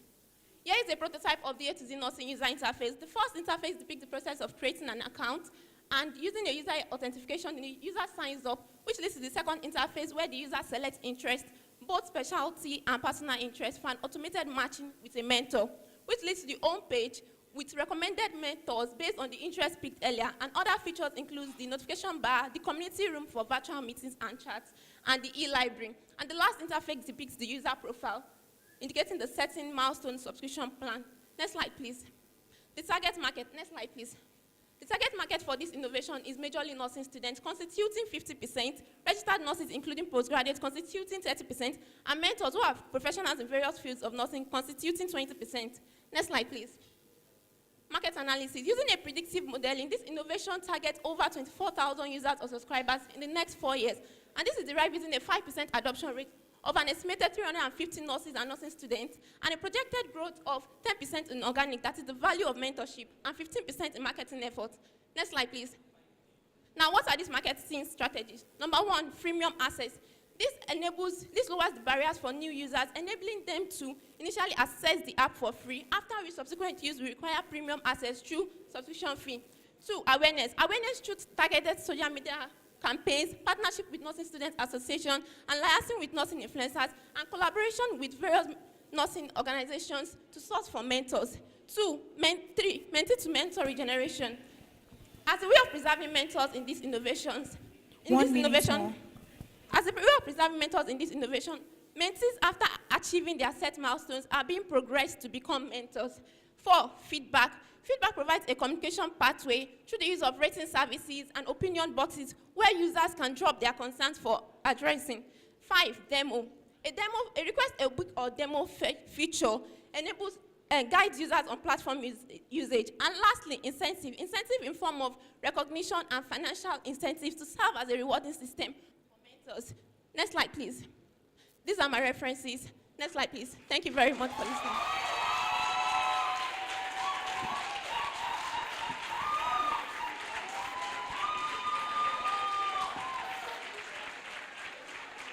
All right, breathe. Okay, so I need you to heave a good sigh of relief. You've done it. So breathe. All right, thank you. I appreciate you wanting to keep to time, and I noticed the rush. And I think that initially we were lost with, when you were, but I mean, we still picked and thankfully your slide really helped. So well done on that. So my question is really, where? You mentioned a target market, target audience. So where exactly? Worldwide, Nigeria? Okay, in Nigeria for now, and in prospect, we are looking to go international, where we can get national mentors for some specialties or some areas in nursing that are not really explored in Nigeria yet. But for now, using the estimates for the target market and market analysis is based on Nigerian users. All right, thank you. Okay, I like the fact that you were clear on how you were going to, freemium model, all of those things. So my next question then would be, but how do you intend to communicate how different you are from your other competitors? Do you recognize direct and indirect competitors who are doing something similar, and how would you differentiate yourself? Okay, thank you very much. From my research on other mentorship platforms, I was able to deduce that most mentorship platforms are generalized. That is, therefore, all other fields, professional fields. Now, this mentorship platform is solely for nursing, and not just a one-on-one nursing mentee-mentor relationship. This helps to build community among mentees in nursing. Thank you very much. Okay. So that is where yours is, like you are very niche. Yes. Yeah, okay. So how does 500,000 then come in for you? Okay, thank you very much for that question. Building a website and an application in Nigeria is very expensive. And if I've had this idea for like a long time, and I'm like, how will I actually actualize it? Because when I checked online, building a simple website will cost about 90 to 400,000, depending on who you are using. And an application is entering over millions of naira. So I don't, like this 500,000 comes in handy that it will help me to invest in this idea. Thank you very much. Okay, thank you. Benedicta,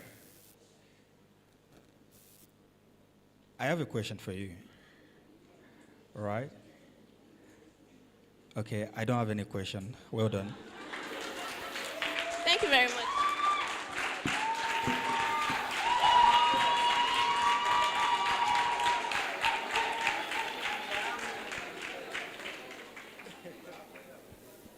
All right, thank you so much, Benedicta. And then we move on to the last contestants that we have for today, and that is the person of Krypton Obafemi.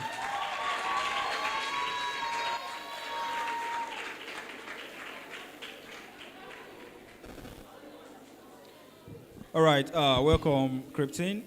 The rule remains the same. You have 5 minutes for your presentation, 2-minute questions and answer. And once your slide comes up, your time starts. Good day, everyone. Good day to the panel of judges and my audience. My name is Aroshegbe Obafemi David. I'm a final year student at Boeing College of Nursing, and I'm here to provide a solution to address a particular critical issue in the maternal and child health system in Nigeria. Next slide, please. The problem statement here is lack of timely prenatal care leading to high maternal and child death rates in Nigeria. Next slide, please. To everyone here in this room, 512 is a number I want all of you to remember, even after this program, because this is the total number of pregnant women that die every single year in Nigeria. And not only that, Nigeria accounts for about 20% of global maternal deaths. This means 1 in 5 women who die from pregnancy-related causes globally are from Nigeria, which is very, very bad. Next slide. Then also, even the neonatal mortality rate is 34 deaths per 1,000 lives, mainly due to preterm birth, complication, and so on. And this is basically because there is not proper and timely prenatal care for pregnant women. Next slide, please. And we all know that childbirth should be a moment of joy and happiness for both the mother and the family in general. But a big question I would like to ask you and I is that, why have this become a gateway to death for most pregnant women in Nigeria? Next slide, please. These are the challenges, these are the challenges faced by pregnant women in accessing care. We have the geographical barriers, we have the insecurity and conflict, we have the financial constraints, we have the lack of awareness and education, we have the inadequate health infrastructure. Next slide, please. Then also, now I bring to you the solution of this particular problem. I introduce to you profiling and leveraging technology, the MamaWell application, which helps in giving it has a lot of features, talking about the personalized care information, appointment reminders, telemedicine consultation, health tracking, and community support. This is just to have an early detection of any complication that can lead to maternal and child deaths in Nigeria. And my target audience for this application is pregnant women in Nigeria. Next slide, please. And this leads to the story of this application. I am a nursing student and I'm so passionate about humanitarian acts. I volunteer for a lot of rural medical outreaches, and due to the course of one of my medical outreaches I volunteered for, I happened to meet a woman, Miss Carol. Miss Carol was depressed, and she told me about her story, about how she has been looking for the fruit of the womb for the past 10 years. And she told me, unfortunately, God answered her prayer, and unfortunately, she lost the pregnancy 5 months, which is very, very bad. And during the course of the discussion, I got to know that it was because she lacked good prenatal health information, and also she could not recognize the signs of dangers during pregnancy. And that is why this problem, we really need to address it. Next slide, please. You can see that these are the product overview of it. You can see, we can register using it. Next slide, please. Then also, when you register, we have a lot of on the dashboard, we have a lot of icons there. We have the prenatal care information. This entails what the application is. Giving pregnant women, especially women in the rural areas, vital information, weekly updates. We have appointment reminders whereby pregnant women, they won't miss their appointment, their prenatal visit to the healthcare system. Then also, one of the very powerful things is the telemedicine consultation, where they can sit down in the comfort of their home and receive healthcare information from their providers. Next slide, please. Then also we have the health tracking, we have the emergency information discussion forum, whereby it consists of community of pregnant women, whereby they can relate together, they can share information and insights together. Then also, which one of the most powerful thing about this application is that we are providing content not only in English, but also in their local languages, and we can reach out to more women, majorly Yoruba, Hausa, Igbo. Next slide, please. Then the competitive analysis. One major thing we have edge over this competitor is that we are providing the content in their local languages, in which they do primarily in English. Next slide. Then also we have the telemedicine consultation. They don't have it. We have an edge over that. Then also we have the offline accessibility, that even women that has low literacy, like 1 minute more skills. So next slide, please. Then also these are the strengths, and I've stated it. Next slide, please. Then also I have the implementation plan here. We have the needs assessment, design and development, piloting, launch. Next slide, please. Then these are the funding segments. These are the funding segment, the segment needed for this application to come to life. We can have the application development, content creation, marketing, promotion, and so on. Next slide, please. Then also, how can we sustain this application? Even after launching it, we have the free, we have the basic, and we have the premium. Next slide, please. Lastly, even the fee of the subscription will be given back to the society by organizing free medical outreaches to these pregnant women. Next slide, please. And the impact we made, the increased access to prenatal care, reduced mortality. Next slide, please. And I believe that if we support this application, we can actually make a difference and reduce the mortality of the maternal and child in Nigeria. Thank you.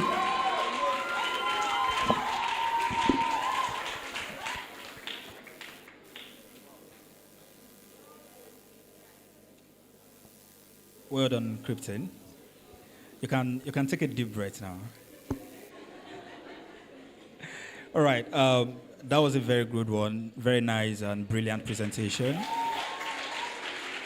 So, in your slide, I can see, of course, how you want to spend the money and where all of the money is going to will go to.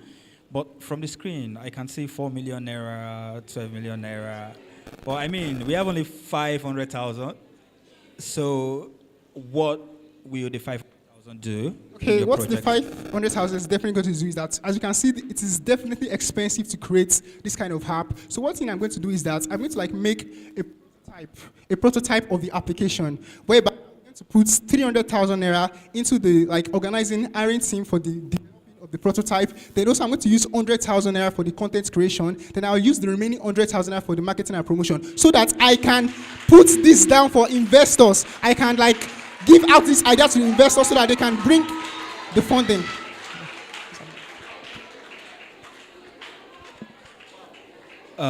During your user research, I want to believe you did some research before you came up with this idea. All right. What were the feedbacks you gathered from the people you interviewed? And do you think a pregnant woman will use a telemedicine platform? Say someone who is pregnant for the first time will use a telemedicine platform to consult a doctor in Nigeria. You know Yes. how precious mothers, carry their pregnancy. Do you think they would want to speak to a doctor online? Yes, as you can see that like there's the use of technology is not is like acceptable now, like it's going viral in like even to the rural areas. So I believe one of the strategy I'll tend to use is that I'm going to like partner with a lot of talking about the non-government and government organization, then even the local like health centers people, they will help like so that they can like promote this. I believe the government is involved in it and they help in the promotion. Then all users will be able to use the application, sir. What is your projected revenue? If you take this product to the market, do you have a projected revenue for the next, say, 1 year? Projected revenue? Yep. Okay, in the next 1 year. How much are you willing to make taking this product to the market? Okay, actually, sir, personally for me, the main thing of this thing is I believe in making impact and making. That's the main thing of this thing. But I believe that like having a revenue is not really my own main concern. Is making the impact. So I haven't, to be very honest, I haven't like. So how do you plan to sustain the product? And that's why sustainability plan there, whereby there's subscription plan. Please can you?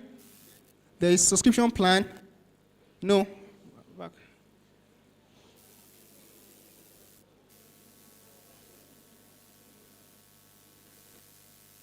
Yeah. So this is a sustainable plan whereby there is free, there's basic, and then also I will make sure I partner with the government, like non-government organizations that are into and child health center, which will help in financing this project. What if the government does not finance your project? Definitely, there are so many organizations that I've researched. I've researched about ABA Foundation that are into child and maternal health. I've researched about Joe Foundation. Definitely, they will help in like making this project a reality if I can provide like, my prototype well to them. All right.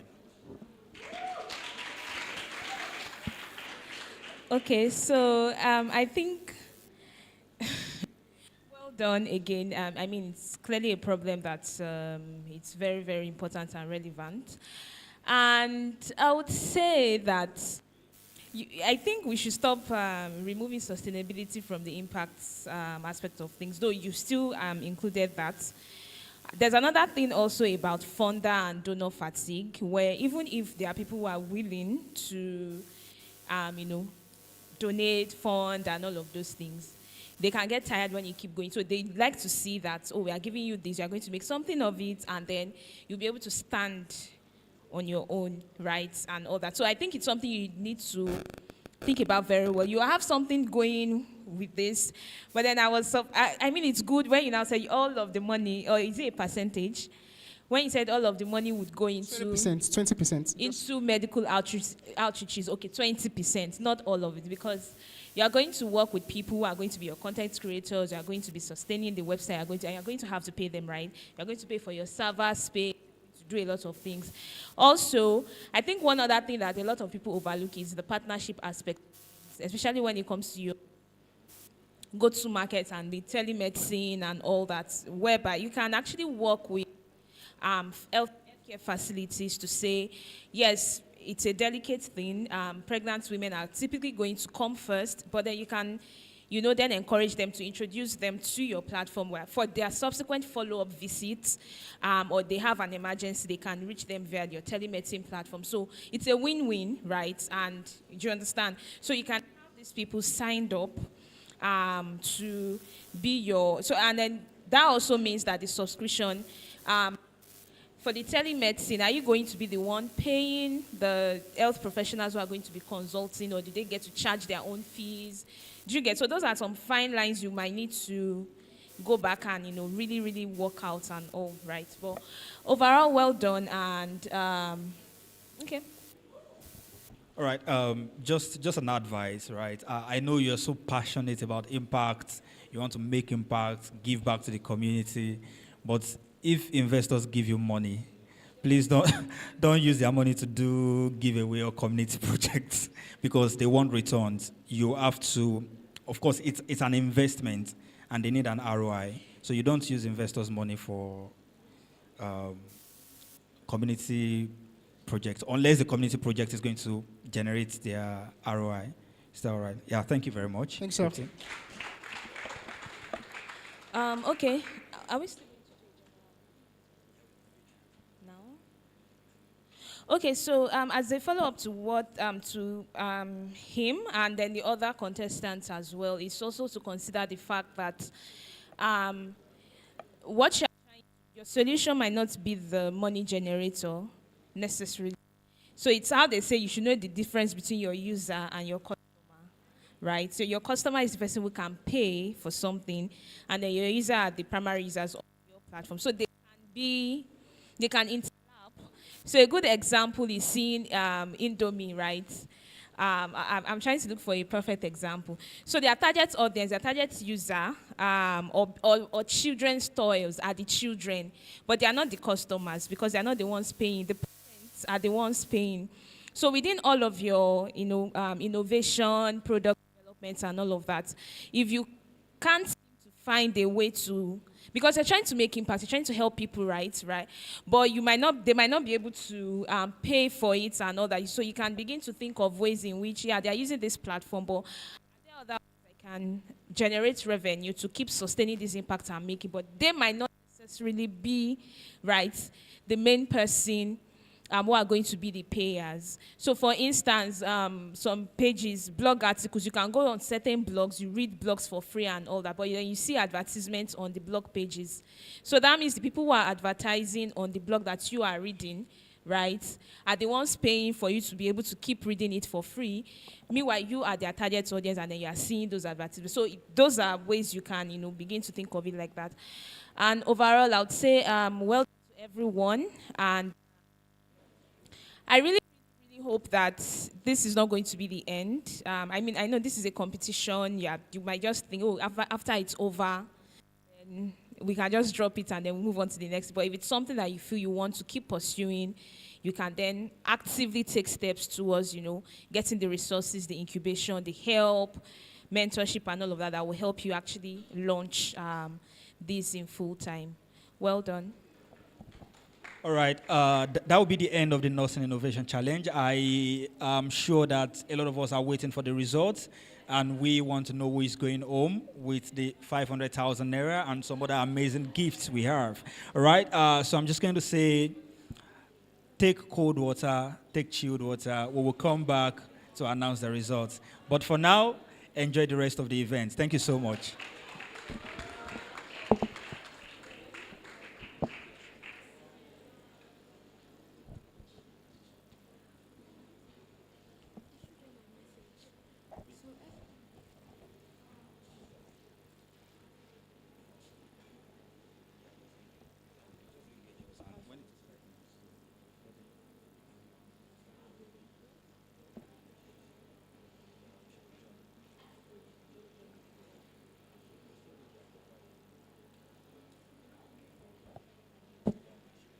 All right. Ladies and gentlemen, I hope you are having a wonderful time. If you're having a wonderful time, can you say, I'm on to the next? Our energy level has dwindled. Let's do that again. I'm on to the next. Okay, so let's do a quick fun activity. We've been learning serious things all day long, right? So just a quick fun activity. I need 4 volunteers to join me upstage. Nurses are great, nurses are bold, Nurses are leaders. Nurses take initiative. Awesome. I can find one person. Two. It seems the future is feminine. Okay, so all right, let's just have all 5. Thank you. Okay, so I would read out a sentence. Please, let's occupy this stage. It's ours. So I'll read out a sentence, then it's a tongue twister, right? So you say it fast 5 times. Is that good? You want to give up now? No, we've not even started. So the first sentence is black background, brown background. So you'd say it 5 times fast. Black background, brown background. Do we get it now? Black background, brown background. Audience, where should we start from? Here or here? Oh, so most persons have selected this part.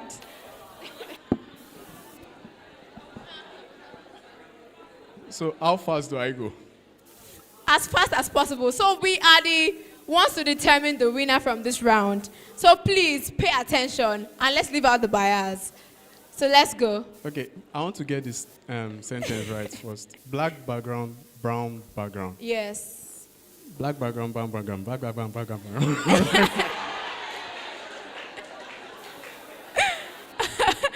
Okay, let's move to the next person. Okay. You can do this. No, don't motivate me. Okay, black background, brown background, back. Let's not give up without a fight. All right, let's have you. Black background, brown background, brown background. Okay.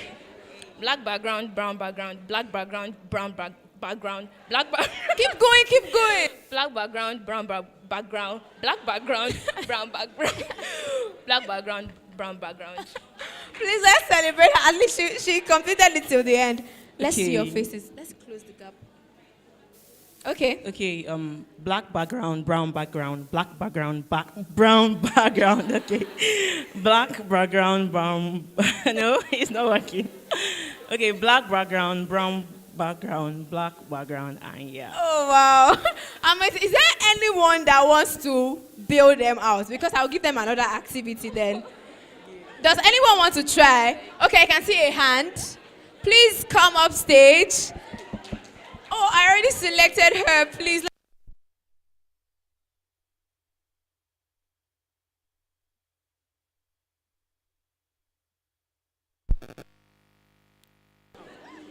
All right, so we have someone that wants to bail us out. Black background, brown background. Black background, brown background. Black background, brown background. Black background, brown background. Black background, brown background.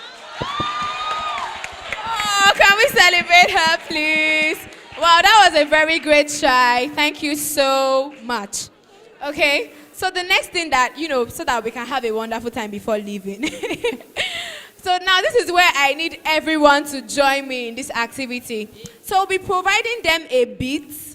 Now the thing is to speak and not miss the beat. So let me demonstrate. Could you help me with the mic? So here is the beat we are trying to create. Names in nursing, names in nursing, names in nursing, names. Do we get the beat now? Can we go? Everyone. Okay, great. Love me an intelligent audience. So now I'll ask them anything that is a name in nursing. I could say nursing theorists.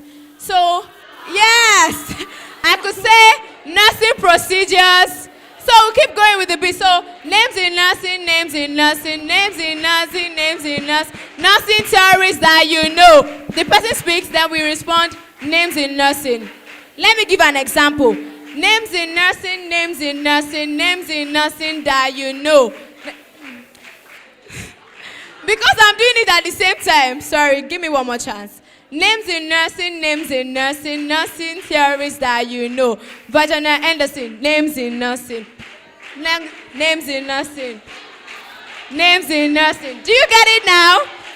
Awesome. So now let's have this. So we will be starting with, I will not announce the category now. So now let's start the beats. 1, 2, 3, go. Names in nursing, names in nursing, names in nursing, names in nursing, nursing theories that you know. Primary health care. We're not taking that. Okay. Okay. Should we give her another trial? Should we give her another trial? All right. So I want to give everyone a mic so that it's easier to speak. Here. Let me pass this here so you can use mine. I believe everyone can hear my voice. I want to give them a fair chance. So, names in nursing, names in nursing, nursing, names in nursing. Please speak only when you want to respond. Names in nursing, names in nursing, names of drugs that you know. Paracetamol. Artesunate.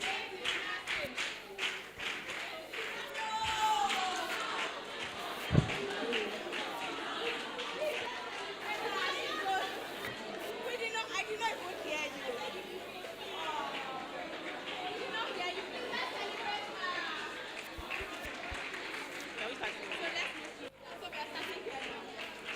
you. Working.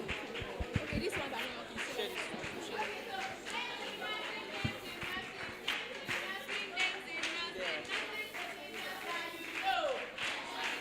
Bed bathing. Baby sponging. Wound dressing. Hand washing.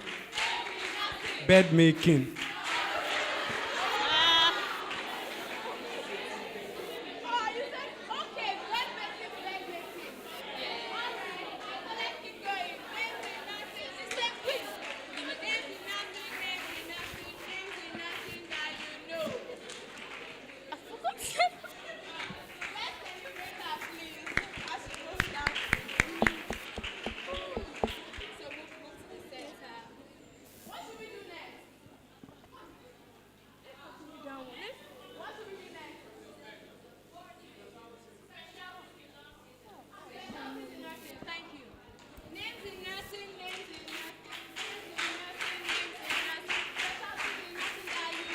Nursing research. Perioperative. Forensic nurse. Pediatric nurse. Pediatric nurse. Finance nurse. General health. Political nurse.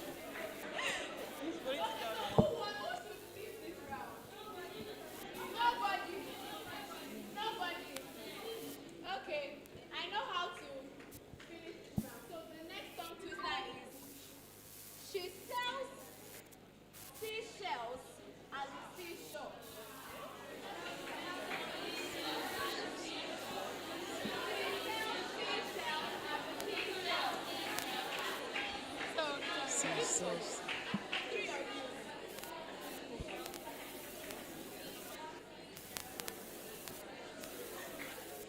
She sells seashells at the seashore. 4 times.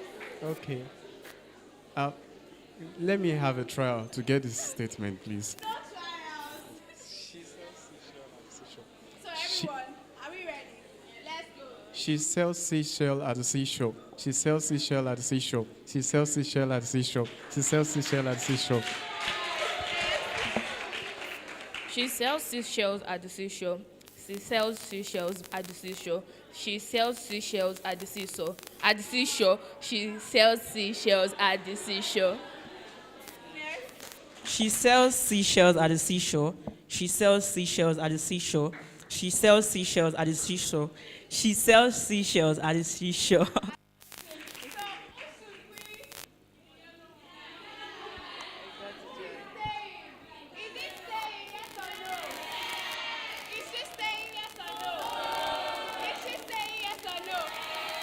Okay, please let's celebrate her. Alright. So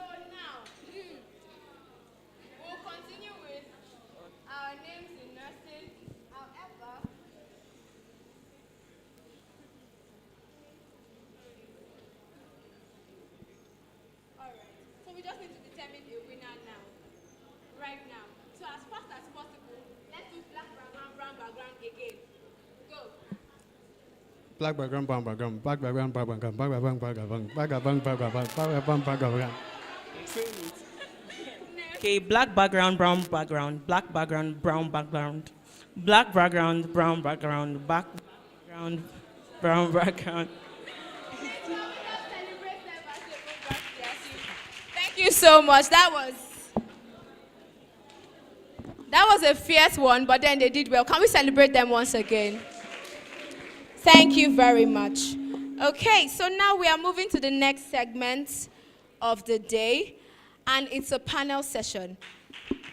I love that. Personally, please let's celebrate our panelists before I call them up stage. So personally, for me, panel sessions are one that I really look forward to, because in a panel, we get to hear deeper stories of an individual. We can see how they have lived their lives and learn from their success stories. So, as I would call them and read their citations, please let's celebrate them. Let's get ready with a mind to learn. And this panel session is a very special one because our panelists are speaking on three topics at the same time. So we're considering three topics simultaneously, and trust me, you are in for a wonderful time. So ladies and gentlemen, great nurses, please join me to welcome Nurse Oyedokun Gbemisola. Please, ma. Sorry. Please, right, I want to read your citation, right? Thank you. So, Ojedokun Oluwagbemisola, I apologize for that. So, you may rise as I read your citation. Thank you. All right. So Nurse Ojedokun Oluwagbemisola, known as 3D Gbemi, is a registered nurse and multi-talented web developer. She pursued and completed her nursing studies at the Sacred Heart School of Nursing, Lantoro, Abeokuta. During the COVID-19 pandemic in 2020, while still in nursing school, she began exploring the tech industry.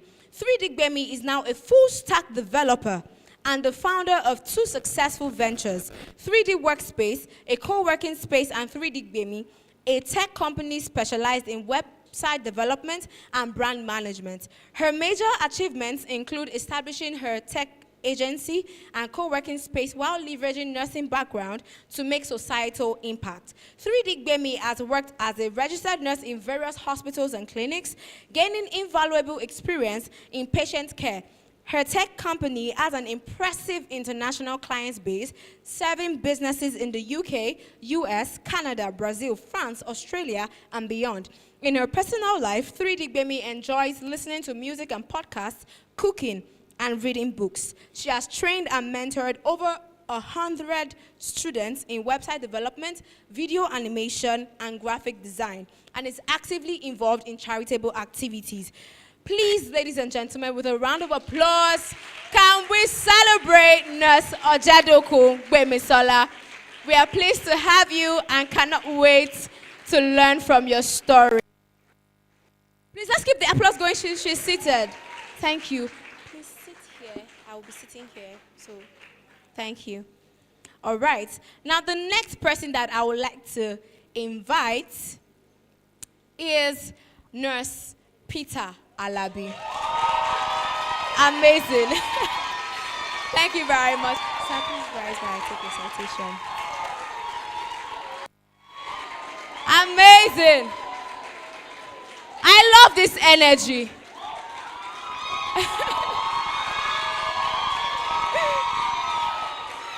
Okay.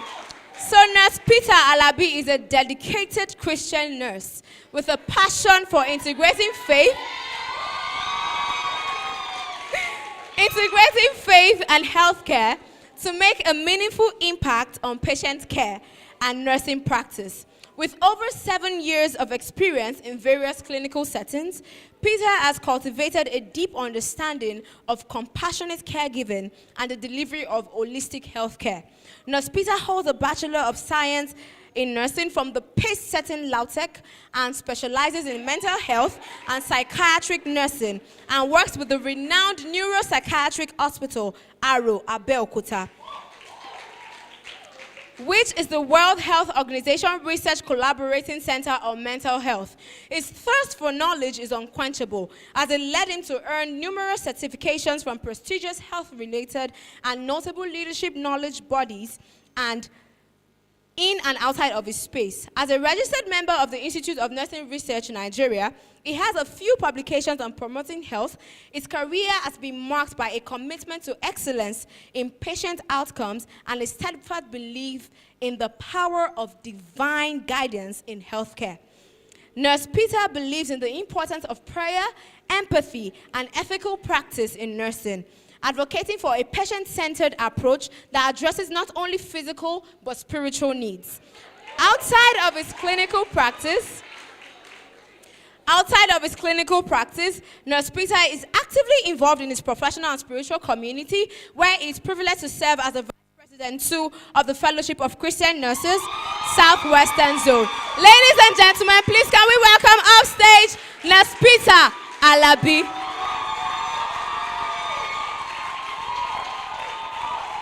Thank you very much, sir. We are pleased to have you.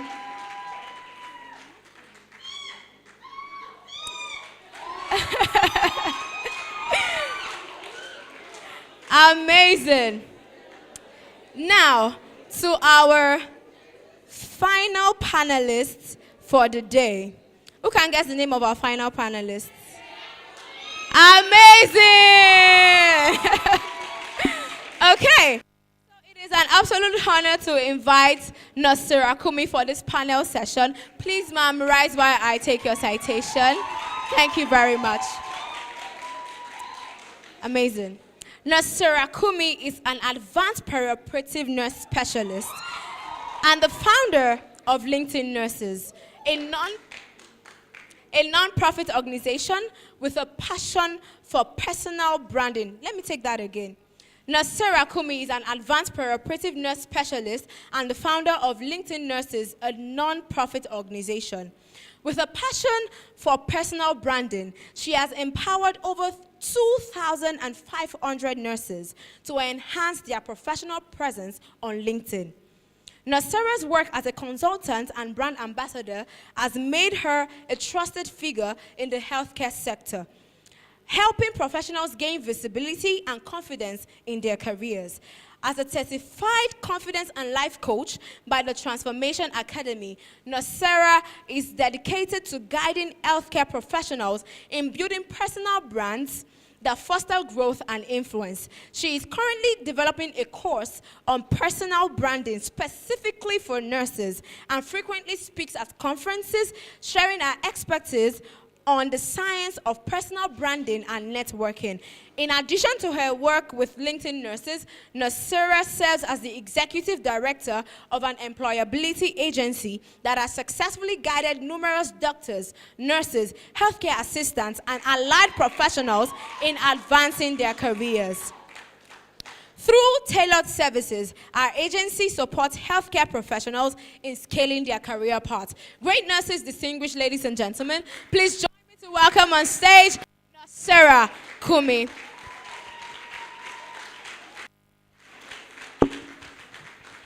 Thank you very much, ma'am. Thank you, Nurse Ojed, Nurse Kumi, Nurse Peter, for honoring our invite and being on this panel.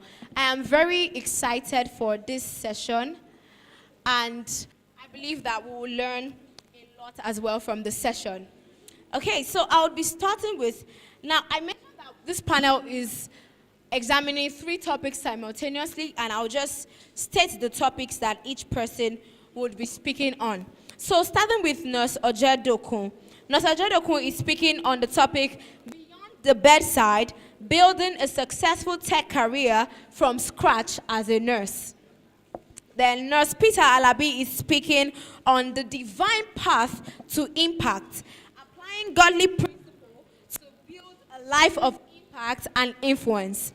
Then Nurse Kumi Sarah is speaking on the science of personal branding and networking. I hope we are ready for this session. Now, that is not the response we are looking forward to. I hope we are ready for this session. Amazing. Okay, so Nurse Ojedokun, I would like to ask you, you are a full stack developer. Yes. As a nurse. That is very beautiful and mind-blowing. Now, what can we do as nurses, as student nurses, to start a career in tech? A step-by-step process of what we can do to start a career in tech. Okay.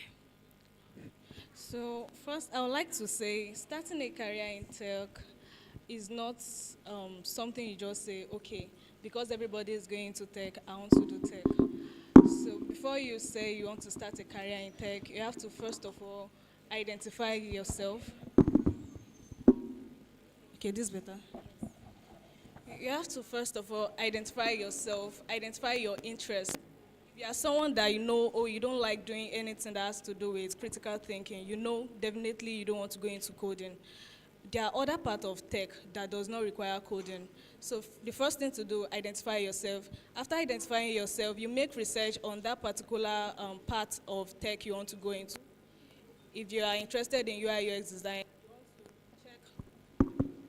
you want to check courses on that. You want to check courses on UI UX. You want to check on YouTube for the top people in your industry.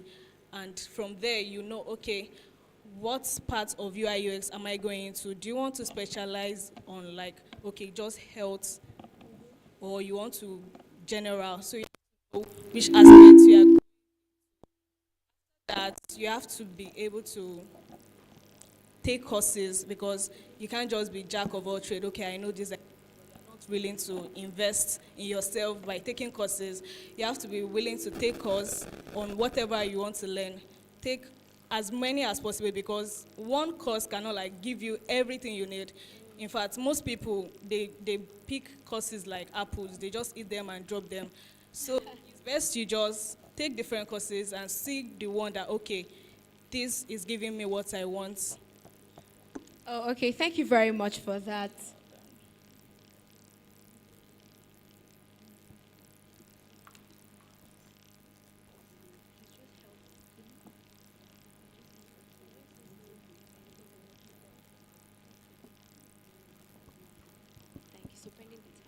Okay, so thank you very much for that beautiful response. Now, the next thing to do, you mentioned that we should pick a particular one, then take courses on them. So the next question would be, how can young professionals know the right tech skill for them? How do I know the right tech skill for me? How do you know the right hairstyle for you? Oh, okay. So for me now, I don't know if this is popular opinion. My hairstyle is influenced by my personality. I'm not a loud person, right? So I like it when it's not too flashy. Then from people that I look up to as well. Yeah, so that's basically how it works in tech also. So I mentioned earlier, I said if you are someone that you don't like so much critical thinking, you know you don't want to go into coding. So if you are someone that you like creativity, designing, you just know, like you just figure it out that, okay, this is what I can do. But if you say, oh, because everybody is going to coding, because everybody is going to other aspects, you want to go into that, it's not going to work. You have to, it's more of self-assessment. You have to sit down and talk to yourself, okay, what did I like? Do I like designing? Do I like thinking? Do I like things to be in order? There's project management that has to do with, okay, things must be done correctly. So that's basically how you're able to self-assess yourself and know the right one for you.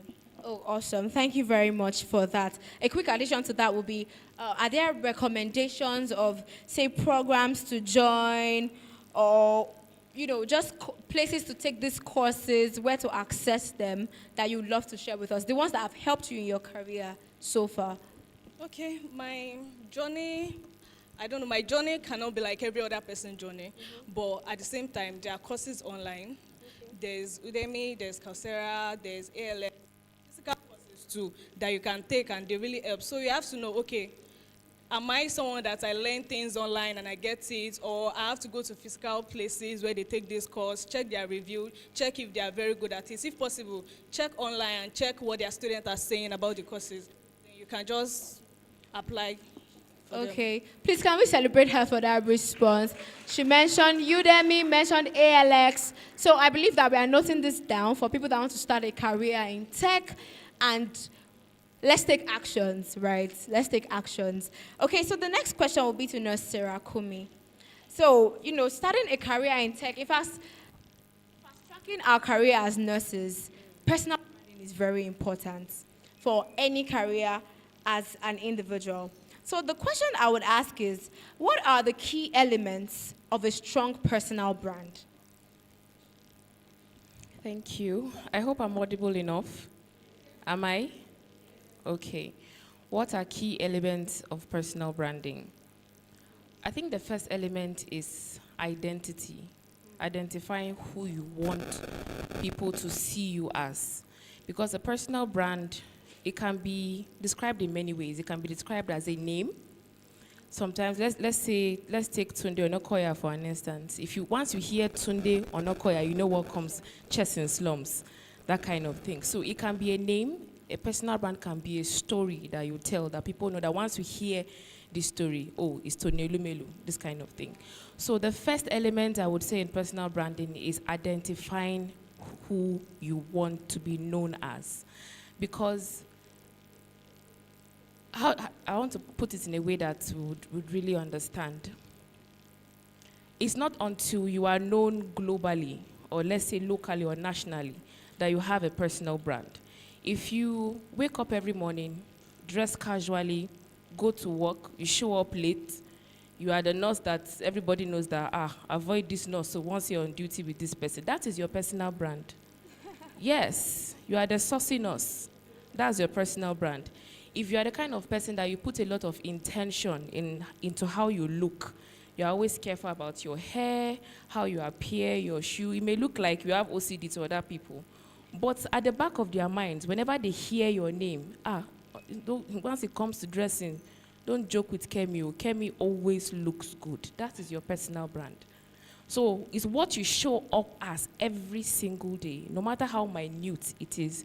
That is your personal brand. So the first element I would say is your identity. What do you want people to know you for? Once your name is mentioned somewhere, do you want to be known for excellence? That, no, forget, once it comes to Kumi. At work, people know me to be very meticulous when it comes to handling patients, documentation, quality improvement, things like that, because I don't trust you. I'm sorry. We may graduate from the same school, but I will vet your work. If you say you did it, okay, you did it, no problem. The moment you turn your back, I will check again. Because I want to be always super sure about things before I can trust that person. So the first element is identity. Identifying yourself, identifying what you want to be known as, what you want to be known for as well. Thank you very much. Please, can we celebrate her for that response? Amazing. Thank you for sharing that. Now, this would lead to my second question. I love that we started from the point of identity because, as young professionals, we tend to have interest in several fields, and then there's this talk about niching down, have a niche, and then in my niche, there could be 10,000 other persons, right, doing the same thing that I want to do, creating the change that I also want to see in the society. So how can we as young professionals, as nurses, identify our unique value proposition?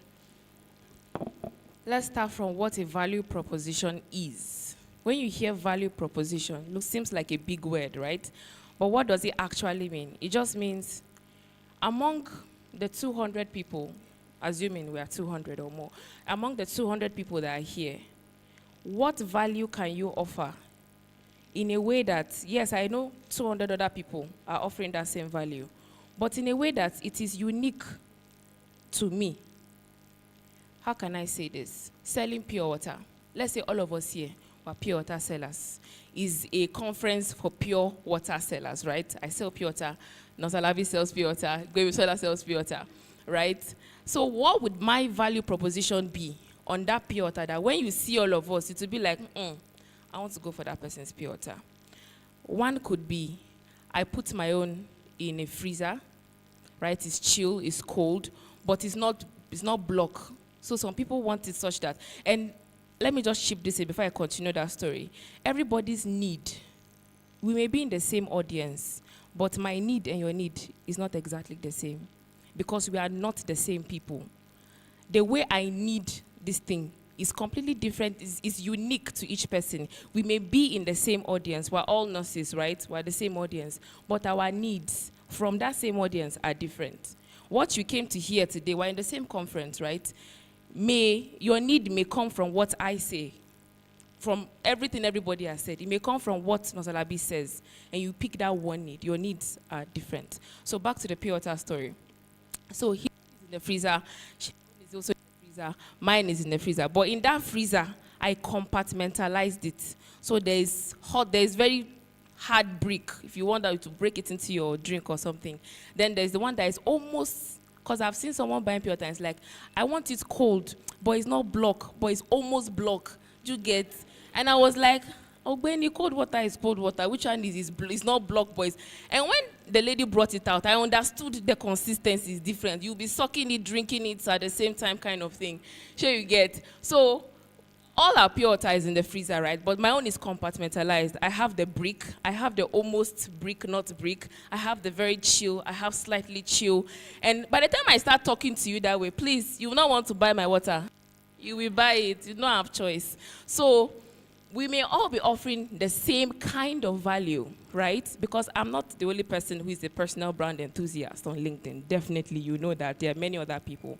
But the way that I offer you that value, the way, that pattern, the uniqueness of which I sell it to you, so to say, because we're all selling something.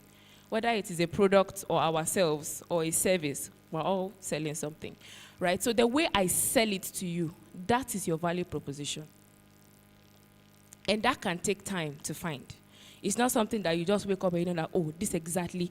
It may take you trying different things, different way, to see finally that, oh, I've done it this way, I've done it this way, I've done it this way. I think this way is the way I am accepted most by my audience. And this is the way that most resonates with me as a person, with my personality. And this is the way I want to stick with it. I'll give an example of how people write posts on LinkedIn. Oladotun will agree with me. There are different structures to writing a post. There's the brief, 2 paragraphs, hashtag type. There's the storytelling type that once you start from the beginning, you would like to see the end, right? There's one that starts with a question, and the entire post is trying to help you to answer that question. There's the congratulations type that everybody will just go, congratulations, 200 comments, congratulations, congratulations, right? And I would say I've tried all those formats. And there's a way I write. If anyone is familiar with my post on LinkedIn, there's a way I write. I've seen how, and it may be working for them, right? That's their own value proposition. But for me, I've tried the short posts. Me, I have plenty. I will talk. So I don't know how to do the short. I know that one can't work for me. I won't give the kind of value I want to give with that short kind of post. The extremely long ones, I'll just rather write an article where I can tell you the whole story, right? So I keep my own in between the extremely short and the long, you read. You don't know when you have scrolled into another person's post. So that is my own value proposition for the way I give value through my stories and my writing on LinkedIn. And I did not get there in one day. I tried everything. I tried the long type. I tried the short. I tried different ones. I tried posting just a picture with just one small caption. Do you understand? Before I identified that this is how I want to offer value in my own way on LinkedIn. So it's not immediate. People may have the same, you may be in the same audience, like you said, the niche. A niche is an audience, right? But inside that niche too, the way people express their needs and have needs is still unique. So it is left to you to kind of experiment a little bit, not for the rest of your journey, right? But experiment to find out which one resonates with you the most, so you don't become an entirely different person in the process. Thank you very much. Please, can we celebrate her for that very detailed response? So starting from identity, a key understanding of our personal identity is very important. then don't be afraid to experiment. And this is where I would say start now. The people that have the best chances at experimenting and discovering their unique value proposition are those that start early enough. And that's why it looks like all the people that started real estate are using Shazam or something. No, they just took the risk early enough. And I believe that we have go-getters here, right? Amazing. Okay, so before I move to Nurse Peter Alabi, right, I just want to ask a quick question from Nurse Bemisola, because, she's in the tech space, and I think I saw something on X someday that said tech is blood money. Wow. So someone said tech is blood money. And I feel like that copy is just to say that it would drain you, take your time, energy, resources, and it is very demanding. So for nurses, nursing as a field in itself is very taxing. So to transition into a tech career, what are the challenges that one would face, and how can we overcome it? Okay, to start with, one of the challenges I faced personally while transitioning is time. I was working full-time as a registered nurse. Even before then, while I was a student, Sacred Heart School of Nursing. So my school is a very strict school. Like, before you even have time for any other thing apart from nursing, it's really hard. You have to attend the old Catholic stuffs and focus on school. So, but one thing is, if you really want to do something, if you really feel, okay, you want to achieve this thing, you surely have time for it. You surely dedicate time for it. The same way that we dedicate time to press our phone, post, make our hair, do a whole lot of things we want to do.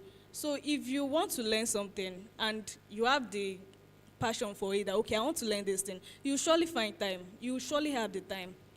I'm someone that I love pressing phone a lot, so it was easy for me. While pressing phone, I'm learning. I can't just be pressing phone and not learning something, so I was able to overcome that. Oh, wow. Thank you very much for that. Very concise, and I feel it really addresses the need of most persons. Information overload that we are facing now with the internet, right? And it can impact on our time management a lot. So I love a value proposition, and that is, you can still press your phone, right? But ensure that you are learning. So that's the takeaway from that. We can still press our phones, but we should ensure that we are what? Amazing. So thank you very much for sharing that. So yes, let's celebrate her, please. Thank you. Our panelists are sharing their stories, they're sharing their personal success, the strategies that they have put in place. So let's appreciate them for it. So let's appreciate them once again. Thank you very much. Okay, so Nurse Peter Alabi, building a career is tough. Navigating to tech is hard. Finding our place in this world is an entire baggage on its own, right? However, it's worse when one does not even have a knowledge of God. So, how can we, as young professionals passionate about several things, and with new trends coming up every single day, like there's a new, I learned about film set nursing over the week. There's a nurse that can work on a film set. I think I'm interested in that. So with new trends happening every day, every minute, how can we build a life of influence and impact? Where is the place of God? How can we do this in a godly way?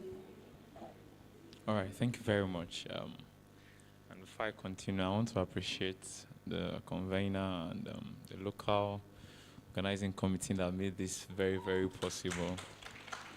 Yes, and I must say, I've been thrilled since I got here because it's a lot. It's a lot. Can anybody bear me witness?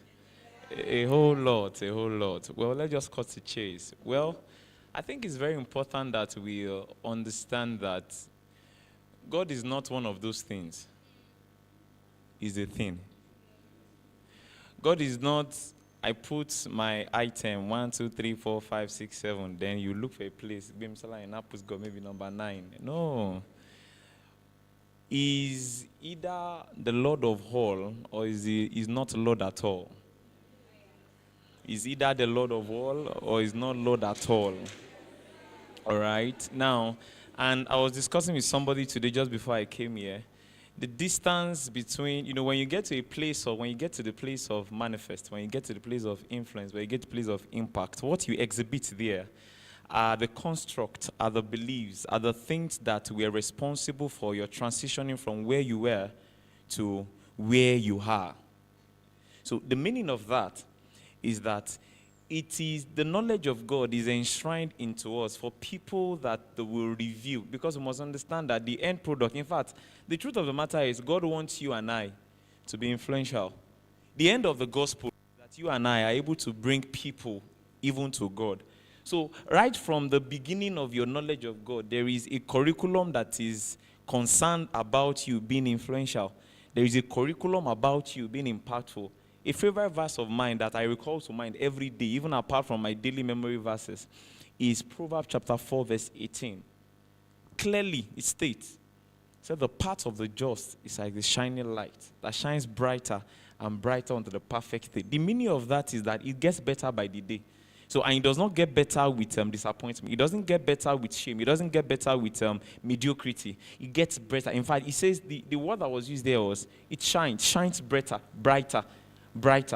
So there is a plan of God for us to be influential. However, we cannot be influential with mediocrity. We cannot be influential with anything, any just kind of thing. So what am I saying? The desire of the Lord is that we are not seeing God as one of those things you will had. I remember when I was in basic school of nursing, by the way, I was privileged to be trained in the Federal Teaching Hospital, Ido-Ekiti, School of Nursing, Ido-Ekiti, one of the best that I know of, case of course I'm sure of. Yes. And I remember at a time when I was in school, someone asked that, this guy, the way you are doing, what are you doing in this? What are you doing? Because at that time, I was like a part-time student. A full-time, I don't know, maybe it's pastor you call it, a full-time president. I was just, because I understood the fact that you cannot carry God on your head and end up as the tail. You can't carry God on your head and end up as the tail. What am I saying? I'm not saying that you should skip classes. I'm not saying you should not do what you do. But there is something that comes out of you as you give attention to the demands of life. The truth of the matter is, either you believe God or you don't believe God, life will demand something from you. But blessed are you. Scripture made us understand. This is Isaiah 58 now. He said, when the enemy come against you like a pent-up flood, message version, he said, the spirits of the Lord in you, we raise up a standard against. The truth of the matter is, either I like it or not, the life will come like a torrent to Sarah.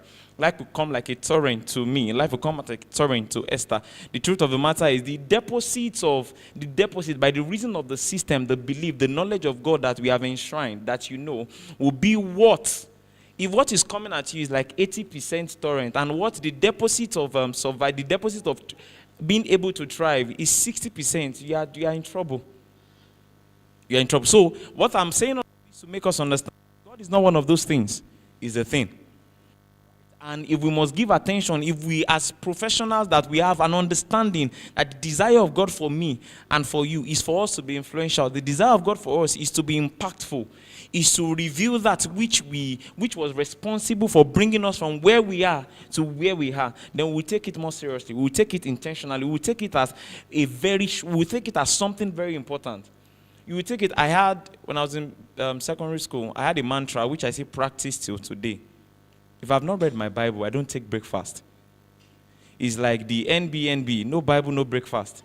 Not because I don't know that WHO recommends that the breakfast is one of the most important meal of the day. I know that very well, all right? But if I've not given attention, understanding that there is a belief I must live life with. There is something that must be in my construct. There must be something there are things that I must give attention to. Provided I give attention to those things, then come on. It's a matter of time. I will get to where and I will represent God well.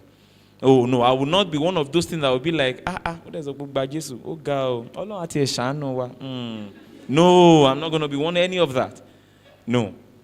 So it is important now. How does this belief come to place? The first thing we must give attention to, Distinguish just wrote a little short note to me while I was here, and he said something in that note.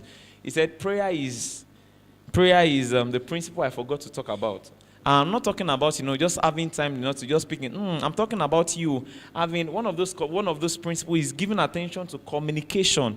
And the first person you must know how to communicate with or hear from is God. It is scary for you to it's scary for you to be living life without an understanding of the person that created you to live that life. How do you want to survive?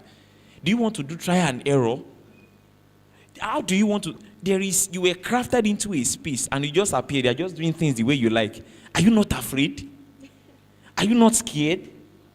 How many of us know Lai Wasabi? There's a skit of him that's anytime, almost every 3 days, I check it on my phone. I downloaded it from IG. He said he went on a date with a lady. Some of us have seen it. So they were talking, he was just talking, and he was like, so he asked the lady, what's the question now? It was,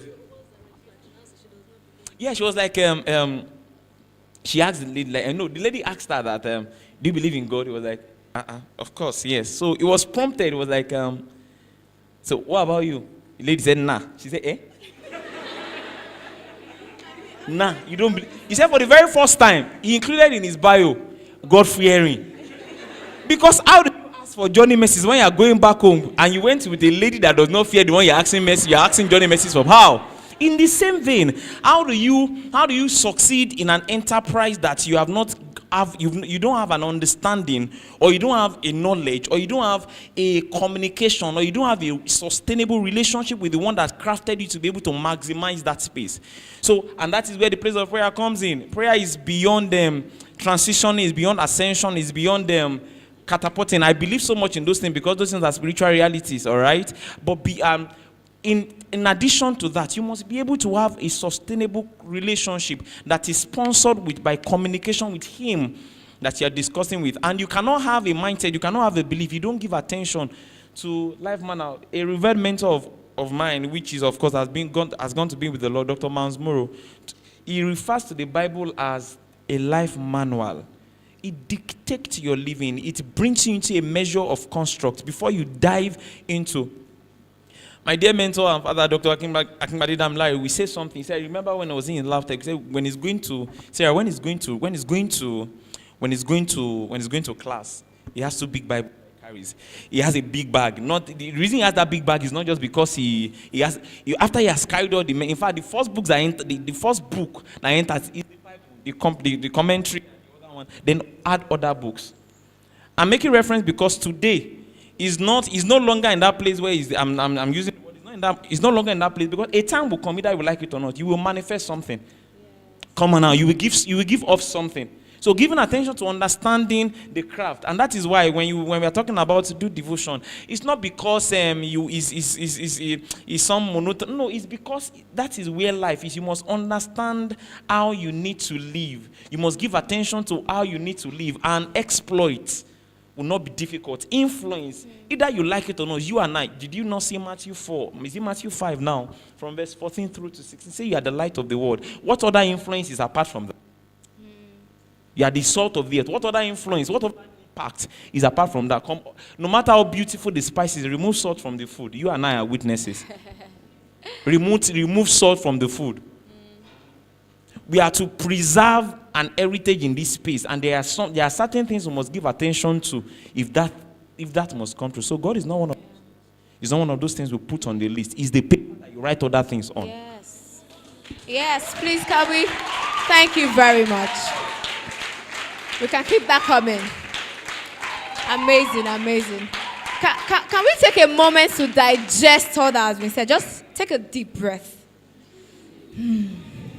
Yes, that was very necessary. God is not one of those things. He is the thing. Wow. Amazing. Can we celebrate God? Now, amazing. So how many persons are ready to join the NBMB gang? No Bible, no breakfast gang. Okay, I can see a few hands. Oh, wow. I can see more hands. Amazing.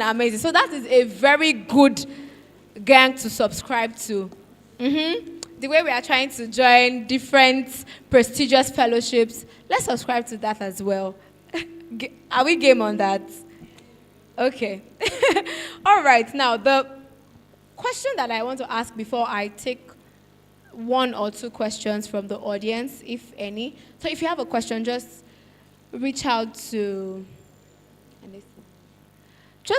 any of the ushers. We will be taking just two questions from the audience. So this question that I want to ask is about networking. So Nurse Sarah, so networking is a term that I personally feel has been really bastardized in this time and age.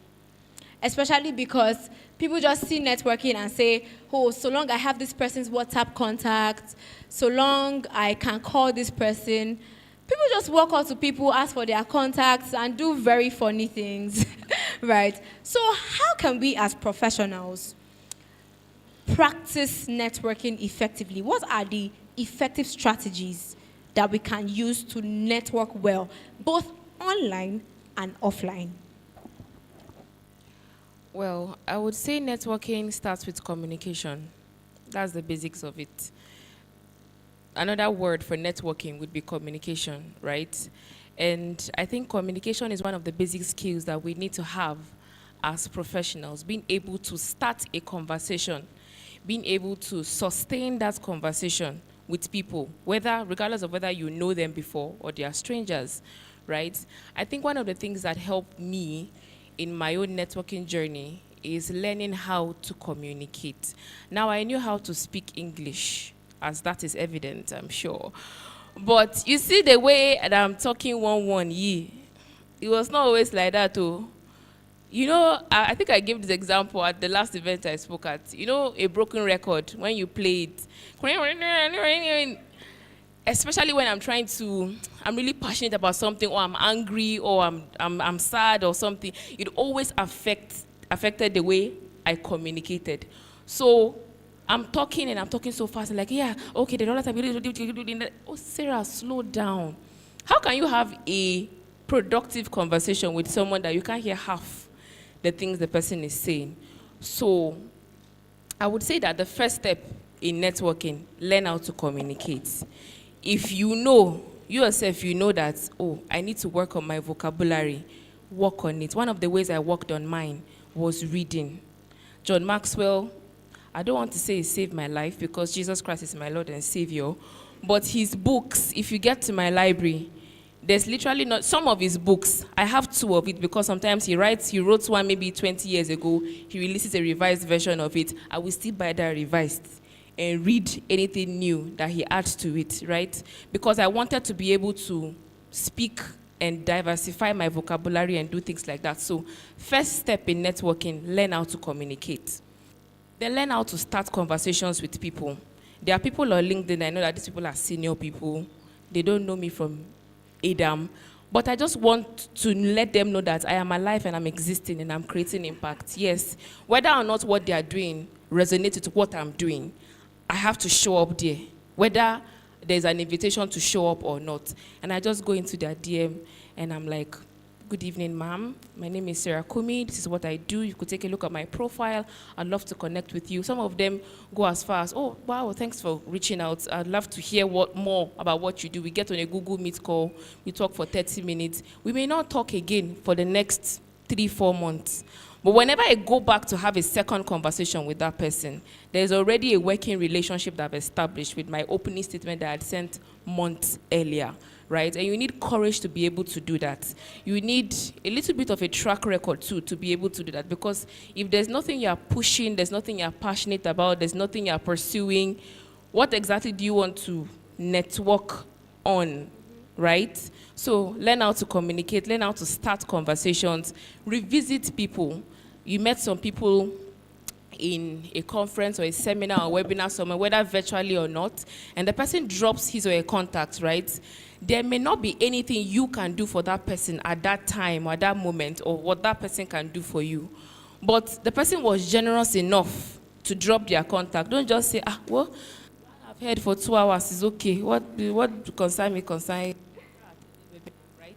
So one of the things you can do is maximize opportunities like that. Reach out to the person. Oh, I was one of that participants of this conference. I love how you spoke, even if you not hear half of what the person said. I'm not saying you should lie, but at least just get into that person's space, whether you are invited or not. To say, oh, my name is Sarah Kumi, I was part of the participant, I came late to your session, but this one thing you said, I learned how to do that. Whenever somebody speaks, even if you speak for 2 hours, if you ask some people, give me one thing this person said, they can't remember. You don't plan to network if you listen with the intent not to hold one word or one sentence. So I would always go into a conversation with something you said really resonated with me. When somebody is telling me that my word is entering your soul, of course, I'll pay attention to what you have to say. So I go in with that statement like, oh, you said this, and I've been struggling with this, and that really helped me to overcome that fear. Of course, they see that you made use of something that they said, right? And they would think that you're a productive, you're someone that they would want to have another conversation with. So yes, learn how to introduce yourself into people's spaces and other spaces like that. Could you repeat the question so I'm sure I'm on track? Oh yes, you are very much on track. So you've spoken about how to how to network properly.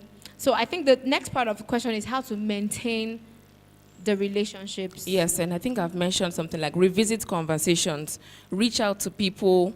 There are some people that, the last speakers at the previous event I went to, right? There's nothing really that we could be talking about on a day-to-day basis. But I just take out time. Sometimes it's the middle of the night. Some people that know me, it's the middle of the night I answer chats and things like that because that's when I have time. And I just remember, oh, this lady was a speaker, and I could just send a hi, how are you doing? Just thought to check up on you. And everybody loves someone who is very thoughtful, right? Oh, you just remembered me out of the blue. I'm not asking for money or anything, and you just reached out to me. That can endear you to that person. So there are different strategies, but the basics is learn how to communicate, learn how to navigate around a conversation, learn how to start a conversation, sustain it. You can start with how good someone looks, right? You are looking at someone, you are stricken by how beautiful this person looks. I love her hair. And you're sitting there. Walk up to that person, summon the courage to say, oh, good afternoon. My name is this. I'm a student of this. I saw you when you walked in, and I just loved your shoes. Everybody loves a compliment. A compliment is one of the very simple conversation starters that you have out there, right? So don't be scared. Push yourself out into other people's spaces. Another way that I build some of the networks I have is saying yes. How do I mean? There are some invitations that I've gotten to speak that I do not request for my transport or anything to be taken care of, and I just want to go there and, give value and say what I have to say and impact and bless and inspire people. And if I had said no to say, oh, because this and this will not be taken care of, I'm going to stay in my house, they will not suffer. They will find someone else to speak and inspire them. That's the truth, right? So I count it a privilege sometimes to come to this place because I know the value I am going to get. I've gotten some very juicy contacts in the short time that I've been here, and I plan to follow them up, right? So that is part of networking. If you took someone's contact, be resilient with it. Like me now, I'm confessing now so that when I do it, you will not hold it against me. It takes me time to respond to chats, but when I do, and we get into a conversation, that relationship will last. Amazing. Right? I'm learning how to really keep relationships. So I hope these tips help. Yes, please. Please, can we celebrate her for that amazing response? Woof! Many things have stood out for me on this panel. Communication, identity, resilience, understanding that God is the major deal, right? I believe that we've had several takeaways from this panel as well, right? So at this point, I'll just take our final remarks for each person in a minute, right? Let's just have final remarks, things that you would love us to know for young professionals and for people that are already doing great work in their different fields, the things that they can do as well. To get better. Thank you. Okay. In addition to what Nurse Sarah Kume said about networking, she's very right, but I would just I'd like to add something. It's not just about networking. Are you ready to invest in yourself and also be a person of value? There are some people that will message you and just be like, hello, I'm this, that. And the next thing you're seeing on their status, you're seeing things you do, memes, things that jokes that you don't even want to relate with and all. So in order to network with people of value, you yourself, you have to be someone of value. You have to be ready to invest in yourself and give back the value, because nobody wants to connect with someone that is not giving back value. Everybody wants to know somebody. So that's one of the things that really helped me in my journey. I've always aimed for value. I've always give back value. And by the grace of God, I connect with people that actually appreciate my value and give back the same. So in order for you to network, get good things out of life, and just be there, you have to be ready to give back value too. Everybody loves value. Thank you. Thank you. Nurse Peter, sir. Thank you very much. I think two things.